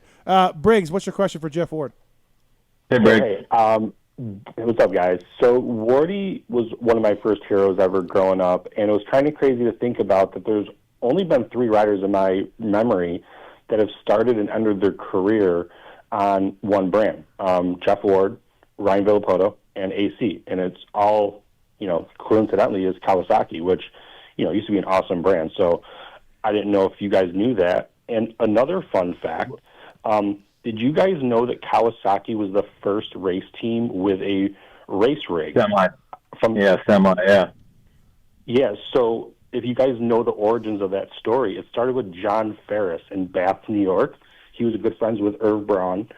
He used to help out Jimmy Woolridge back in the day, which was a phenomenal amateur. And Roy Turner actually came to Bath, New York, and took pictures of John Ferris's rig, which was a converted Frito-Lay trailer, and then that's what started all of the semis. Did you guys? I don't know if you guys knew that or not. I didn't know that part of it, Wardy. I don't know if you did, but Briggs, Wardy did some races on a Suzuki early on. Yeah, I did. And a Yamaha. And a Yamaha. 79 right. Yamaha. Yeah. Yeah, I never switched factories. When I was factory, I stayed with the same factory. But my first year, I started on Suzuki with Suzuki, and then Yamaha picked me up halfway through, and I got to ride Brock's works bike, the OW Yamaha, for the last 2 nationals. And then I was supposed to sign with Yamaha that year, but they didn't have a factory bike for me, so I ended up at Cali. But I did race for one factory my whole career. It wasn't the national, every national, but it was factories for sure. 79 goes to Cowie and then rides it till 93? 92, yeah. Briggs, it is, between, you're right, though, RV and AC, not quite as long as Wardy, but you know what's a crazy stat, though, is and we talked about this at Racer X, we did a story on it in a magazine. If you take away Wardy, Honda won the Supercross title for like 16 years straight or something. It's just absolutely insane. Right. Other than Jeff Ward versus Honda. Whoever Honda could throw at him, Jeff Ward was the only guy who could beat him. That's the crazy thing to me. Yeah. Yeah, outdoors and indoors. Huh? That was the only guy that got in the way. Yeah, just and they could have had me. I mean, I met with them and they lowballed me. So what year was that? Was that in '79 or was that? Well, that was 85. Oh, 85. 84 after the Nationals, I went down and talked to Roger and Honda down there at the factory and went by myself. And, Roger slid over a number that they wanted to pay me, and it was like half of what I was getting. And I was like, I kind of said no. And then, they basically said I wouldn't be able to win, unless I was on a Honda. And then I won the Supercross and the Nationals that year. So. And you were like, oh, yeah, really? Wow. I could have been there, but it worked out well. I can't complain. Wow, what's weird about that is you just beat a factory Honda rider in 125 Nationals, Roger. Like, I just beat your bike. Yeah. Thanks, Briggs. Thanks for the call. So your last race on a Supercross track was the one where Damon Bradshaw lost the title to Stanton at the LA Coliseum. Is that correct? If that was 92, yeah, I crashed out in the main event halfway through, and I think I was watching that from the peristyles or something. But I think that was probably my last race. Yeah. All right. So one question that I've just asked you guys, what do you guys, and I guess the mechanics there, what do you guys think of helmet comms and the mechanics talking to the rider and having race control talk to the mechanic? I guess you guys can talk on that. I'll leave you guys be. But I think Wardy with his car history and the mechanics in that, I think it'd be kind of cool to listen to your guys' feedback on that. All right. Thanks, Briggs. Appreciate it. Yeah. Well, that's a funny story because I did use a radio in San Diego. Roy Turner, Lachine and I had him hooked up to our helmets, and Roy was up in the stands with the communication, so he was telling me where RJ was going on the track when he was behind me. Yeah. So that lasted a few races, and then they put a band on it. It worked really well for that. Yeah, it worked really well for that one race, and then it was gone. Yeah. But we showed up the next week with a fake little box on there with the wires going into my head to the starting for the main event, and RJ threw a fit because it was on, but there was nothing in it. It was just a little cardboard box taped with blue duct tape. That's awesome. Gotta have fun like that. Nate's on one. Yeah. Nate, welcome to the show. What's your Marlboro light box? What's your question for Jeff Ward? Hey, big fan of Jeff Ward growing up. Grew up in the middle of Montana, and the only thing I had on VHS was the 1987 Anaheim Supercross, and that's the one that Rick Johnson knocked himself out, and he ended up winning. Yeah. So immediately after that, I went to my local dealership and bought Ward's Winning Ways. Oh, yeah. So I was just curious. Yeah, I remember that. Do you collect any residuals off that? Were you basically able to retire off Ward's Winning Ways? Yeah. It sold about 10. I think you were one of the 10 copies it sold. I don't know. No, back in the day, man, you were just happy to make a video, I guess. I probably got paid $1,000 or something to go shoot it, and I don't even know what. Everybody was making those things back then. I can't remember who the name of the company is. RJ had one. Gary Bailey put some stuff out. Brock had one. Oh, yeah. Chicken. The chicken. What was chicken's called? Matthes Attack. Yeah. Matthes Attack. Yeah. Exactly. Good stuff. All right. Thanks, Nate. Appreciate the call. Thank you. Thank you. Yep. Jeff Ward, bicycling with Mickey Diamond for Road to Recovery. Go help him out, sponsor him. Really cool deal. When does it kick off, Wardy? Oh, yeah, it's June 16th. June, okay. So we have a lot of time, but we have to do we're going to do a pre-run ride like in the middle of early part of May for like 24 hours. We're going to go get the guys and do a ride and practice all the stuff for 24 hours, I guess. We have a guy that's on there that knows how they've done it many times, so we're just kind of going off of their game plan. Sure. What's your thoughts on the series right now? Hunter just grabbed a big win, put 3 points on Eli. What's your thoughts on the 450 class right now, Wardy? It's a good class this year. I mean, there's a lot of talent. I mean, it's unfortunate about Chase because I think I don't know the situation there, but he should be in there. But to add another thing to the fire, but I mean, Hunter's solid. I'm pretty impressed with Eli for sure.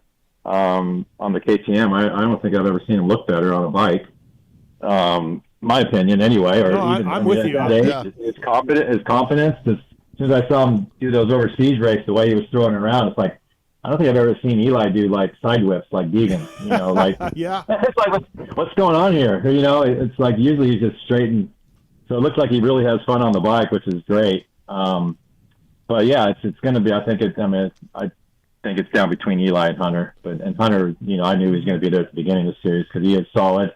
It was a matter of time before he won, and now he's got even more confidence. So Eli's got a tough task to stay. I think it's just going to be like who makes the least amount of mistakes. Really, it's going to be up to that like one guy that somebody always has something go wrong. It's always hard to make a full season without a bad moto. Yeah. And I think the first guy, that has that happen is just going to kind of hand it over. Well, so Eli had his Glendale. Eli had his Glendale race, so he might have got his bad one out of the way already. But that was a Triple Crown though, right? Yeah. Wasn't it? Yeah. Yeah. So that brought him back up to like 4th or 6th, it wasn't as big a deal if it was a regular main event. Yeah. I'm talking more like a main event where somebody gets 18. Was Glendale a Triple Crown this year? Was it? Yeah. Yeah. It was. So that saved him. That's great. We've never had a champion over 30 years old in the sport. He's coming off 2 seasons of getting hurt, and I don't know if he liked some of the things I was saying about him, Morty, because he won't really text me back. But because for all those reasons, I'm just like new bike, injuries, over 32 years old or whatever he is, I said, I don't like this combination. I just don't think this is going to work. Yeah. And, dude, I've been proven so wrong. Fantastic. Well, I mean, I think we all had, I mean, when you leave a team and at that age, I mean, it can either go one way or the other, right? So, he's always come through with whatever bike he's gone on. I mean, when he went to Yamaha, I thought, oh no, that this thing just seemed like a little bit too much of a bike that moved around a lot more than what he was used to, So then he adapted to that, and then now he adapted to this. So it just shows what kind of rider he is. And this bike seems to be the best fit for him for whatever reason. Yeah. I mean, to get him off that scoop tire, yeah, and that was his biggest downfall, I think, because I think it hurt him too much in other parts of the track last year, where this year he doesn't have that problem. That's a great point, Ward. We probably don't talk about that enough, right? He went back to the scoop for Daytona, but other than that, he's ditched the scoop. Yeah. And it was a ride height thing for him. He really liked the ride height. The side of the tire helped him with the Yamaha. They got him off that thing. And we probably don't talk enough about that. How much that thing's maybe helped him in other spots, right? So it definitely helped him in some areas, but I think it hurt him more than more parts on the track probably hurt it than helped it. Yeah. Oh, by the way, Houston was a Triple Crown. Glendale was not. Yeah, it wasn't. Right, I remember. Glendale wasn't? Yeah. Do you remember who won? Kenny. K-Rock. Kenny. He Kenny won. That's right. He made that bitch and pass in the sand. So Glendale, Eli got 12th or 11th, and that was his bad race. That's right. That was the first turn when he went down. When and he went down got, the first turn. Yeah. So maybe that's his worst one. But anyway, either way you put it, Wardy, these guys are they're, like you said, it's between them. They're fighting the way through right now. So it's impressive. Hey, did you have much hanging out or talking to John back in the day, Tomac? Like, were you guys buddies at all? Were you riding buddies? Yeah. Well, I went to their place to ride a few times before he went back to Ponca City and Loretta's with my kids. And okay. Eli was on a Super Mini, and I had my bike because I was running Supermoto at the X Games, and so I had to practice. And we did like a chase game, to kick lap times, and then the slower guy took off how many seconds. Because we were going to do 6 laps. So he give you the gap that you should be on each other at the end. And I remember catching to Eli on the last couple corners on my 450, and he was on his 80 or whatever. And we came around the last corners like we were going for the world championship. There's John standing there with a stopwatch. It's like we went across about side by side. I was on the 450. So I used to go there. And then John called me way back, when he was going to go to Kawasaki, and asked me what he thought. What I thought of Cowie, and I thought, of course, I thought they were great. And then the number pick, he's like, what about number 3? I go, 3 was good for me. I liked number 3. Yeah. I was good on number 3. That was one of my numbers. And so, and then once, we moved on, I haven't talked to him too much, but I see him at the races. Yeah, when we stayed there at his place, the guy gets up at 4:35 in the morning to go do his fields there, the hay fields. And he moves all the machine, the sprinklers by himself, and it's got motors. And the one day he's like, you want to go check it out? So I get up one day, 4:30 in the morning. Oh, shit. I'm out there in the rubber boots, and he's teaching me this stuff. And then the next day I'm like, no, I'm sleeping. He does it every day. I'm like, nah, I can't do this. This is hard. You're like, I'm done, man. Yeah. Jeff Ward, by the way, Mickey Diamond, Road to Recovery, 860 miles, California to Colorado. Good God. Speaking of Durango, you can roll up there. You get John to meet you there. Yeah. Well, the funny thing, when we did the Ram, Kathy came out with a big old ice chest full of food and cookies. We go right by their gate. Go right by their gate. Oh, no way, really? Oh, that's cool. Yeah, their driveway ends right on the road where we go by to going into Cortez. Oh, how awesome is So that? if they're there this year, we'll be going through there Thursday sometime or something. I know they have a race that weekend, but if her and John are home. And so for bicycles, are you rotating bicycles? You must have a bike that you like. No. How does that work? We have our own. I'll have 2 bikes. I have my kind of bike that climbs a little better, and then I'll have a time trial bike with to rest your arms on. Yeah. With shoulders, and so I just have 2 bikes, and Shimano's taking care of all the spare wheels and good. Yeah. All the stuff. So it's pretty well organized, and we should be fine with 2 bikes. I mean, I've had my bike for 3 years. I don't think I've had it, 2 flats on it, and that's about it. So they're pretty bulletproof unless you start jumping them or something. Right. Wardy, I think this question I've maybe never asked you. It's always a like I just did a podcast with Dogger maybe 2 weeks ago, and I had to come up with questions that I've never asked them, right? Because I've interviewed you guys so much, and I'm such a dorky fan when it comes to you guys because it was the era I grew up in. And I always try to think to myself, what are questions that I've never asked Ron Lachine or Jeff Ward or Rick Johnson or whoever, right? Right. So here's one for you. I don't think I know the answer to this. We all know your great races, right? Your championship ones, Finland MXDN, all these 500 great 500 races. What's your worst race? Like, what's the one comes to mind that you either you blew an overall, you blew a title, anything come to mind that you were just like, oh, terrible. Yeah. Well, the '86 Anaheim when they pulled me out of the race and I didn't get to race it. Yeah, but that was Halverson's fault. That was Halvey's throttle fault. cable. Right. Throttle cable, so I DNF'd the first race. But, I mean, that was because I had a good opportunity to win the Supercross again. Because I went the next week and won in Houston. So, and I was fast that night, when Ricky and them are doing it. So, but I don't know. Besides that. By the way, Tom Halverson, Wardy's mechanic that night, he was a road race team manager at Yamaha when I was there. And Bobby, I was there for 4 years. I would say half a dozen times when I was building my bike, I would walk into the office with my throttle cable and say, Halvey, do you want to check out my throttle cable? And he would tell me to fuck off and get mad at me. And then I don't blame him.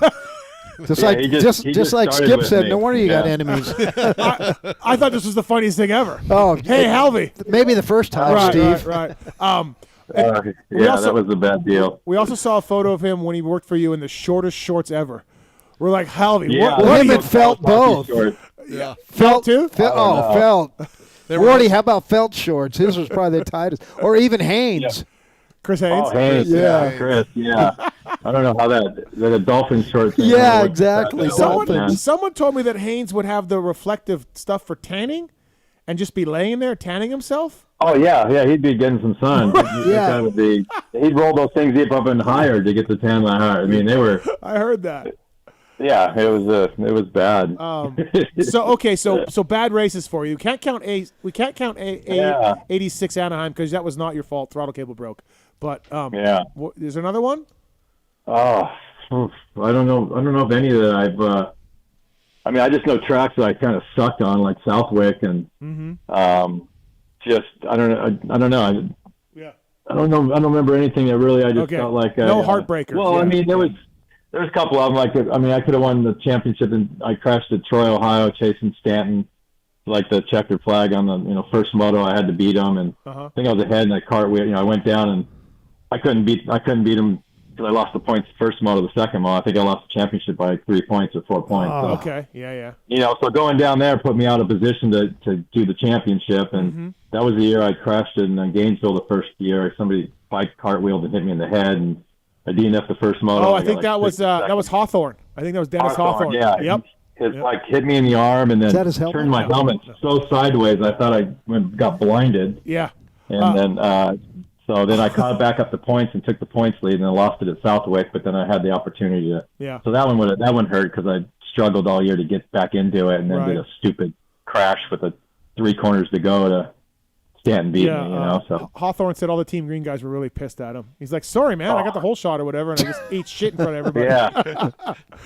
The backside of the track, a big long sweeper. I was on the inside. I was on the outside of him, and he just tucked it, and the bike just flew up in the air. And my god! The swing arm went right into my head and my arm. I didn't even crash. It just threw my arm off the bike, threw me sideways. My helmet went sideways. So I couldn't see as I'm still moving, and I just didn't know what was going on because it hurt so bad. And then it just took all the skin off my shoulder, just skinned me like a cat. And then I got like 6th the second moto. But then I came out and won both motos the next week in Hangtown. So, that was a tough one that year. But it took until like '89 for Cowie to really get the production bike where you needed it to be, huh? Don't you feel? The 250 for sure. 250, 500 was awesome. Yeah, right. 250. It's a little bit of a struggle. I mean, if you look back, 84, 85, Kawasaki's production bike, there wasn't one on the track. Yeah. So, so Honda had a great bike, so it's Suzuki, so when we had to go production road, those guys were behind the 8 ball. They weren't preparing a good, privateer type bike, or production bike. Dogger had his 85 Honda Showa forks, factory ones, that he forgot to return. put him on his Cowie when he signed with Cowie, and Turner's like, yeah, man, we can't. No, dog. No, Ronnie, you can't show it with your Honda forks. Ty Davis made it work. Ty Davis did, yeah.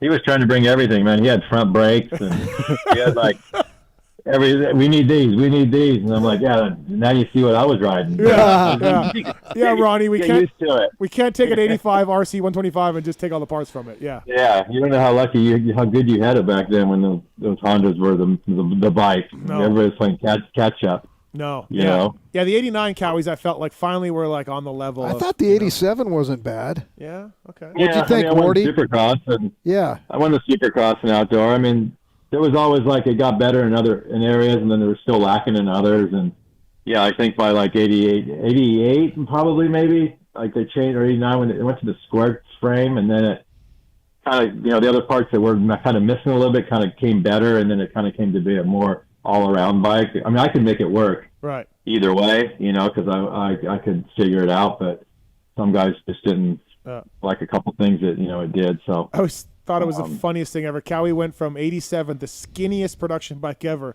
to '88, the fattest production bike ever, like the tanks. I know, like what? The tank. Right. You're like, what are you thinking, Cowie? The '87 was like razor thin, Yeah, it was bitchin', right? yeah. Yeah, it was really skinny. It was super skinny. Yeah, they went to that fat, almost like the 500 tank. Yeah, exactly, like the 500 tank. Yeah, right. I was always Yeah, like, you're like, what happened in production meetings? What you got? Can you guys meet in the middle here? It's great for the It's off-road probably stuff. a cost thing. We can just get rid of that and just make the 500 tanks. It'll save us money. Did you ever? So Brock tells the story that he never rode a Honda, a factory Honda. He had chances to, never wanted to get one.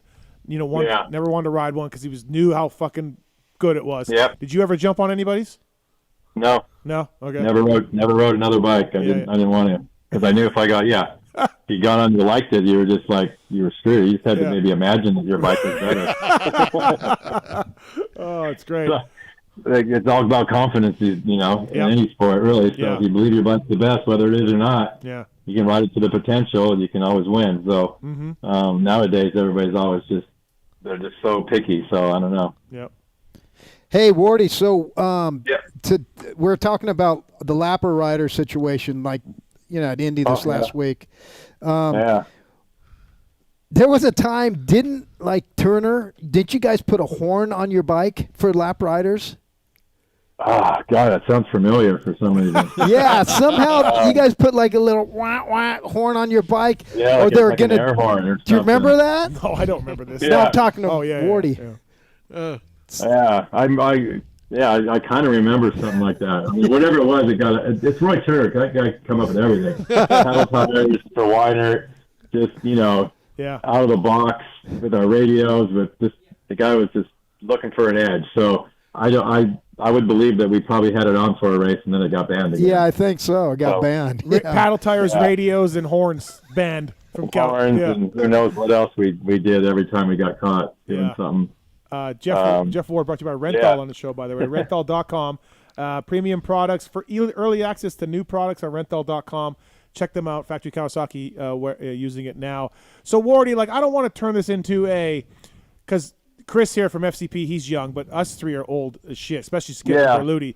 I don't want to turn this into we walked uphill to school both ways and discussion. I don't want to, but the setups talk of these guys, Wardy, these days. The bike setup. We know what Chase is going through, and the wild swings, even though he won a race, and all of this.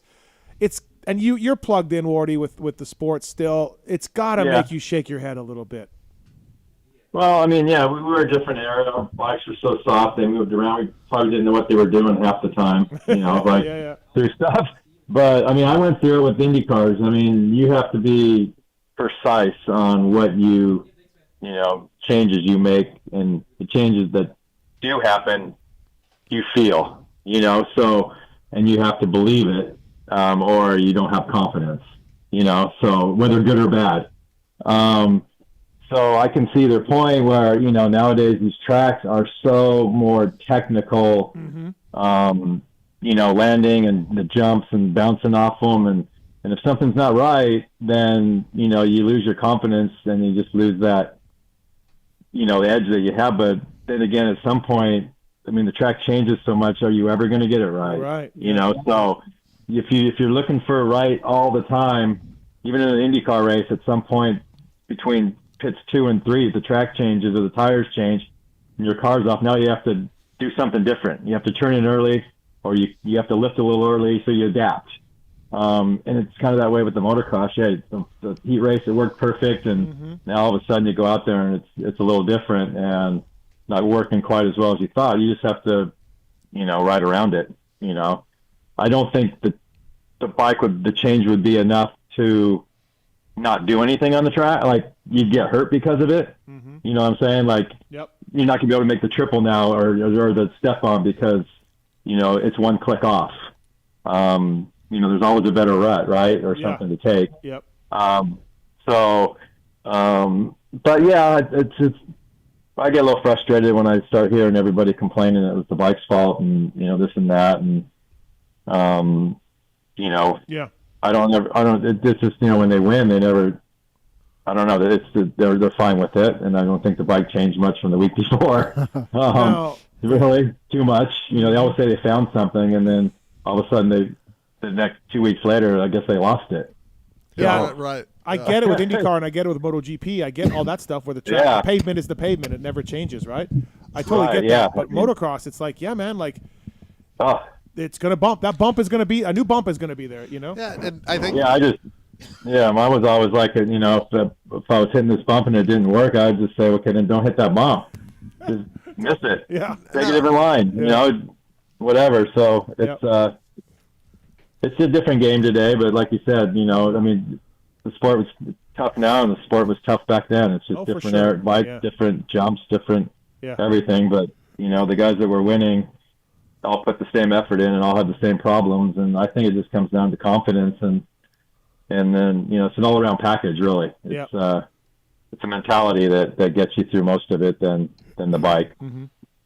No, that's even just sitting, getting to see the races from my perspective, right? I was always still blown away as amazing as athletes are, and this is going for the last 30 or 40 years, how fragile that confidence can be. Yeah. And how quickly it can go away. And the best ones, they have a little map that know how to get right back to it. And I think that's something that's kind of gotten lost in the generation of racing. We have a short memory is what it is. Yep. You had a problem the week before, you had this, and Monday starts and that's gone. It's like, okay, here's what I got to do. Yeah. I was on a team with Chad for 3 years, and lots of complaining about the bike and lots of stuff about setup and weeks where he was not the fastest guy at the track. And fuck, man, Saturday night, 7:30, that dude's showing up. Yeah. Do you know what I mean? Yeah. I mean, I can say it because Timmy Ferry's one of my best friends, and I worked for him for 4 years. Timmy didn't have that mentality. You know what I mean? He was fast. He was an awesome rider, great career. Yeah. But sometimes I'm like, oh, we got it tonight, and we don't. Right. But this is one sport that I would, and it's happened. I think every rider's it happened. I think the most recent one was Devin, who we just talked to, right? Yeah. There's not. I always talk to the kids, especially the kids are going. There's not a tool in the toolbox that I can go in and make anything to that motorcycle that can make you go make it a second faster. Right. But you get a start, and all of a sudden you just took 2.5 seconds off of your best lap time because you started up front. So don't tell me you can't. Yeah. Don't tell me you can't. Right. So, yeah. All right, got another call for you, Wardy, on one. It's Mike. He wants to apologize to you, Wardy. Go ahead, Mike. Uh-oh. Oh, my God. Hey, Jeff, what's going on, man? How are you? Good. How you doing? This is a blast. This is a blast from the past. It's, oh, my God. It's back, I guess, 1982. I used to ride Saddleback. I'd go in the middle of the week. I'd get pulled out of school, and you'd be the only other one there. Right. And one time you came up and you asked for a jersey. You forgot a jersey. I'm sure you remember this. And you said, I'll give you one next time I see you. So sure enough, you took the jersey and you rode all the day at Saddleback. Too bad there was no cell phones then, right? A Suzuki jersey that said Corey on the back of it. And then I saw you, I think 2 weeks later at Anaheim, which was our place to go. And you won, actually, that night, and I was 10.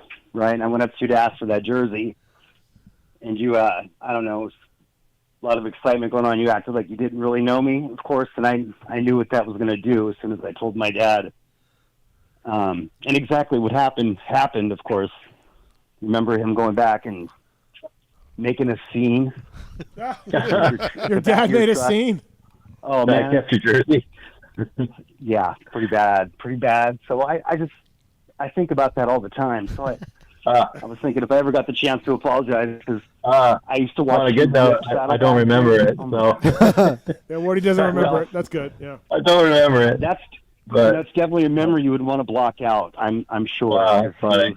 Yeah. But anyways, that's all I wanted to say, man. Thank you. All right. That is funny. None of this comes to mind, though, Wardy, for you.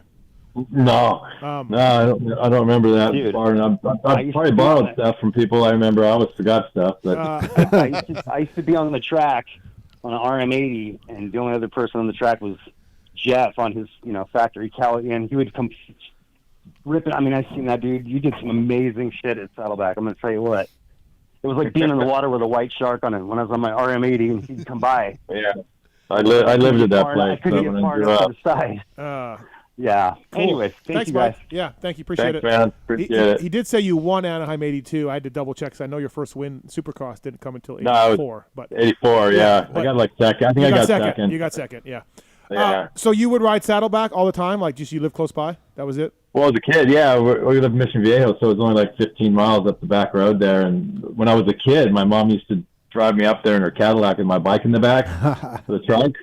My mini bike, and then there was a place behind the starting line where it was all rock and a picnic bench, and there was a catering truck with a burrito guy there, and she would drop me off there with the gas can and ice chest, and then go home, and then I would ride there all day, and then she'd come back and pick me up. So the little Mexican guy there at the burrito place would be like my chaperone for the day. I'd put my drinks in his ice, where they have the ice where they put them down in the ice thing, on the side of them. Yeah. So I'd have I'd just hang out there, and I'd ride I'd take off from school. I had my bike in the back of the truck after lunch, and then I'd go straight from there to Saddleback. Ah, that's awesome. Bike and a gas can. Yeah. Yeah, gas cannon on his chest. So let me ask you this. There's a video of 84 Saddleback on YouTube. I can't believe how fucking dusty it is. Like, the riders today would riot and go home, by the way. Oh, they'd cry. They'd cry. They would cry. Full-on cry. But, Wardy, so let me ask you this. I don't know if all I read in Motocross Action was the mythical Suicide Mountain jump. Yeah. Like, how big was this thing? You look at it now, it's not that big. Because, like, they made it out like it was just this, Phil Larson was the first one to do it and all this. Wait, what about the Magoo one? It's hard to do it. Yeah, the Magoo one was pretty easy, but it had like a funky landing, like a rollover, then it went uphill. It's like you just bottomed out real hard every time. So it kind of sucked. Yeah. But that one was just like, it was powdery at the bottom. It was downhill and then straight up, and it was just powdery. And then it had these curb-type things that were breaking it, so you really didn't have a good thing to hit, and you couldn't see the landing. It was blind and the sun. Okay. And it was just hard to get the lift. The 500s could do it pretty good, but Johnny was doing it. I did it a couple times, and he just cased the shit out of it. But it wasn't like death-defying, because even if you came up short, you were landing uphill 20, 30 feet, 40 feet at no speed. So you just spot, but it was just hard to do. And nobody back in the day, nobody ever thought about doing it. So anytime something gets done first time, it's amazing. I picture it like a LaRocco's Leap thing, going uphill like that, or no? Kinda, yeah, but you kind of have a downhill at the same steepness to get to it, but it was really kind of a abrupt hit at the bottom. It was like cliff climbing, where you watch the videos now and they get run down the straight and then they hit the hill, the bottom's out, and then you go up and then you kind of the jump just kind of falls away like a street, and then you just take off floating. There's no like lift, so it's just funky. But are you saying pretty gnarly for back then? Are you saying the media made a bigger deal out of it than it really was, Wardy? Is that what you're saying here? The media don't do that. I just remember being a little kid reading MXA and like going, "Oh my God, how big must this thing be?" And all that. Well, I mean, it was wide open on the 120 of everything you had to do it perfect to make it. So. Yeah, everybody else that was thinking about doing it would be like, no frickin' way. Yeah. Am I going to try that? Because, I'll put the crossbar through my teeth. Duboc said he did it on his RM. a couple times. I don't Yeah. know when, but yeah. Yeah, but you're also talking about 22, 30 21 horsepower. 35 maybe? horsepower, maybe. No, not not that much. 35. No, not that much. Yeah. What forks? 38 millimeter. 38 millimeter forks and 32. Yeah, you're afraid. And trust me, I've had a couple of forks snap off my factory bikes back in the day. So when you have that happen, you get a little nervous when you're gonna just pancake something there. We were laughing, Wardy, because today on our ride, Chris and I were talking. 38 millimeter mountain bike forks now are basically like early 80s dirt bike forks, you know. Yeah. And those are big on those, all right? Yeah. Yeah, so imagine launching like 80 feet, landing on flat ground with those things. You know, with the super wide foot pegs that we had, there were. Oh my God! I know. But it's the same perspective, right? You think about when you were all the videos when you'd watch McQueen and all those guys racing in the '60s. Yeah. You didn't with jump the Husky those things. Barnes Yeah. And they had like 3 inches of travel. Right. We at least had 10. Exactly. Dude, So, DeCoster told me one time, like, a real skill back in the day racing, when he was racing, was keeping your bike together. Yeah, absolutely. Like, that was a real thing. Oh, yeah. Like, Yeah. hey, I can't launch in this because I'll break my frame or I'll crush my Right. exhaust pipe or whatever. Absolutely. Right. Like, that was a real thing with, like, hey, great job. You're the fastest rider, but also you're really good at keeping this thing together. So. Yeah, it's like doing the 24 hours of Daytona in the car. You just have to go. You can't push it the whole way. It's going to break, so you got to save it. So, I believe that because I know there was a few times I was worried about stuff that we had wheels exploding, or it's just everything was on a gradual, straight up climb of development. Yeah. From everything, frames, wheels, foot pegs, handlebars, just everything was just getting better and better, and then it came to. Now it's plateaued out to where, what really can you make better now? Yeah, the bikes now, man. EFI stuff is just amazing what they're doing with it, right? Yeah. Well, so. Yeah, up until it's not, right? True. Yeah, there's still some of that. There's always something that. Closest you come to winning Daytona Supercross? Which year was that for you? I got a couple seconds there. Yeah. 85 with Hannah. I was leading, and I went down, and he ran me over, and then I couldn't get up. Or his lapper was in the way. Oh, there we go. I got a second. Yeah. Another lapper. I'd take a different.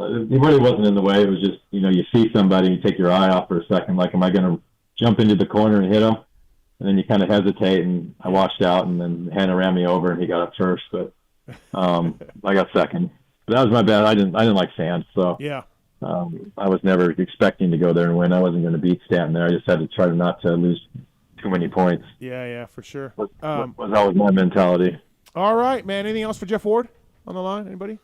Legend, Wardy. Thank you for the time. Please, people, check out the Road to Recovery. Yeah, actually, good luck in the race. Always a fun time to talk to you. Be safe. And, be safe, man. Thanks, Wardy. Yeah, we'll put out some more stuff when we get closer with some videos and when we start riding together and put a little stuff together. So you hear about it. Maybe we'll do something between the Supercross and the National or something to see where we're at. Okay, cool, man. Yeah, thanks for the time, as always, Wardy. You know that. Thank you, Appreciate guys. it. See you, Wardy. Okay, see you guys. Right. That's Jeff Ward, everybody. Brought to you by Renthal. He's a legend. That 84 season was amazing that year. 85.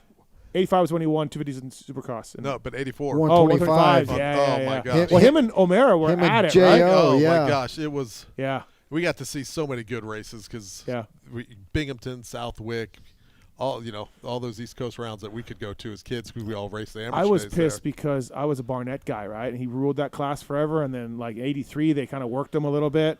And then they were 84. He was in 250s. Barnett was, and I was just like, oh man, Wardy and O'Mara are better, Yeah, Wardy was. Alex said he was my guy. Yeah, my guy. White Cinicello on that green. Yeah. Cowie was just badass. Well, when you think about him, like what you guys were saying earlier, some of his shit was probably junk, but he stayed with that company the whole time. But it's just the thing that sticks out the most. He said, "I figured out how to make it work." Absolutely, that is a lost talent. And I'm not going to ride another brand. I think there's guys out there that are still going to do that, and I'm sure it's happening, but it is not the majority anymore. Oh, for sure. For sure. Yeah. No, absolutely.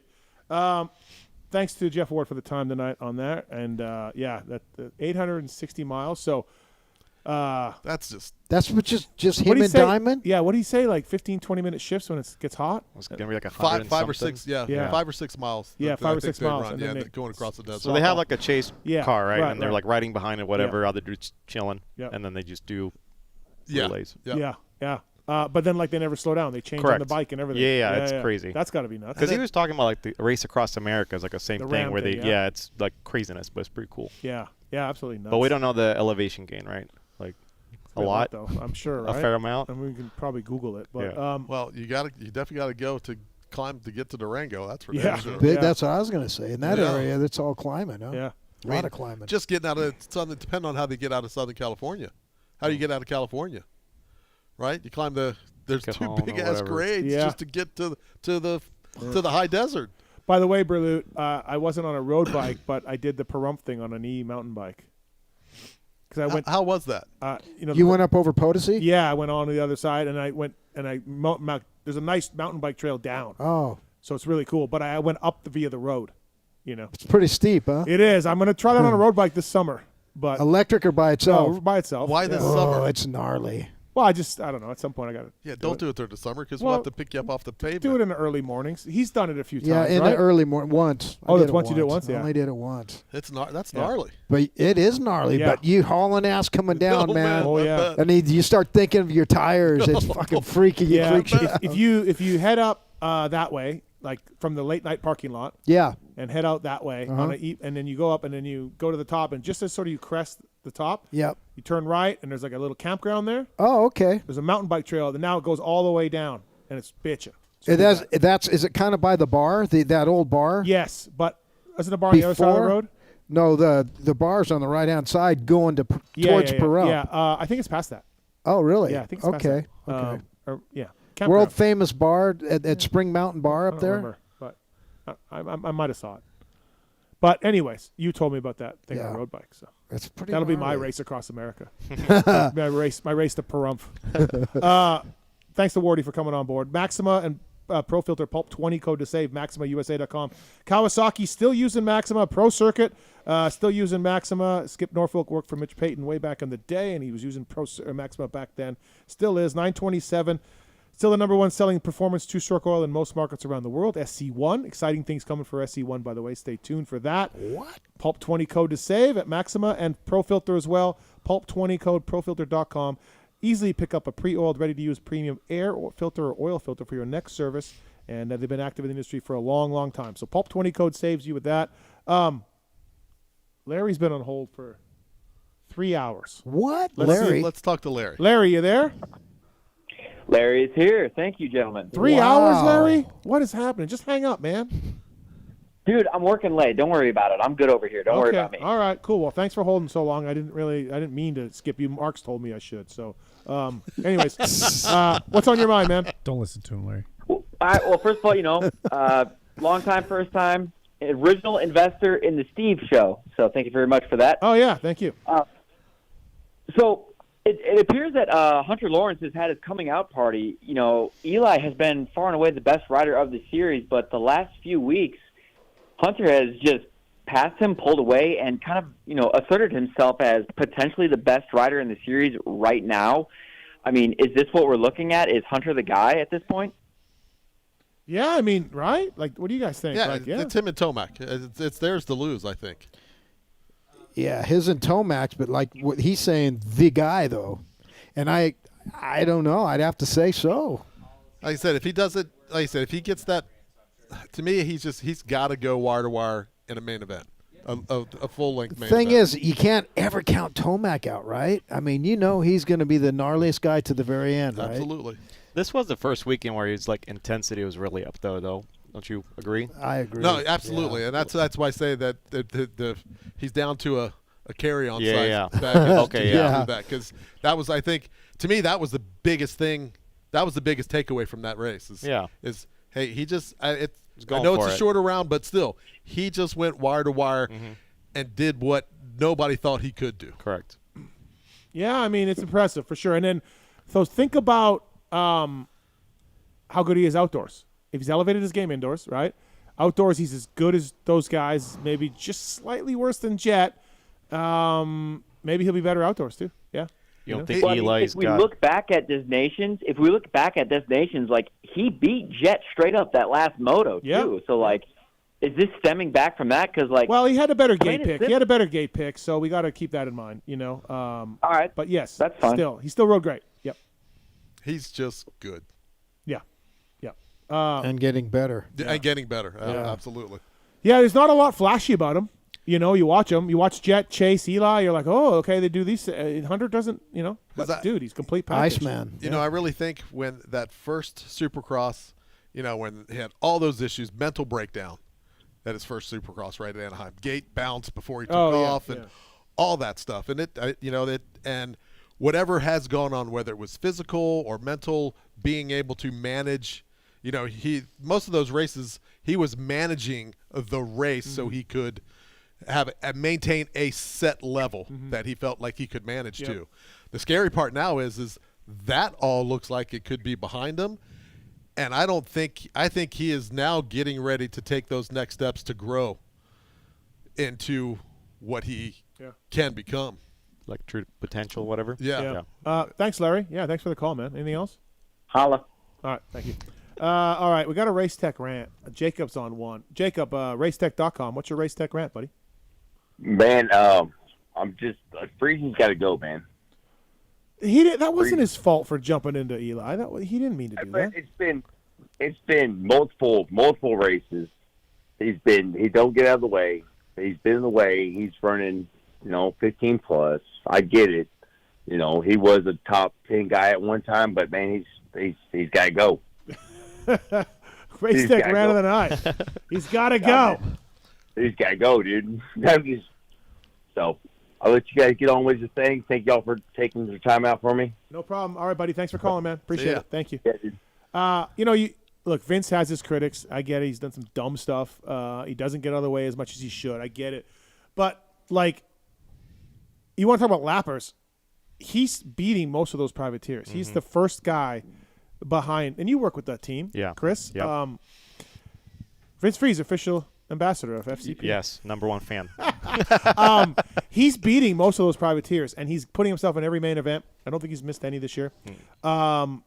He's a very good rider. He's a good rider. And he's full shotting stuff. He's a great rider. Right. But yeah, he has to go. Yeah. He has to go. Racetech.com. I don't really have a Racetech rant. I had something when I sat down here. I got one. Okay, yeah, go ahead. Racetech.com. So, they get up there on the podium and these Monster, whether it be Monster or Red Bull. Yep. You always see these guys searching to get the Monster out front, right? Yeah. Why don't they put the hole they drink out of in front of their face and the Monster thing out there so they don't have to sit there and always move it around? That's an incredible rant. But think about it. It makes sense. Yeah. It'd be easy so then the riders don't have to look like fools turning their thing around. This is just awesome. Mark's right. It's a great rant. Berluti's an idea guy. He is. I love this. Put the damn thing where you crack it open and it's there. Yeah, the hole that you're drinking out of, and then you don't have to see Eli having to twist it around. I wonder if it's like a canning thing, on the production line. There's just literally, the seam has to be you somewhere. You would know. You're a beer guy. It's a printed can. Yeah. Right, and the can, as it's coming across the fill line, it's vibrating and moving around. But when it gets in, that lid's put on top, and it goes into a machine that's spun. There's the lid is put onto a can, right? Put on and then it's sealed, and it's all spun when it's sealed. And two journals come in and is it already filled? It's filled up before the lid gets pressed on. Well, then if the lid's pressed on, how are they going to get the liquid in? Because maybe that I'll just the let thing you think about that the thing you crack. No. Maybe that gets put on later. I don't know. No, the lid looks just like it is. Yeah. And it's a lid that and sits it's on sealed. the can. Yeah. And there's no way to control that. I understand that, but at least pick some cans out because they're drinking water anyway. Just bring the cans out that the Monster's facing out. Incredible Race Tech rant. But nobody's got your PR knowledge and capabilities like that. No one's thought of this either. That's great. Oh, well. No, I like it. I mean, it makes sense, because you'll never screw it up. Exactly. Right. These poor guys, these riders look kind of like... But hold on, Berlut. You grip a can like this, okay? This is how you crack it open, and you drink like this, right? So the hole's here. Yeah. If the label is there, now your hand's covering it, so then you got to put the label there, so you turn it. No, I get that part, but it's always... Yeah, I get. No, I get it. Kind But of low. I just think it's. So okay, so then if you hold it low with the thing facing you because you're drinking it, Yeah. now you've got this part. That's going. what I'm Okay. thinking. Yeah. Call your friends, make it happen. Yeah. Hammer. Jeremy Malott. Pick up. Pick up. It's 11 o'clock in Texas. He won't answer. I was going to call Malott. We can get to the bottom of it. Who's that? Red Bull guy. Red Bull. Oh, okay. Race Tech Rant, racetech.com. Oh, wait, we got another one from Wesley. Look, I don't even need one tonight. What's up, Wesley? Hey, fellas, how y'all doing? Good. I am wondering if maybe they would put the track crew in bright colored clothes instead of dark blue and black, and maybe it would help people notice them when they're waving flags at them or Dude. trying to do whatever they're trying to do. Maybe the Canadian Motorcycle Association that put its guys in white overalls was onto something. That's awesome. Remember those guys? Yeah, the ice cream man. Yeah, the ice cream man. Yeah. Yeah, man, it's not a bad idea. Put them in white. Yeah. Flow orange. Yeah, something that sticks out, stands Right, out, you know. right. Good idea. All right. And also, I want to compliment the app. I used to have problems with it glitching on me when I tried to listen, and I haven't had a single issue tonight. Very nice. So, good job. Mark's, too many of these people got the app. Why? What? It'll go away. Oh, well. The build Maybe it's going to go away. I got the new one. I want it to stay. I like it. Do Don't you make have it go away. the one that I posted on Twitter, or do you have the one that updated on the weekend? Oh, dude, you're way above my technical abilities now. I don't know. I got the one that's on my phone. Did you download it today or over the weekend? So he I had didn't download it, man. I've been having it for years. Okay, so he's got the one that updated over the weekend. Probably updated. Right. Well, I'm glad it works, and I think the next one Yeah, is man. actually going to be better. So, all right, appreciate it. Because Mark's, All right, I don't y'all want to do that. break the news to Wesley and other people, but like, Mark's did a lot of work on this. I think we're gonna have to charge people again, unless you got it. Raggy. I know, but it's $1.99, man. Right, Mark? How much will it be? It is an expensive sport. I know. You're the boss, dude. Sure. Mark, you shouldn't do all this work for free though. We got to get you some money. Well, that's where you come in. Imagine Steve. if you paid him. Yeah, imagine. Hey, Tallon, fuck off.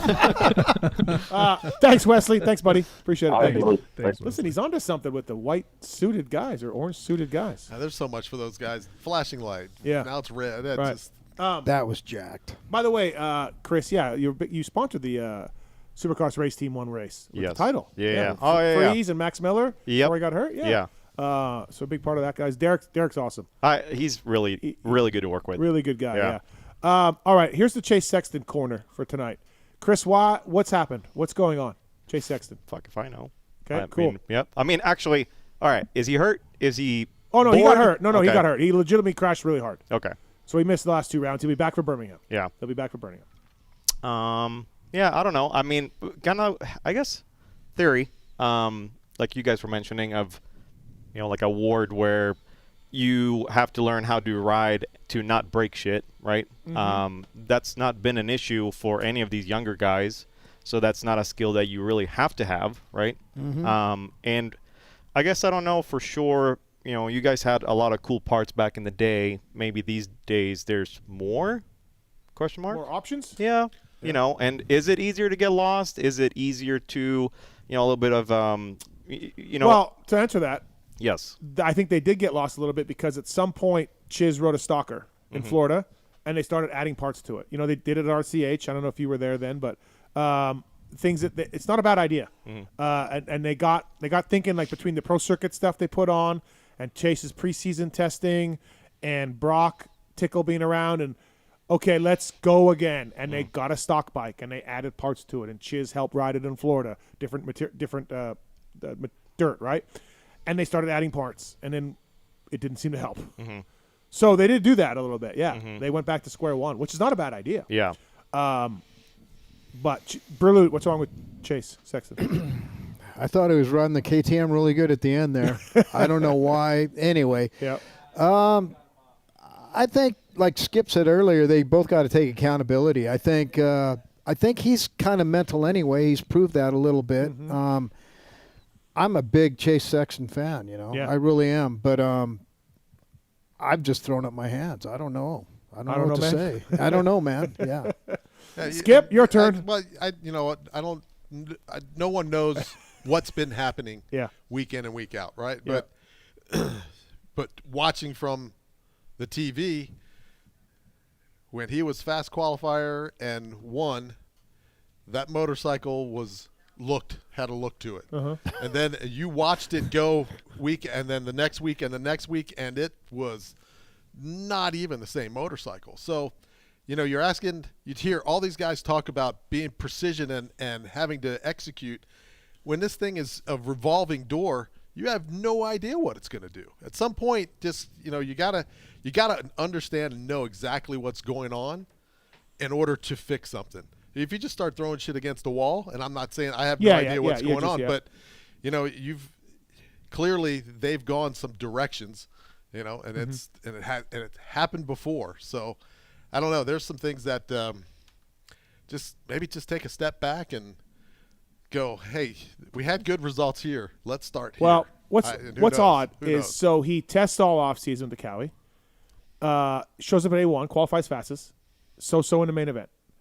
Comes to round 2, San Diego, pro circuit clamps, pro circuit link, triple clamps, forks and shock different, and he hits the gate and then rides fucking amazing to get to 5th, whatever he got in San Diego, right? Like blowing through guys. Then he shows up in Anaheim too and wins. So you're like, okay, we're set. We took the setup to qualify quickest at A1 and we threw that in the garbage. Okay, that's weird. How about you rode great at San Diego and you won Anaheim too, so we're good, right? Yeah. Nope. He starts getting worse. Doesn't qualify quick again. Starts getting worse. They go back to Florida. Crashing, not riding well. They go back to Florida. They throw some stuff on, and now he's sort of back, looking a little friskier in Dallas. Doesn't get on the podium, but he rides better than he had the last 2 weeks. But then crashes, and now he's out. Like, you're like, that's a lot to take in 7 weeks. Like when you guys know how many hours he would have had on the bike coming into Anaheim 1, where he would have been like, yep, dialed. But I think I think it was Arlington where, man, he would come out of the corner entering the hoops, and it looked like he hit the brakes before he got into the hoops. Yeah. And that's just, so he clearly, they use the word feeling. Yeah. Fuck feelings. At some point, if you're fast on something and you don't feel great on it, but you're fast, you have a decision to make. I'm faster on this. I need to learn how to get comfortable. Mm-hmm. I don't know if that takes, I don't know, because at some point, it's sketchy to do what those guys do. Oh, you think? Right? Mm-hmm. So there's also, if you don't trust your motorcycle, that's a monumental issue to deal with. Yeah. But if you don't like the feeling and you're searching for a feeling and it takes you into left field, fuck your feelings. Yeah. Mm-hmm. Take the emotions out of it and go ride your dirt bike. I don't know. Yeah. And I have no idea what's happening. Yeah. But it's they definitely give you a lot to call Jake, see what he says. Oh yeah. Okay, that's Weimer. He's got some thoughts. Look, they're a heavily data driven team. There's no doubt about it. But when you look at what they did for Prado last year and what they did for Chase this year, that's more than just data-driven. They are throwing the kitchen sink at this thing, right? And Oscar's living out at PulpMX last year with Jorge. He didn't be away from his family, but they were at Thunder Valley. They told me they were on their 70th fork setting for Prado. Wow. 7-0. Yeah, this is round 3 of the outdoors and whatever supercrosses he had done. So, like, they're working. They're grinding. Yeah. They're not just data-driven, but they are data-driven. Yeah. But they're not totally data-driven. What do you guys think about, like, team morale? So if you guys would have been in that position, right? Like, Cowie's been in, like, a, tough situation for 2 years now. Yeah. Right? Yep. How would you guys feel working there? Like, or would you just be like, holy crap, I don't want to even go to work anymore? Or fuck them? Pretty much. Yeah, it's brutal. Pretty tough. It's brutal. Yeah. That's fucked up, man. That's fucked up. That was Weimer, not me. Yeah, again, I wonder even, you guys were saying, like, it just must be such a hard, time. Chase's dad, Kier, he's been a source of frustration for some teams, KTM, Honda. He's very active. He's Chase's practice bike guy. He's a really good guy. I get along with him well. He wears shorts all the time, so I respect that. God. But so I'm interested, how's Kier handling this with Cowie? How's things going? Everyone's under the gun. And what I've been digging around. It's fine. It's everyone's focused. Everyone's Okay. no one's mother effing each other, right? They're all grinding away at it. Yeah, but they're professionals. Yeah. Well, but last But year it went did that sideways, happen right? with KTM and Kier? Or Well, whatever? yeah, no. By the end, everyone hated each other. Yeah. Yeah. By the end, they were all done with each other, right? I think Ian and Roger were done with Kier and Chase, and Kier and Chase were done with them. So I don't think that's happening so far with Cowie. Anyways, well, that's good. Yeah, it's really good. So yeah, that's Sexton Corner, everybody. Welcome to Sexton Corner, brought to you by Racetech. I hope our sport's better with him out there. Oh, 100%. Think if he was in this mix right It'd now be- with these it'd dudes, be right? epic. Oh, that'd be epic. really good. It'd be amazing. Do you think, Chris, true or false, they just need to put on some FCP stuff? Oh yeah, 1,000%. Yeah, and then yeah, totally. he'd be winning. Yep. They're not even trying your stuff? He's got some stuff No, out you're, there. you're laughing, but we would. No, he's got stuff out there that's not marked. For Like teams. Suzuki might not let us do it, Japan, because Roger would submit a report or whatever, but we would try just about everything. Yeah, I think you got it right. Like I mean, aftermarket stuff or whatever, yeah. you know. There's teams that buy your stuff that don't mark it, right? Correct, Yeah. So I mean, works out all right. Hey Chase, call me. Yeah. Renegade Race Fuels, racers that win, pour it in. Somehow Will Hahn won a championship with Renegade Race Fuels. I don't know how he did it, but he did it. Thanks to the Renegade guys, no doubt. They got a new Supercross Mini 50 fuel out as well. They deliver right to your door. That's a really big part of these Renegade guys' success. PulpMX, right to your door, Renegade Supercross Mini 50, latest edition. PulpMX 25, right to your door, RenegadeRaceFuels.com. Thank you to those guys for coming on board. And also ETHIKA, love the ETHIKA guys. PulpMX 20 code to save at ETHIKA.com. And please check that out. Men's, women's, kids gear, underwear, sweatshirts, all of that. They offer quality products, a premium brand experience, and authentically connect to a broad group of consumers. ETHIKA.com. PulpMX 20 code to save with them. All right, 250 East. Let's start with you, Chris. Who do you like for this thing? Through 3 rounds, we have seen some great racing.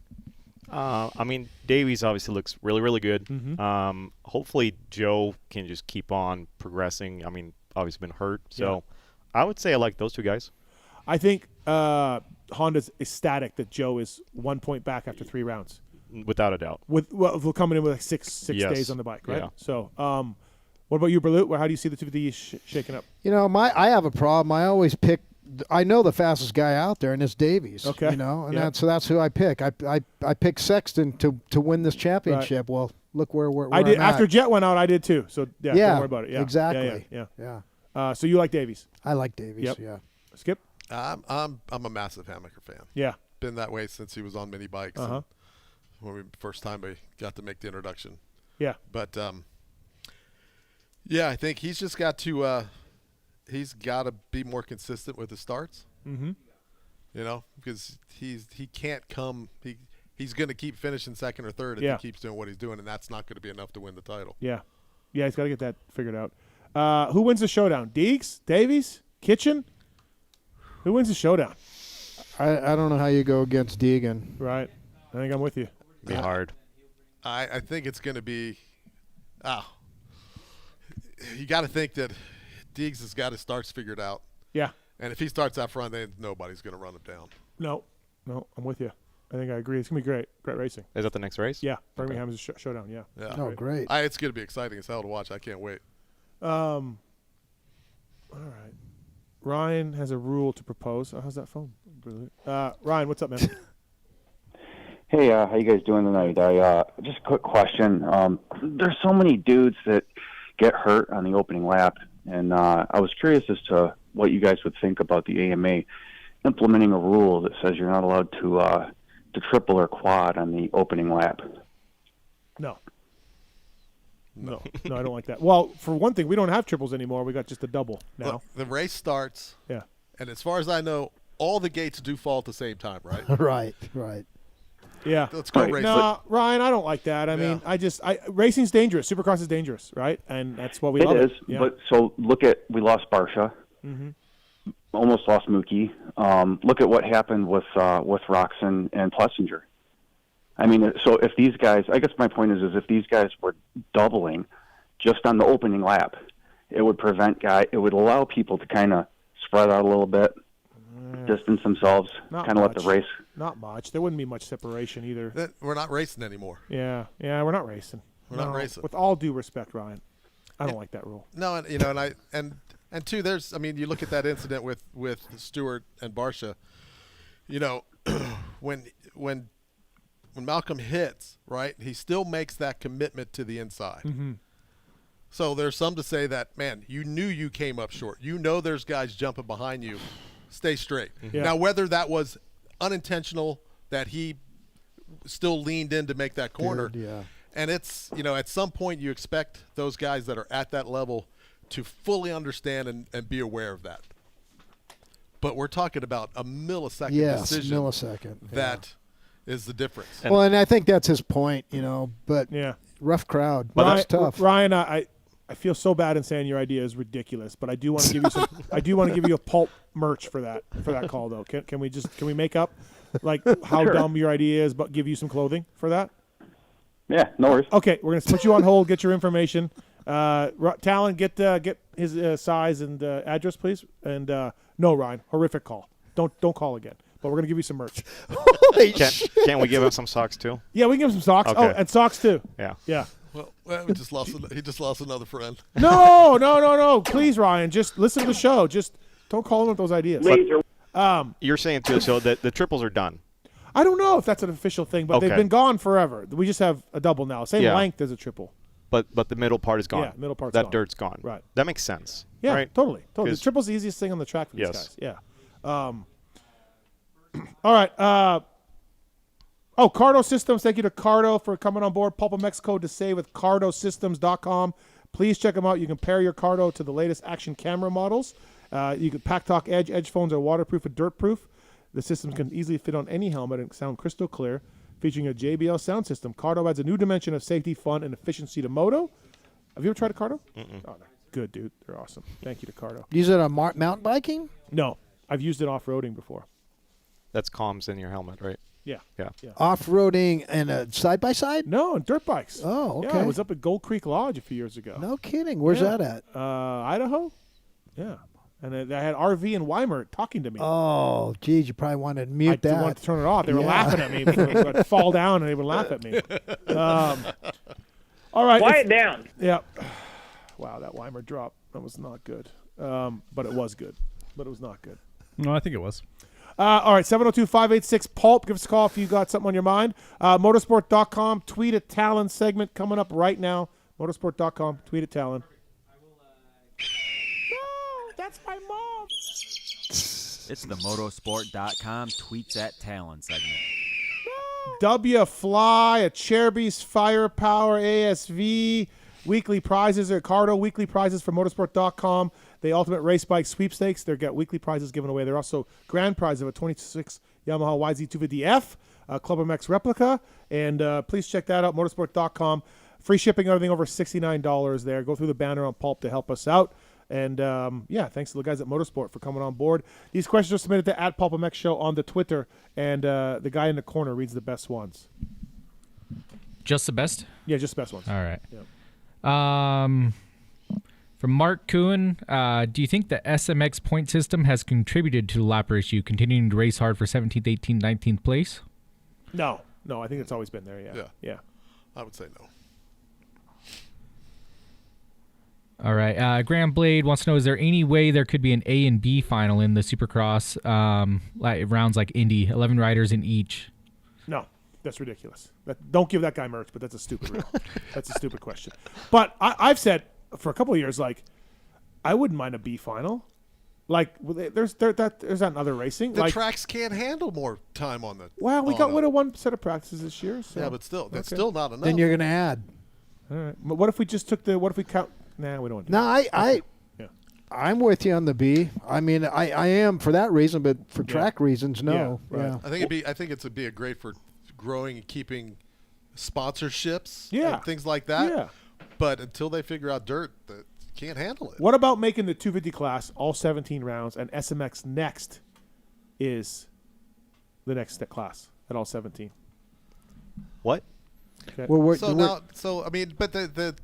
that's that whole class has turned into something that Factory. It's not. I 250s mean, that or was, SMX? No, 250. Yeah, of course. That's what I mean. So, That's broken. It's broken badly. But now been you want broken, to yeah. make it a full series. I But mean, that's the only way to fix it.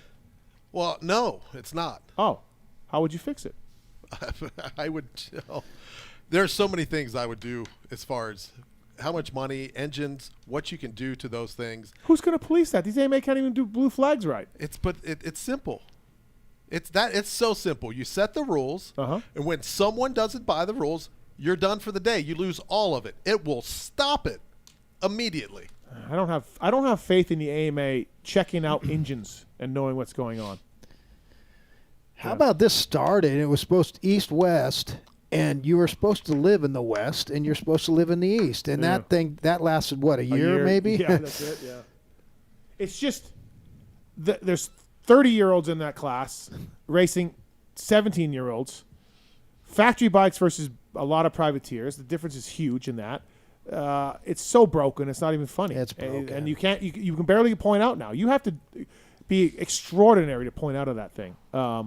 And there's no rides in 450s because everyone's 35 years old in 450s. So, like, let's make a third class. Yeah. All right. Was Supercross ever like 2 days? No. No. Always been 1 day events. Those amateur days, but yeah. Well, we had back-to-back events, Yeah. but they were like separate. Seattle had Right. Seattle and Pontiac had two-day events. Gotcha. Seattle was the worst. Same racers, though. Yeah. Okay. Yeah. There's counted as two different races. events. Yeah. Okay. Yeah. All right. From Marx's X's Boxing Box. Oh, wow. Oh, wow. That's a throwback. Wow. Yeah. That's Shout out, Ellis. yeah, Jason. Is he still around? Nobody knows. I haven't heard of him forever. All right. How much of RV's signing with Cowie has to do with his kids? I'm assuming Cowie won't require them to race the KX65. No, it wasn't. No, Yamaha wasn't too strict on that. His kids put Cobras instead of Yamahas. It was talking RV. It was really a time thing. Yamaha wanted a certain number of days, and he's wide open being a mini dad. He couldn't really devote to those days. He wanted to go back to Cowie and Thor to work on some stuff. No, it wasn't his kids racing, really. All right. From Parker Katani. Why can't we fix the whoops during the night show? No one wants to see people jump them. Yeah, it takes a lot to fix them. It's a lot of work, a lot of time. They don't have the time to do it. Aiden Irvin, what would you do to create a Jason Wygant obstacle course? Use a Keurig, use a car jack, assemble a bicycle pedal, maybe complete the course with one contact in your eye socket. I mean, yeah. Yeah, it's a great question, yeah.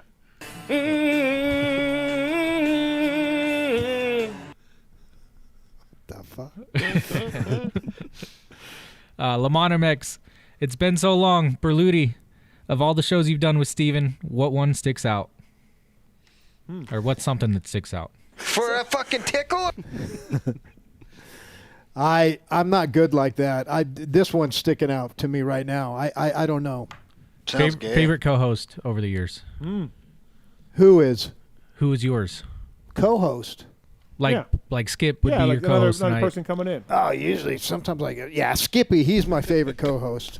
There we go. All right. Another one from Jimmy G. Skip and Berlut, did your paths ever cross on competitive teams with your riders having conflict with each other? Yeah. I'd say no. No? Usually I was on a 125 and he was on 250s for the Right. most part. No, I don't think so. Well, you would have been Budman when he was peak. Yeah, that's Yeah, true. yeah, That's a good yeah, call. yeah. Were you with Lammy and those guys in that first year at Peak? Yeah, You're yeah, part of that yeah. deal. Yeah, I guess Yeah. so, but I don't remember. Okay. We never I really. No, I don't recall ever. Brian Berry wanted to beat me up one time. I remember. Yeah. Binghamton. Yeah. Got really mad at me. I see I'm that. like, I don't know, man. Go beat Timmy up. Don't beat me up. Like, what did I do? When we were in Paris, I thought he was going to kill me, but we were laughing our asses off. Okay, yeah. Yeah. All right. Be Her 95, he says more of a discussion than a topic, but long term with Honda. If Hunter wins Supercross, what effect does this have on the team, 250 included? What do you mean? This is a great thing. No, but if Joe Oh. wanted to move up or, having two top 450 riders under the same tent, does it cause any issues having that? Financial. For Honda. Yeah, that's the biggest one. And, parts and all the stuff that goes with it. Yeah, you're not doing 3 450 guys, right? Yeah, that's... Yamaha seems to do it. KTM, kind of, right? Yeah, KTM's doing it. Yeah. You'd think if the Japanese were going to step up for anyone, it would be Joe, like to fund a third guy. True. Brayberry 182. Steve, is there another sport that has the same spread and skill at the top that we have in Supercross? What's crazy is you talk about the spread in skill, and you're right. I mean, Eli Tomac to Tristan Lane, no offense, just picked a random name, is incredible, but yet Tristan's 2 seconds back. 1/1000, 2/1000. That's it, what I just did. Tristan Lane's 2 seconds slower. A lap. Yeah, a lap. And think about that, right? But he's on another galaxy as far as results.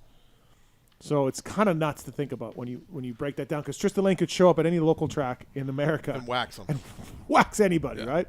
And in regular sports, you're only seeing the starters, so you're seeing the best of one team play against the best of another team. You're not really seeing like the best against the worst. But like when a football team, when like you lose a cornerback to injury and the guy comes off the bench, you don't really be like, holy shit, that guy's terrible. Like you don't really notice, You're not like, oh, that look, he can barely run. Like no, like even the backups are they're good. A gnarly, right? Yeah. I can't. It's a good question. I just can't think of. I don't know that there's a sport where you have a machine and a human where the human has the ability to do so much. 70% human. Again, I said it before. And Luke did it at Redbud.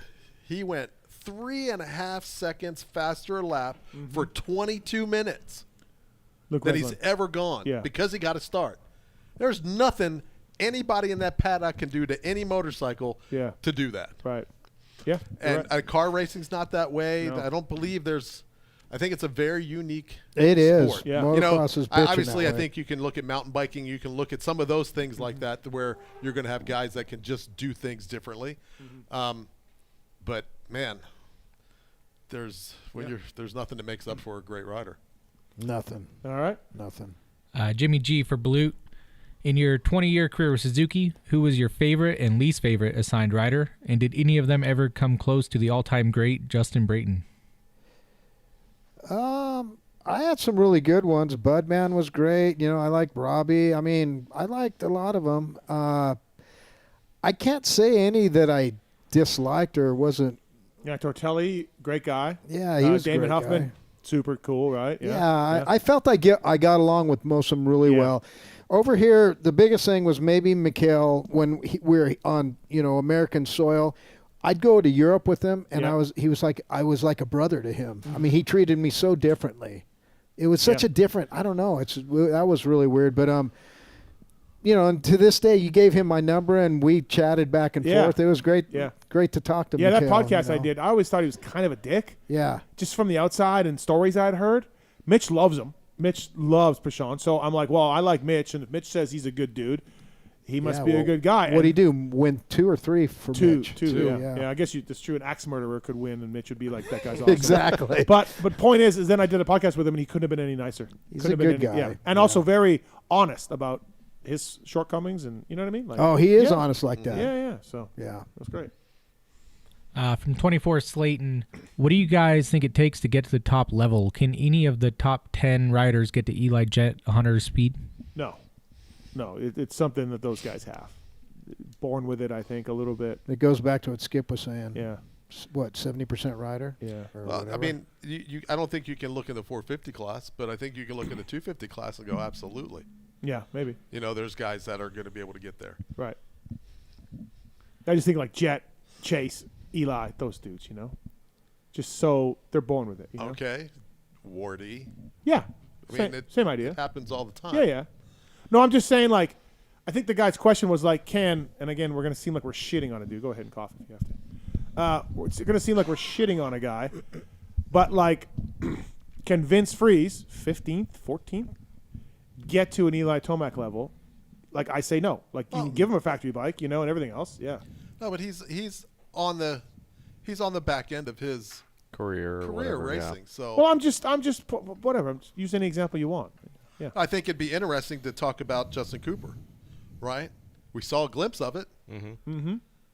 We know he's got the speed. He's been one of the top qualifiers every weekend. he's just got to start believing. I think that win's going to help him a little bit that way. I hope so. It's great. Yeah. All right. Calf Dog, not a question, but he says he thinks J Coop is going to be the weirdo last round winner. That could work. Yeah, I could see that. All right, and then last one from GarageFit 497. He says, regarding the 250s, do you think with so many contracts up at the end of the season, does Triumph go after a big name rider championship contender? I don't know. Do they got money? They got money. Yeah. I don't know. Bad year for Triumph so far. Jordan and everybody else got to figure this thing out. You know? I don't know. They got a really good futures guy. Yeah, Deacon Denham. Yeah, he rode really good. Yeah, that was just surprising for me, anyways. Yeah, me. Good job. Good job for Deacon Jones. I always think of Deacon Jones. Deacon Jones. They're different color, bud. Yeah, I know, but you're the only guy that gets that. Brunt Workwear, PulpMX Show code saves with Brunt Workwear. Please check those guys out. They got the Marin boot, the Omen boots, and Brunt Workwear. They got clothes now as well. I have my read. I forgot it, but BruntWorkwear.com. Working Man's Clothes, head to toe, they'll get you covered. Some great stuff out there. PulpMX Show saves you with BruntWorkwear.com. Check that out. Use the code. I'd appreciate that. Motosport.com, by the way. Tweet at Tallon segment. I'm surprised nobody's asked me the same question that I was asked here the last couple times I've been on your show. What's that?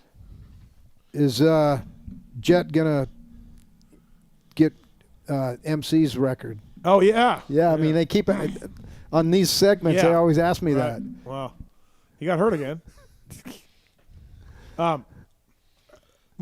Tallon.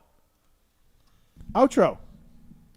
There we go. That's horrible. You started doing the Brunt read, so I just But then I said motorcycle. Okay. Yeah, I know. And then Berluti started. I'm sorry. MotorcycleIndustryJobs.com, job of the week. Upload your resume for free today. Is FCP hiring, or how much your staff of 50, 100 that you got? Or? Yeah, no, we're always hiring. Okay. Yeah, if you got brains. Yeah, FCP, check them out. But MotorcycleIndustryJobs.com, upload your resume for free today. Full-time job in Corona, California, marketing specialist, temporary marketing specialist for Troy Lee Designs, $25 to $40 an hour. It is it's 3 to 5 months duration right now. Potential for extension depending on how it goes. Working for Troy Lee, it's a great company. You got to work with the legend Troy Lee, obviously. Event marketing support, athlete and rider support program coordination, all of it going on. Check it out on MotorcycleIndustryJobs.com, job of the week. Troy Lee Designs, marketing specialist. Sounds like a good job. I think you can do some of it from home as well. Thank you to them for coming on board. And Brian Stone as well. Don't let concerns about shifts in the market disrupt your long-term financial goals. Brian Stone can help you. Visit EdwardJones.com. He's a member of SIPC, 816-761-4066. Brian Stone's going to the Missouri Sports Hall of Fame. Remember him, Brian and Doug Stone? Oh, the hockey players. No. Oh, that's a Vegas guy. That's a Mark Stone. Yeah. Okay. No, I don't. You don't remember Mark and Doug Stone, or Brian and Doug Stone? No. What did they do? They raced forever. Oh, Cowies. okay. Yeah. Okay. Now that you mention it. Yeah. There might have been not really around your era. But no. You might have been at No Fear then. You were gone for the big bucks at No Fear. So anyways, thanks to Brian Stone. He Good can for them, help your guys. financial advice. Well, just Brian got elected, so I don't know if Doug's pissed. I don't know how that goes, but just Brian got elected. All right. Fantastic show tonight. Cooper Webb, Devin Simonson, Jeff Warder, Phil Nicoletti. Best interview tonight, Skip. I enjoyed listening to Devin. Oh, wow. I really Okay. did. All right. I just liked the little bit of innocence and fun and yeah. Okay. Very nice guy. But I like the Wardy thing. I enjoyed going back in time with Wardy. I'm Wardy too. I'm too old, but Wardy. Chris? I was a Wardy too. Oh yeah? Old man still riding bikes. Yeah, dude. How old is he? 65? 65. Yeah, he's 65. Yeah, it's cool. And he's going to ride a freaking bicycle? Yeah. He's nuts. Way He's before just my nuts. time. I don't know what you guys were talking about with races from the 80s and shit. But Tallon, best interview tonight? I feel like we got a pretty cool Cooper Webb tonight. Like pretty chill. Yeah, and I do too. Good Webb. Marks? Tallon. There we go. Okay. This might have been the best show all year. Yeah, well, I mean, that's because you guys are in, right? Are you guys over it? What? We're not talking about MotoGP? Or, I mean, MXGP? You want to talk about MXGP? Are we Jeffrey done? Hurlings, 1-1. Well, my one question is, who's these guys from Latvia, these brothers? What's with all these brothers? They've been around. Yeah. So we got the these Coonans. European brothers, whether it be Lawrence's and then the Coonan, and then these cats, they did good. Yeah, I don't know much about them.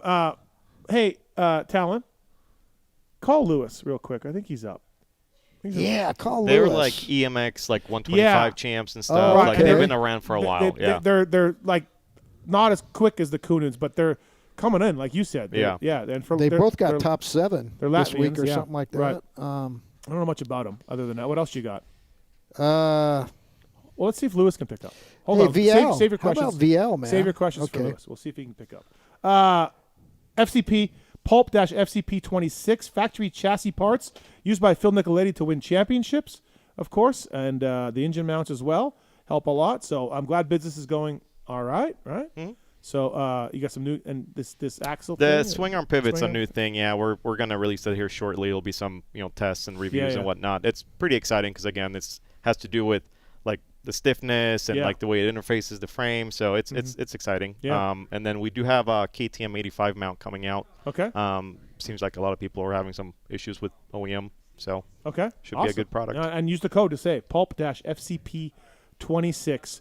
Before we go, real quickly, PulpMX gives back day at the Lawrence compound, LCQ challenge, 2026 Yamaha YZ450F. All right, for all things GPs, we're going to bring in our sometime co-host here. It's Lewis Phillips. Good day, mate. How's it going? Big MXGP guy. Yeah, huge. Okay, Berluti has questions. Are you ready? Yep. How many are we talking? Are we talking like hours worth? No. We're wrapping up. But thanks for picking up so late your time, by the way. But okay, always here. Berlut, go ahead. No, I thought that Ferris rode really good, and the Hold Triumph. on, one at a time. Let's get Lewis to ask him the questions from the start. Okay, these brothers from Latvia. How I was just kind of curious on, when they came about, and they seem to have had a good race this week. Yeah, they've honestly been around a while. Like, they haven't come out of nowhere. They've been touted, expected to be great for quite some time. But same thing as the Lawrences. The younger one, which is Yanis, the guy who made his MX2 debut at the weekend, he's meant to be the better one. Like, he's meant to be legit, like, take over the world sort of legit. So, wow. Yeah, the younger one's the better one. Gotcha. Interesting. And then... No, and then I was just going to say Ferris, the Triumph team did really well this week. Yeah, that surprised me. McClellan was more impressive to me than Fares, but Fares was like sneakily good. It wasn't flashy, which means it's sustainable, I think, which is good. Well, that was his best result they ever. Needed that, to be honest. That was his best result, right, in the GPs? Yeah. Yeah, I think last year he had one podium, so he's already matched that one round in. Yeah, that was great. Not bad. Yeah. And your boy Hurlings did well, and VL rode well. Oh, Hurlings did great. Steve was really happy to see that as well. So it was nice to share that moment with Steve. Tough for me. We'll get through this. And we'll be okay. Yeah. I thought he hated the Honda, Lewis. Just another rider. Just another kook rider. Who told you that, Steve? You don't think I talk to people? I'm sure you talk. I know you talk to people. He didn't like the Honda. But you'd be talking to Lewis. Lewis would probably tell you that information. The Honda thing has always been clear. Starts, better. Hardpack, better. Sand, maybe a tiny bit worse. And what was this track like? Looked pretty sandy to me, sir. Yeah, but I'm talking Lommel when I say sand. Okay. This is the GP corner, so sand doesn't mean sand. It means, like, gnarly sand. Okay, all right. Southwick sand. Vial, comments on Vial? Vial's really good. I Yeah. think everyone needs to apologize to Vial, I think. I think we all shit on him too much over the last couple of years. Okay. Don't you think? As long as he got paid, I think he won championships. He got paid. So, I mean, maybe those guys, maybe the KTM guys shit on him. I think he's a great rider. Yeah, I feel like we all underrated him a little bit too much for how good his career is. And think about it, it's early. This is putting the cart in front of the horse a little bit. But it kind of looks like he can win an MXGP title here coming up. Maybe not this year, but next year, year after. And then at that point, we've got our first MX2 world champion, Supercross champion, 450 MXGP champion. Like, it's trending in the way where his career is going to be super legit. Okay, Lou, like, but historic. he wins 2 MX2 world titles, comes to America, wins what? 2 nationals in 3 nationals in 2 years? Yeah, but do we not focus on his 2 Supercross titles more? Okay, but he won 2 Supercross titles with 3 race wins. Yeah? If you want to be negative, then sure, let's play it out. I don't think we were that hard on him. The next best 2-time Supercross champion had 6 wins. His name was Chase Sexton. Great rider. But 50% less wins than the next guy on the list. He's by far the worst win total, by far, of any 2-time Supercross champion we've ever seen. And then outdoors, he wins 2 nationals or 3 nationals or something. Well, your boy Ferry got seconds. I know. This And isn't a to Tim circle Ferry back- column. Okay, I'm I- sorry. yeah. I'm sorry. To circle back, comments like that are why we all owe Tom Vial an apology. Okay. Kind of proved my point there quite nicely. But, you know, nicely. some riders are better on bigger bikes, and maybe that's Tom.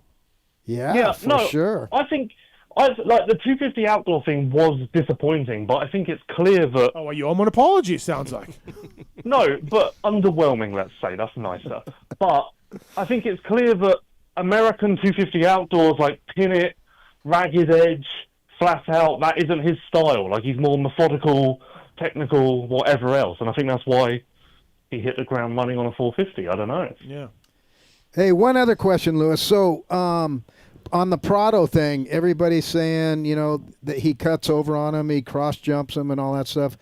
There was a guy named Emig that kind of got a bad rap like that, but he got it figured out, and then I think he got better at that. And I'm telling you, I think Prado, I think he's going to be good. I mean, he's a great rider, but was it him and Hurlings that came together on the finish line of that one year? Yes. It was him and Hurlings, Historic, right?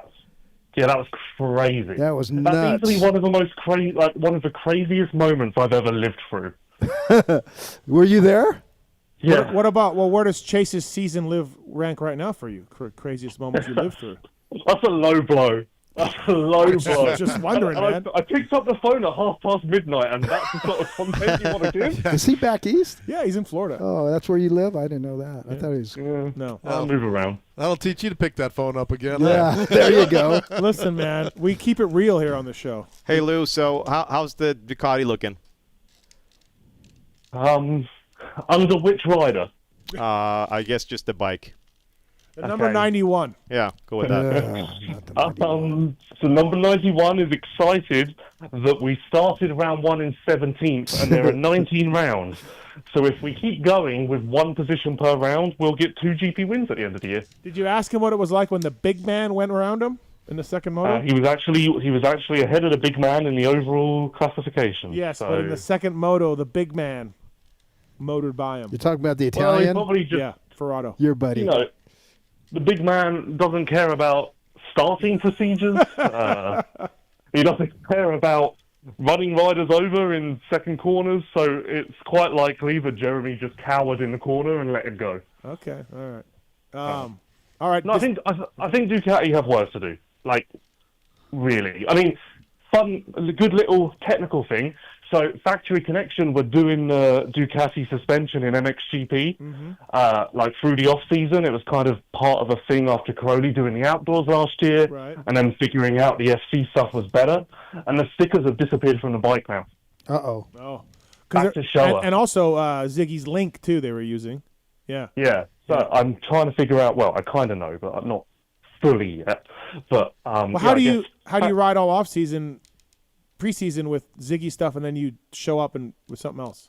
Well, they got taken off. The stickers got taken off on the day of the first preseason race, and I guess from what I gather, the team were like, "We're going to try and do this," because the team in Europe have their own in-house suspension dyno and whatever else, and they've got a full-time suspension guy like just for the team, and I guess the team were like, hey, we are going to do this, and Factory Connection said, well, then in that case, take our stickers off. Wow. I don't know. It seems a bit weird. Yeah, totally, right? Yeah. Let's Yeah, get some GPs. let's get some synergy going with the U.S. team, and if Ziggy wants to do it, then great. Yeah, awesome. Yeah, weird. Okay. Weird deal. All right, that's been GP Corner, everybody, featuring Lewis Phillips. Oh, are we still doing Renthal reaction, or are we done with that? No, we're doing it Okay. tomorrow. Yep. Okay, sounds good. Stay tuned for that. All right, Lou. Thanks for picking up, Lewis. Yeah, good talking with All you. right, good to talk to you, boys. All right, see See you ya. later. Bye-bye. That's Lewis Phillips, everybody, from Vital MX. All right, good show tonight. Thanks for coming in, Skip. Oh, thanks for having me. Yeah, always good times. Absolutely. Congrats on all the success as a mechanic. You and I know what it's like to be great winners like that. So, yeah. It was pretty. I had a really cool thing. Travis and I in January got inducted into the MAMA Hall of Fame. What's that? It's a Mid-Atlantic Motocross Association. Really? Wow. So it was started. Pastrana? Yeah. Together? Yeah, because he was. We got inducted in. Mid-Atlantic Motocross Association. It's a youth. It was Yeah, 18 and under big thing. Oh. Back then. And Congratulations. yeah, it was pretty cool. That is cool. That was pretty cool. Did you go out to it? Yeah. Was your brother bitter? He didn't get in? Of course he was. Yeah. Yeah. And then we got stuck at. It was 3 days and 7 or 9 different plane flights trying to get home. No. Because we were back there for that big storm. Yeah. Wow, Hall of Famer. But it was pretty cool. That is cool, And- Skip. and Good it was- job, man. Hall That's of really Famer. cool. It was. I'm you not know, in any Hall of Fames. Berluti, are you? No. we have been hell talking. no. Industry's been talking about kids and and what it's going to be. What's the feeder program, and this group back there, they did a spectacular job. All the trophies are set up, and and Travis was giving them a hard time about making sure you know the names of your sponsors, and if they didn't know the sponsors, it's give me however old you are. That's how many push-ups you had to do. Oh. It was pretty cool. Dollars but it was being exchanged? no dollars being exchanged. But it was really refreshing to see these young families into the sport of motorcycle racing. That's and cool. it's really it's cool. like, man, if we have more organizations like that around Yeah. the country, then That's good. we got a chance to keep feeding the pipeline with some great athletes. Awesome. It was really cool. That's awesome. Berlut, thanks for the time. Appreciate it as always. Appreciate Good- it, good to Steve. see Thank you. you. As always. Chris, I'll thank get you. your motor to you one of these Yeah, days. we'll work on that. Listen, I'm fighting this brake caliper right now. So We're going to fix that. I live about maybe yeah. 2 minutes from your house. yeah, here. yeah, I know. Okay. But I don't want to bring it to Dad because I can't do it. I'll fucking figure it out. But Dude, Hey, don't. when you bring the motor back, do you dirty it up before you bring it in, or do you let it sit it in all nice and pristine and clean? Stop it. It's pretty. It's way cleaner than when I get it. looks good. God, Chris, thank you. Appreciate the time. Thanks for coming up to Vegas and everything. Yeah, thanks for the bike ride. Yeah, no worries. FCP, of course, check them out. Motosport.com, Fly Racing, DeCal Works, X Brand, Renthal, Michelin, Race Tech, Chairbeast, Firepower, Maxima, OGIO Power Sports, Renegade, Race Fuels, Pro Filter, CARDO Systems, Guts Racing, Atlas Protection, MotorcycleIssuesJobs.com, Works Connection, Get Data, WUSA, Fox Factory Vehicles, Weisco Piston, Luxon, MTX Braking, Troll Training, ETHIKA, and Factory Chassis Parts. Use the PulpMXShow.com. Use the codes to save. Appreciate you guys doing that. Tallon, good work over there. Thank you, sir. Marks, Steven? great job, buddy. Thank you. Yeah, that app. Huh. That app, man. That's all it took, huh? Yeah. Okay. That's it. I look forward to seeing this continue from you. Okay. Thanks for coming in. Thank you. Appreciate it. Thank you to Cooper Webb, Simonson, Wardy, Phil, Lewis Phillips for the time tonight on the show. Appreciate that. We are off next week. First break of the year. Sad. Yeah. You're super sad, I'm sure. I could have done a show.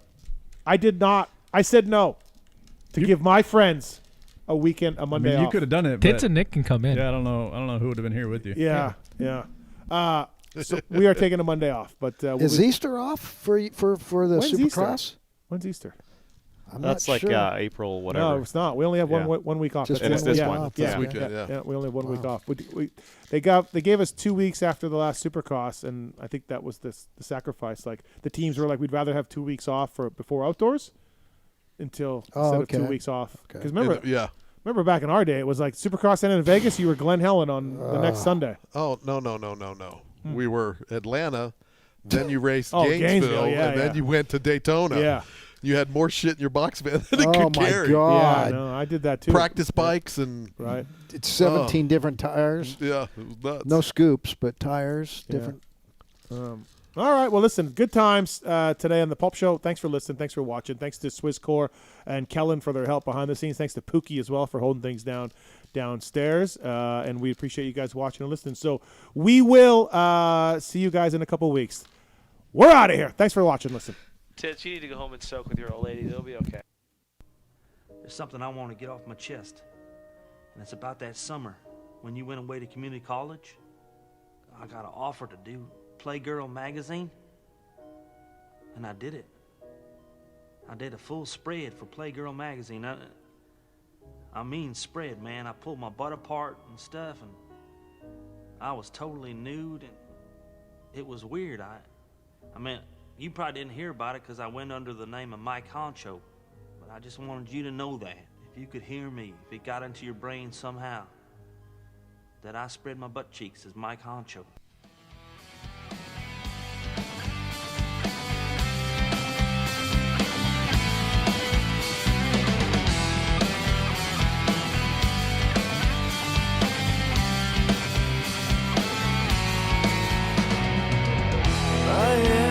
Sword inside your flame, I will burn someday in your games. Destroy me, defeat me, and melt me down. You cast me a complete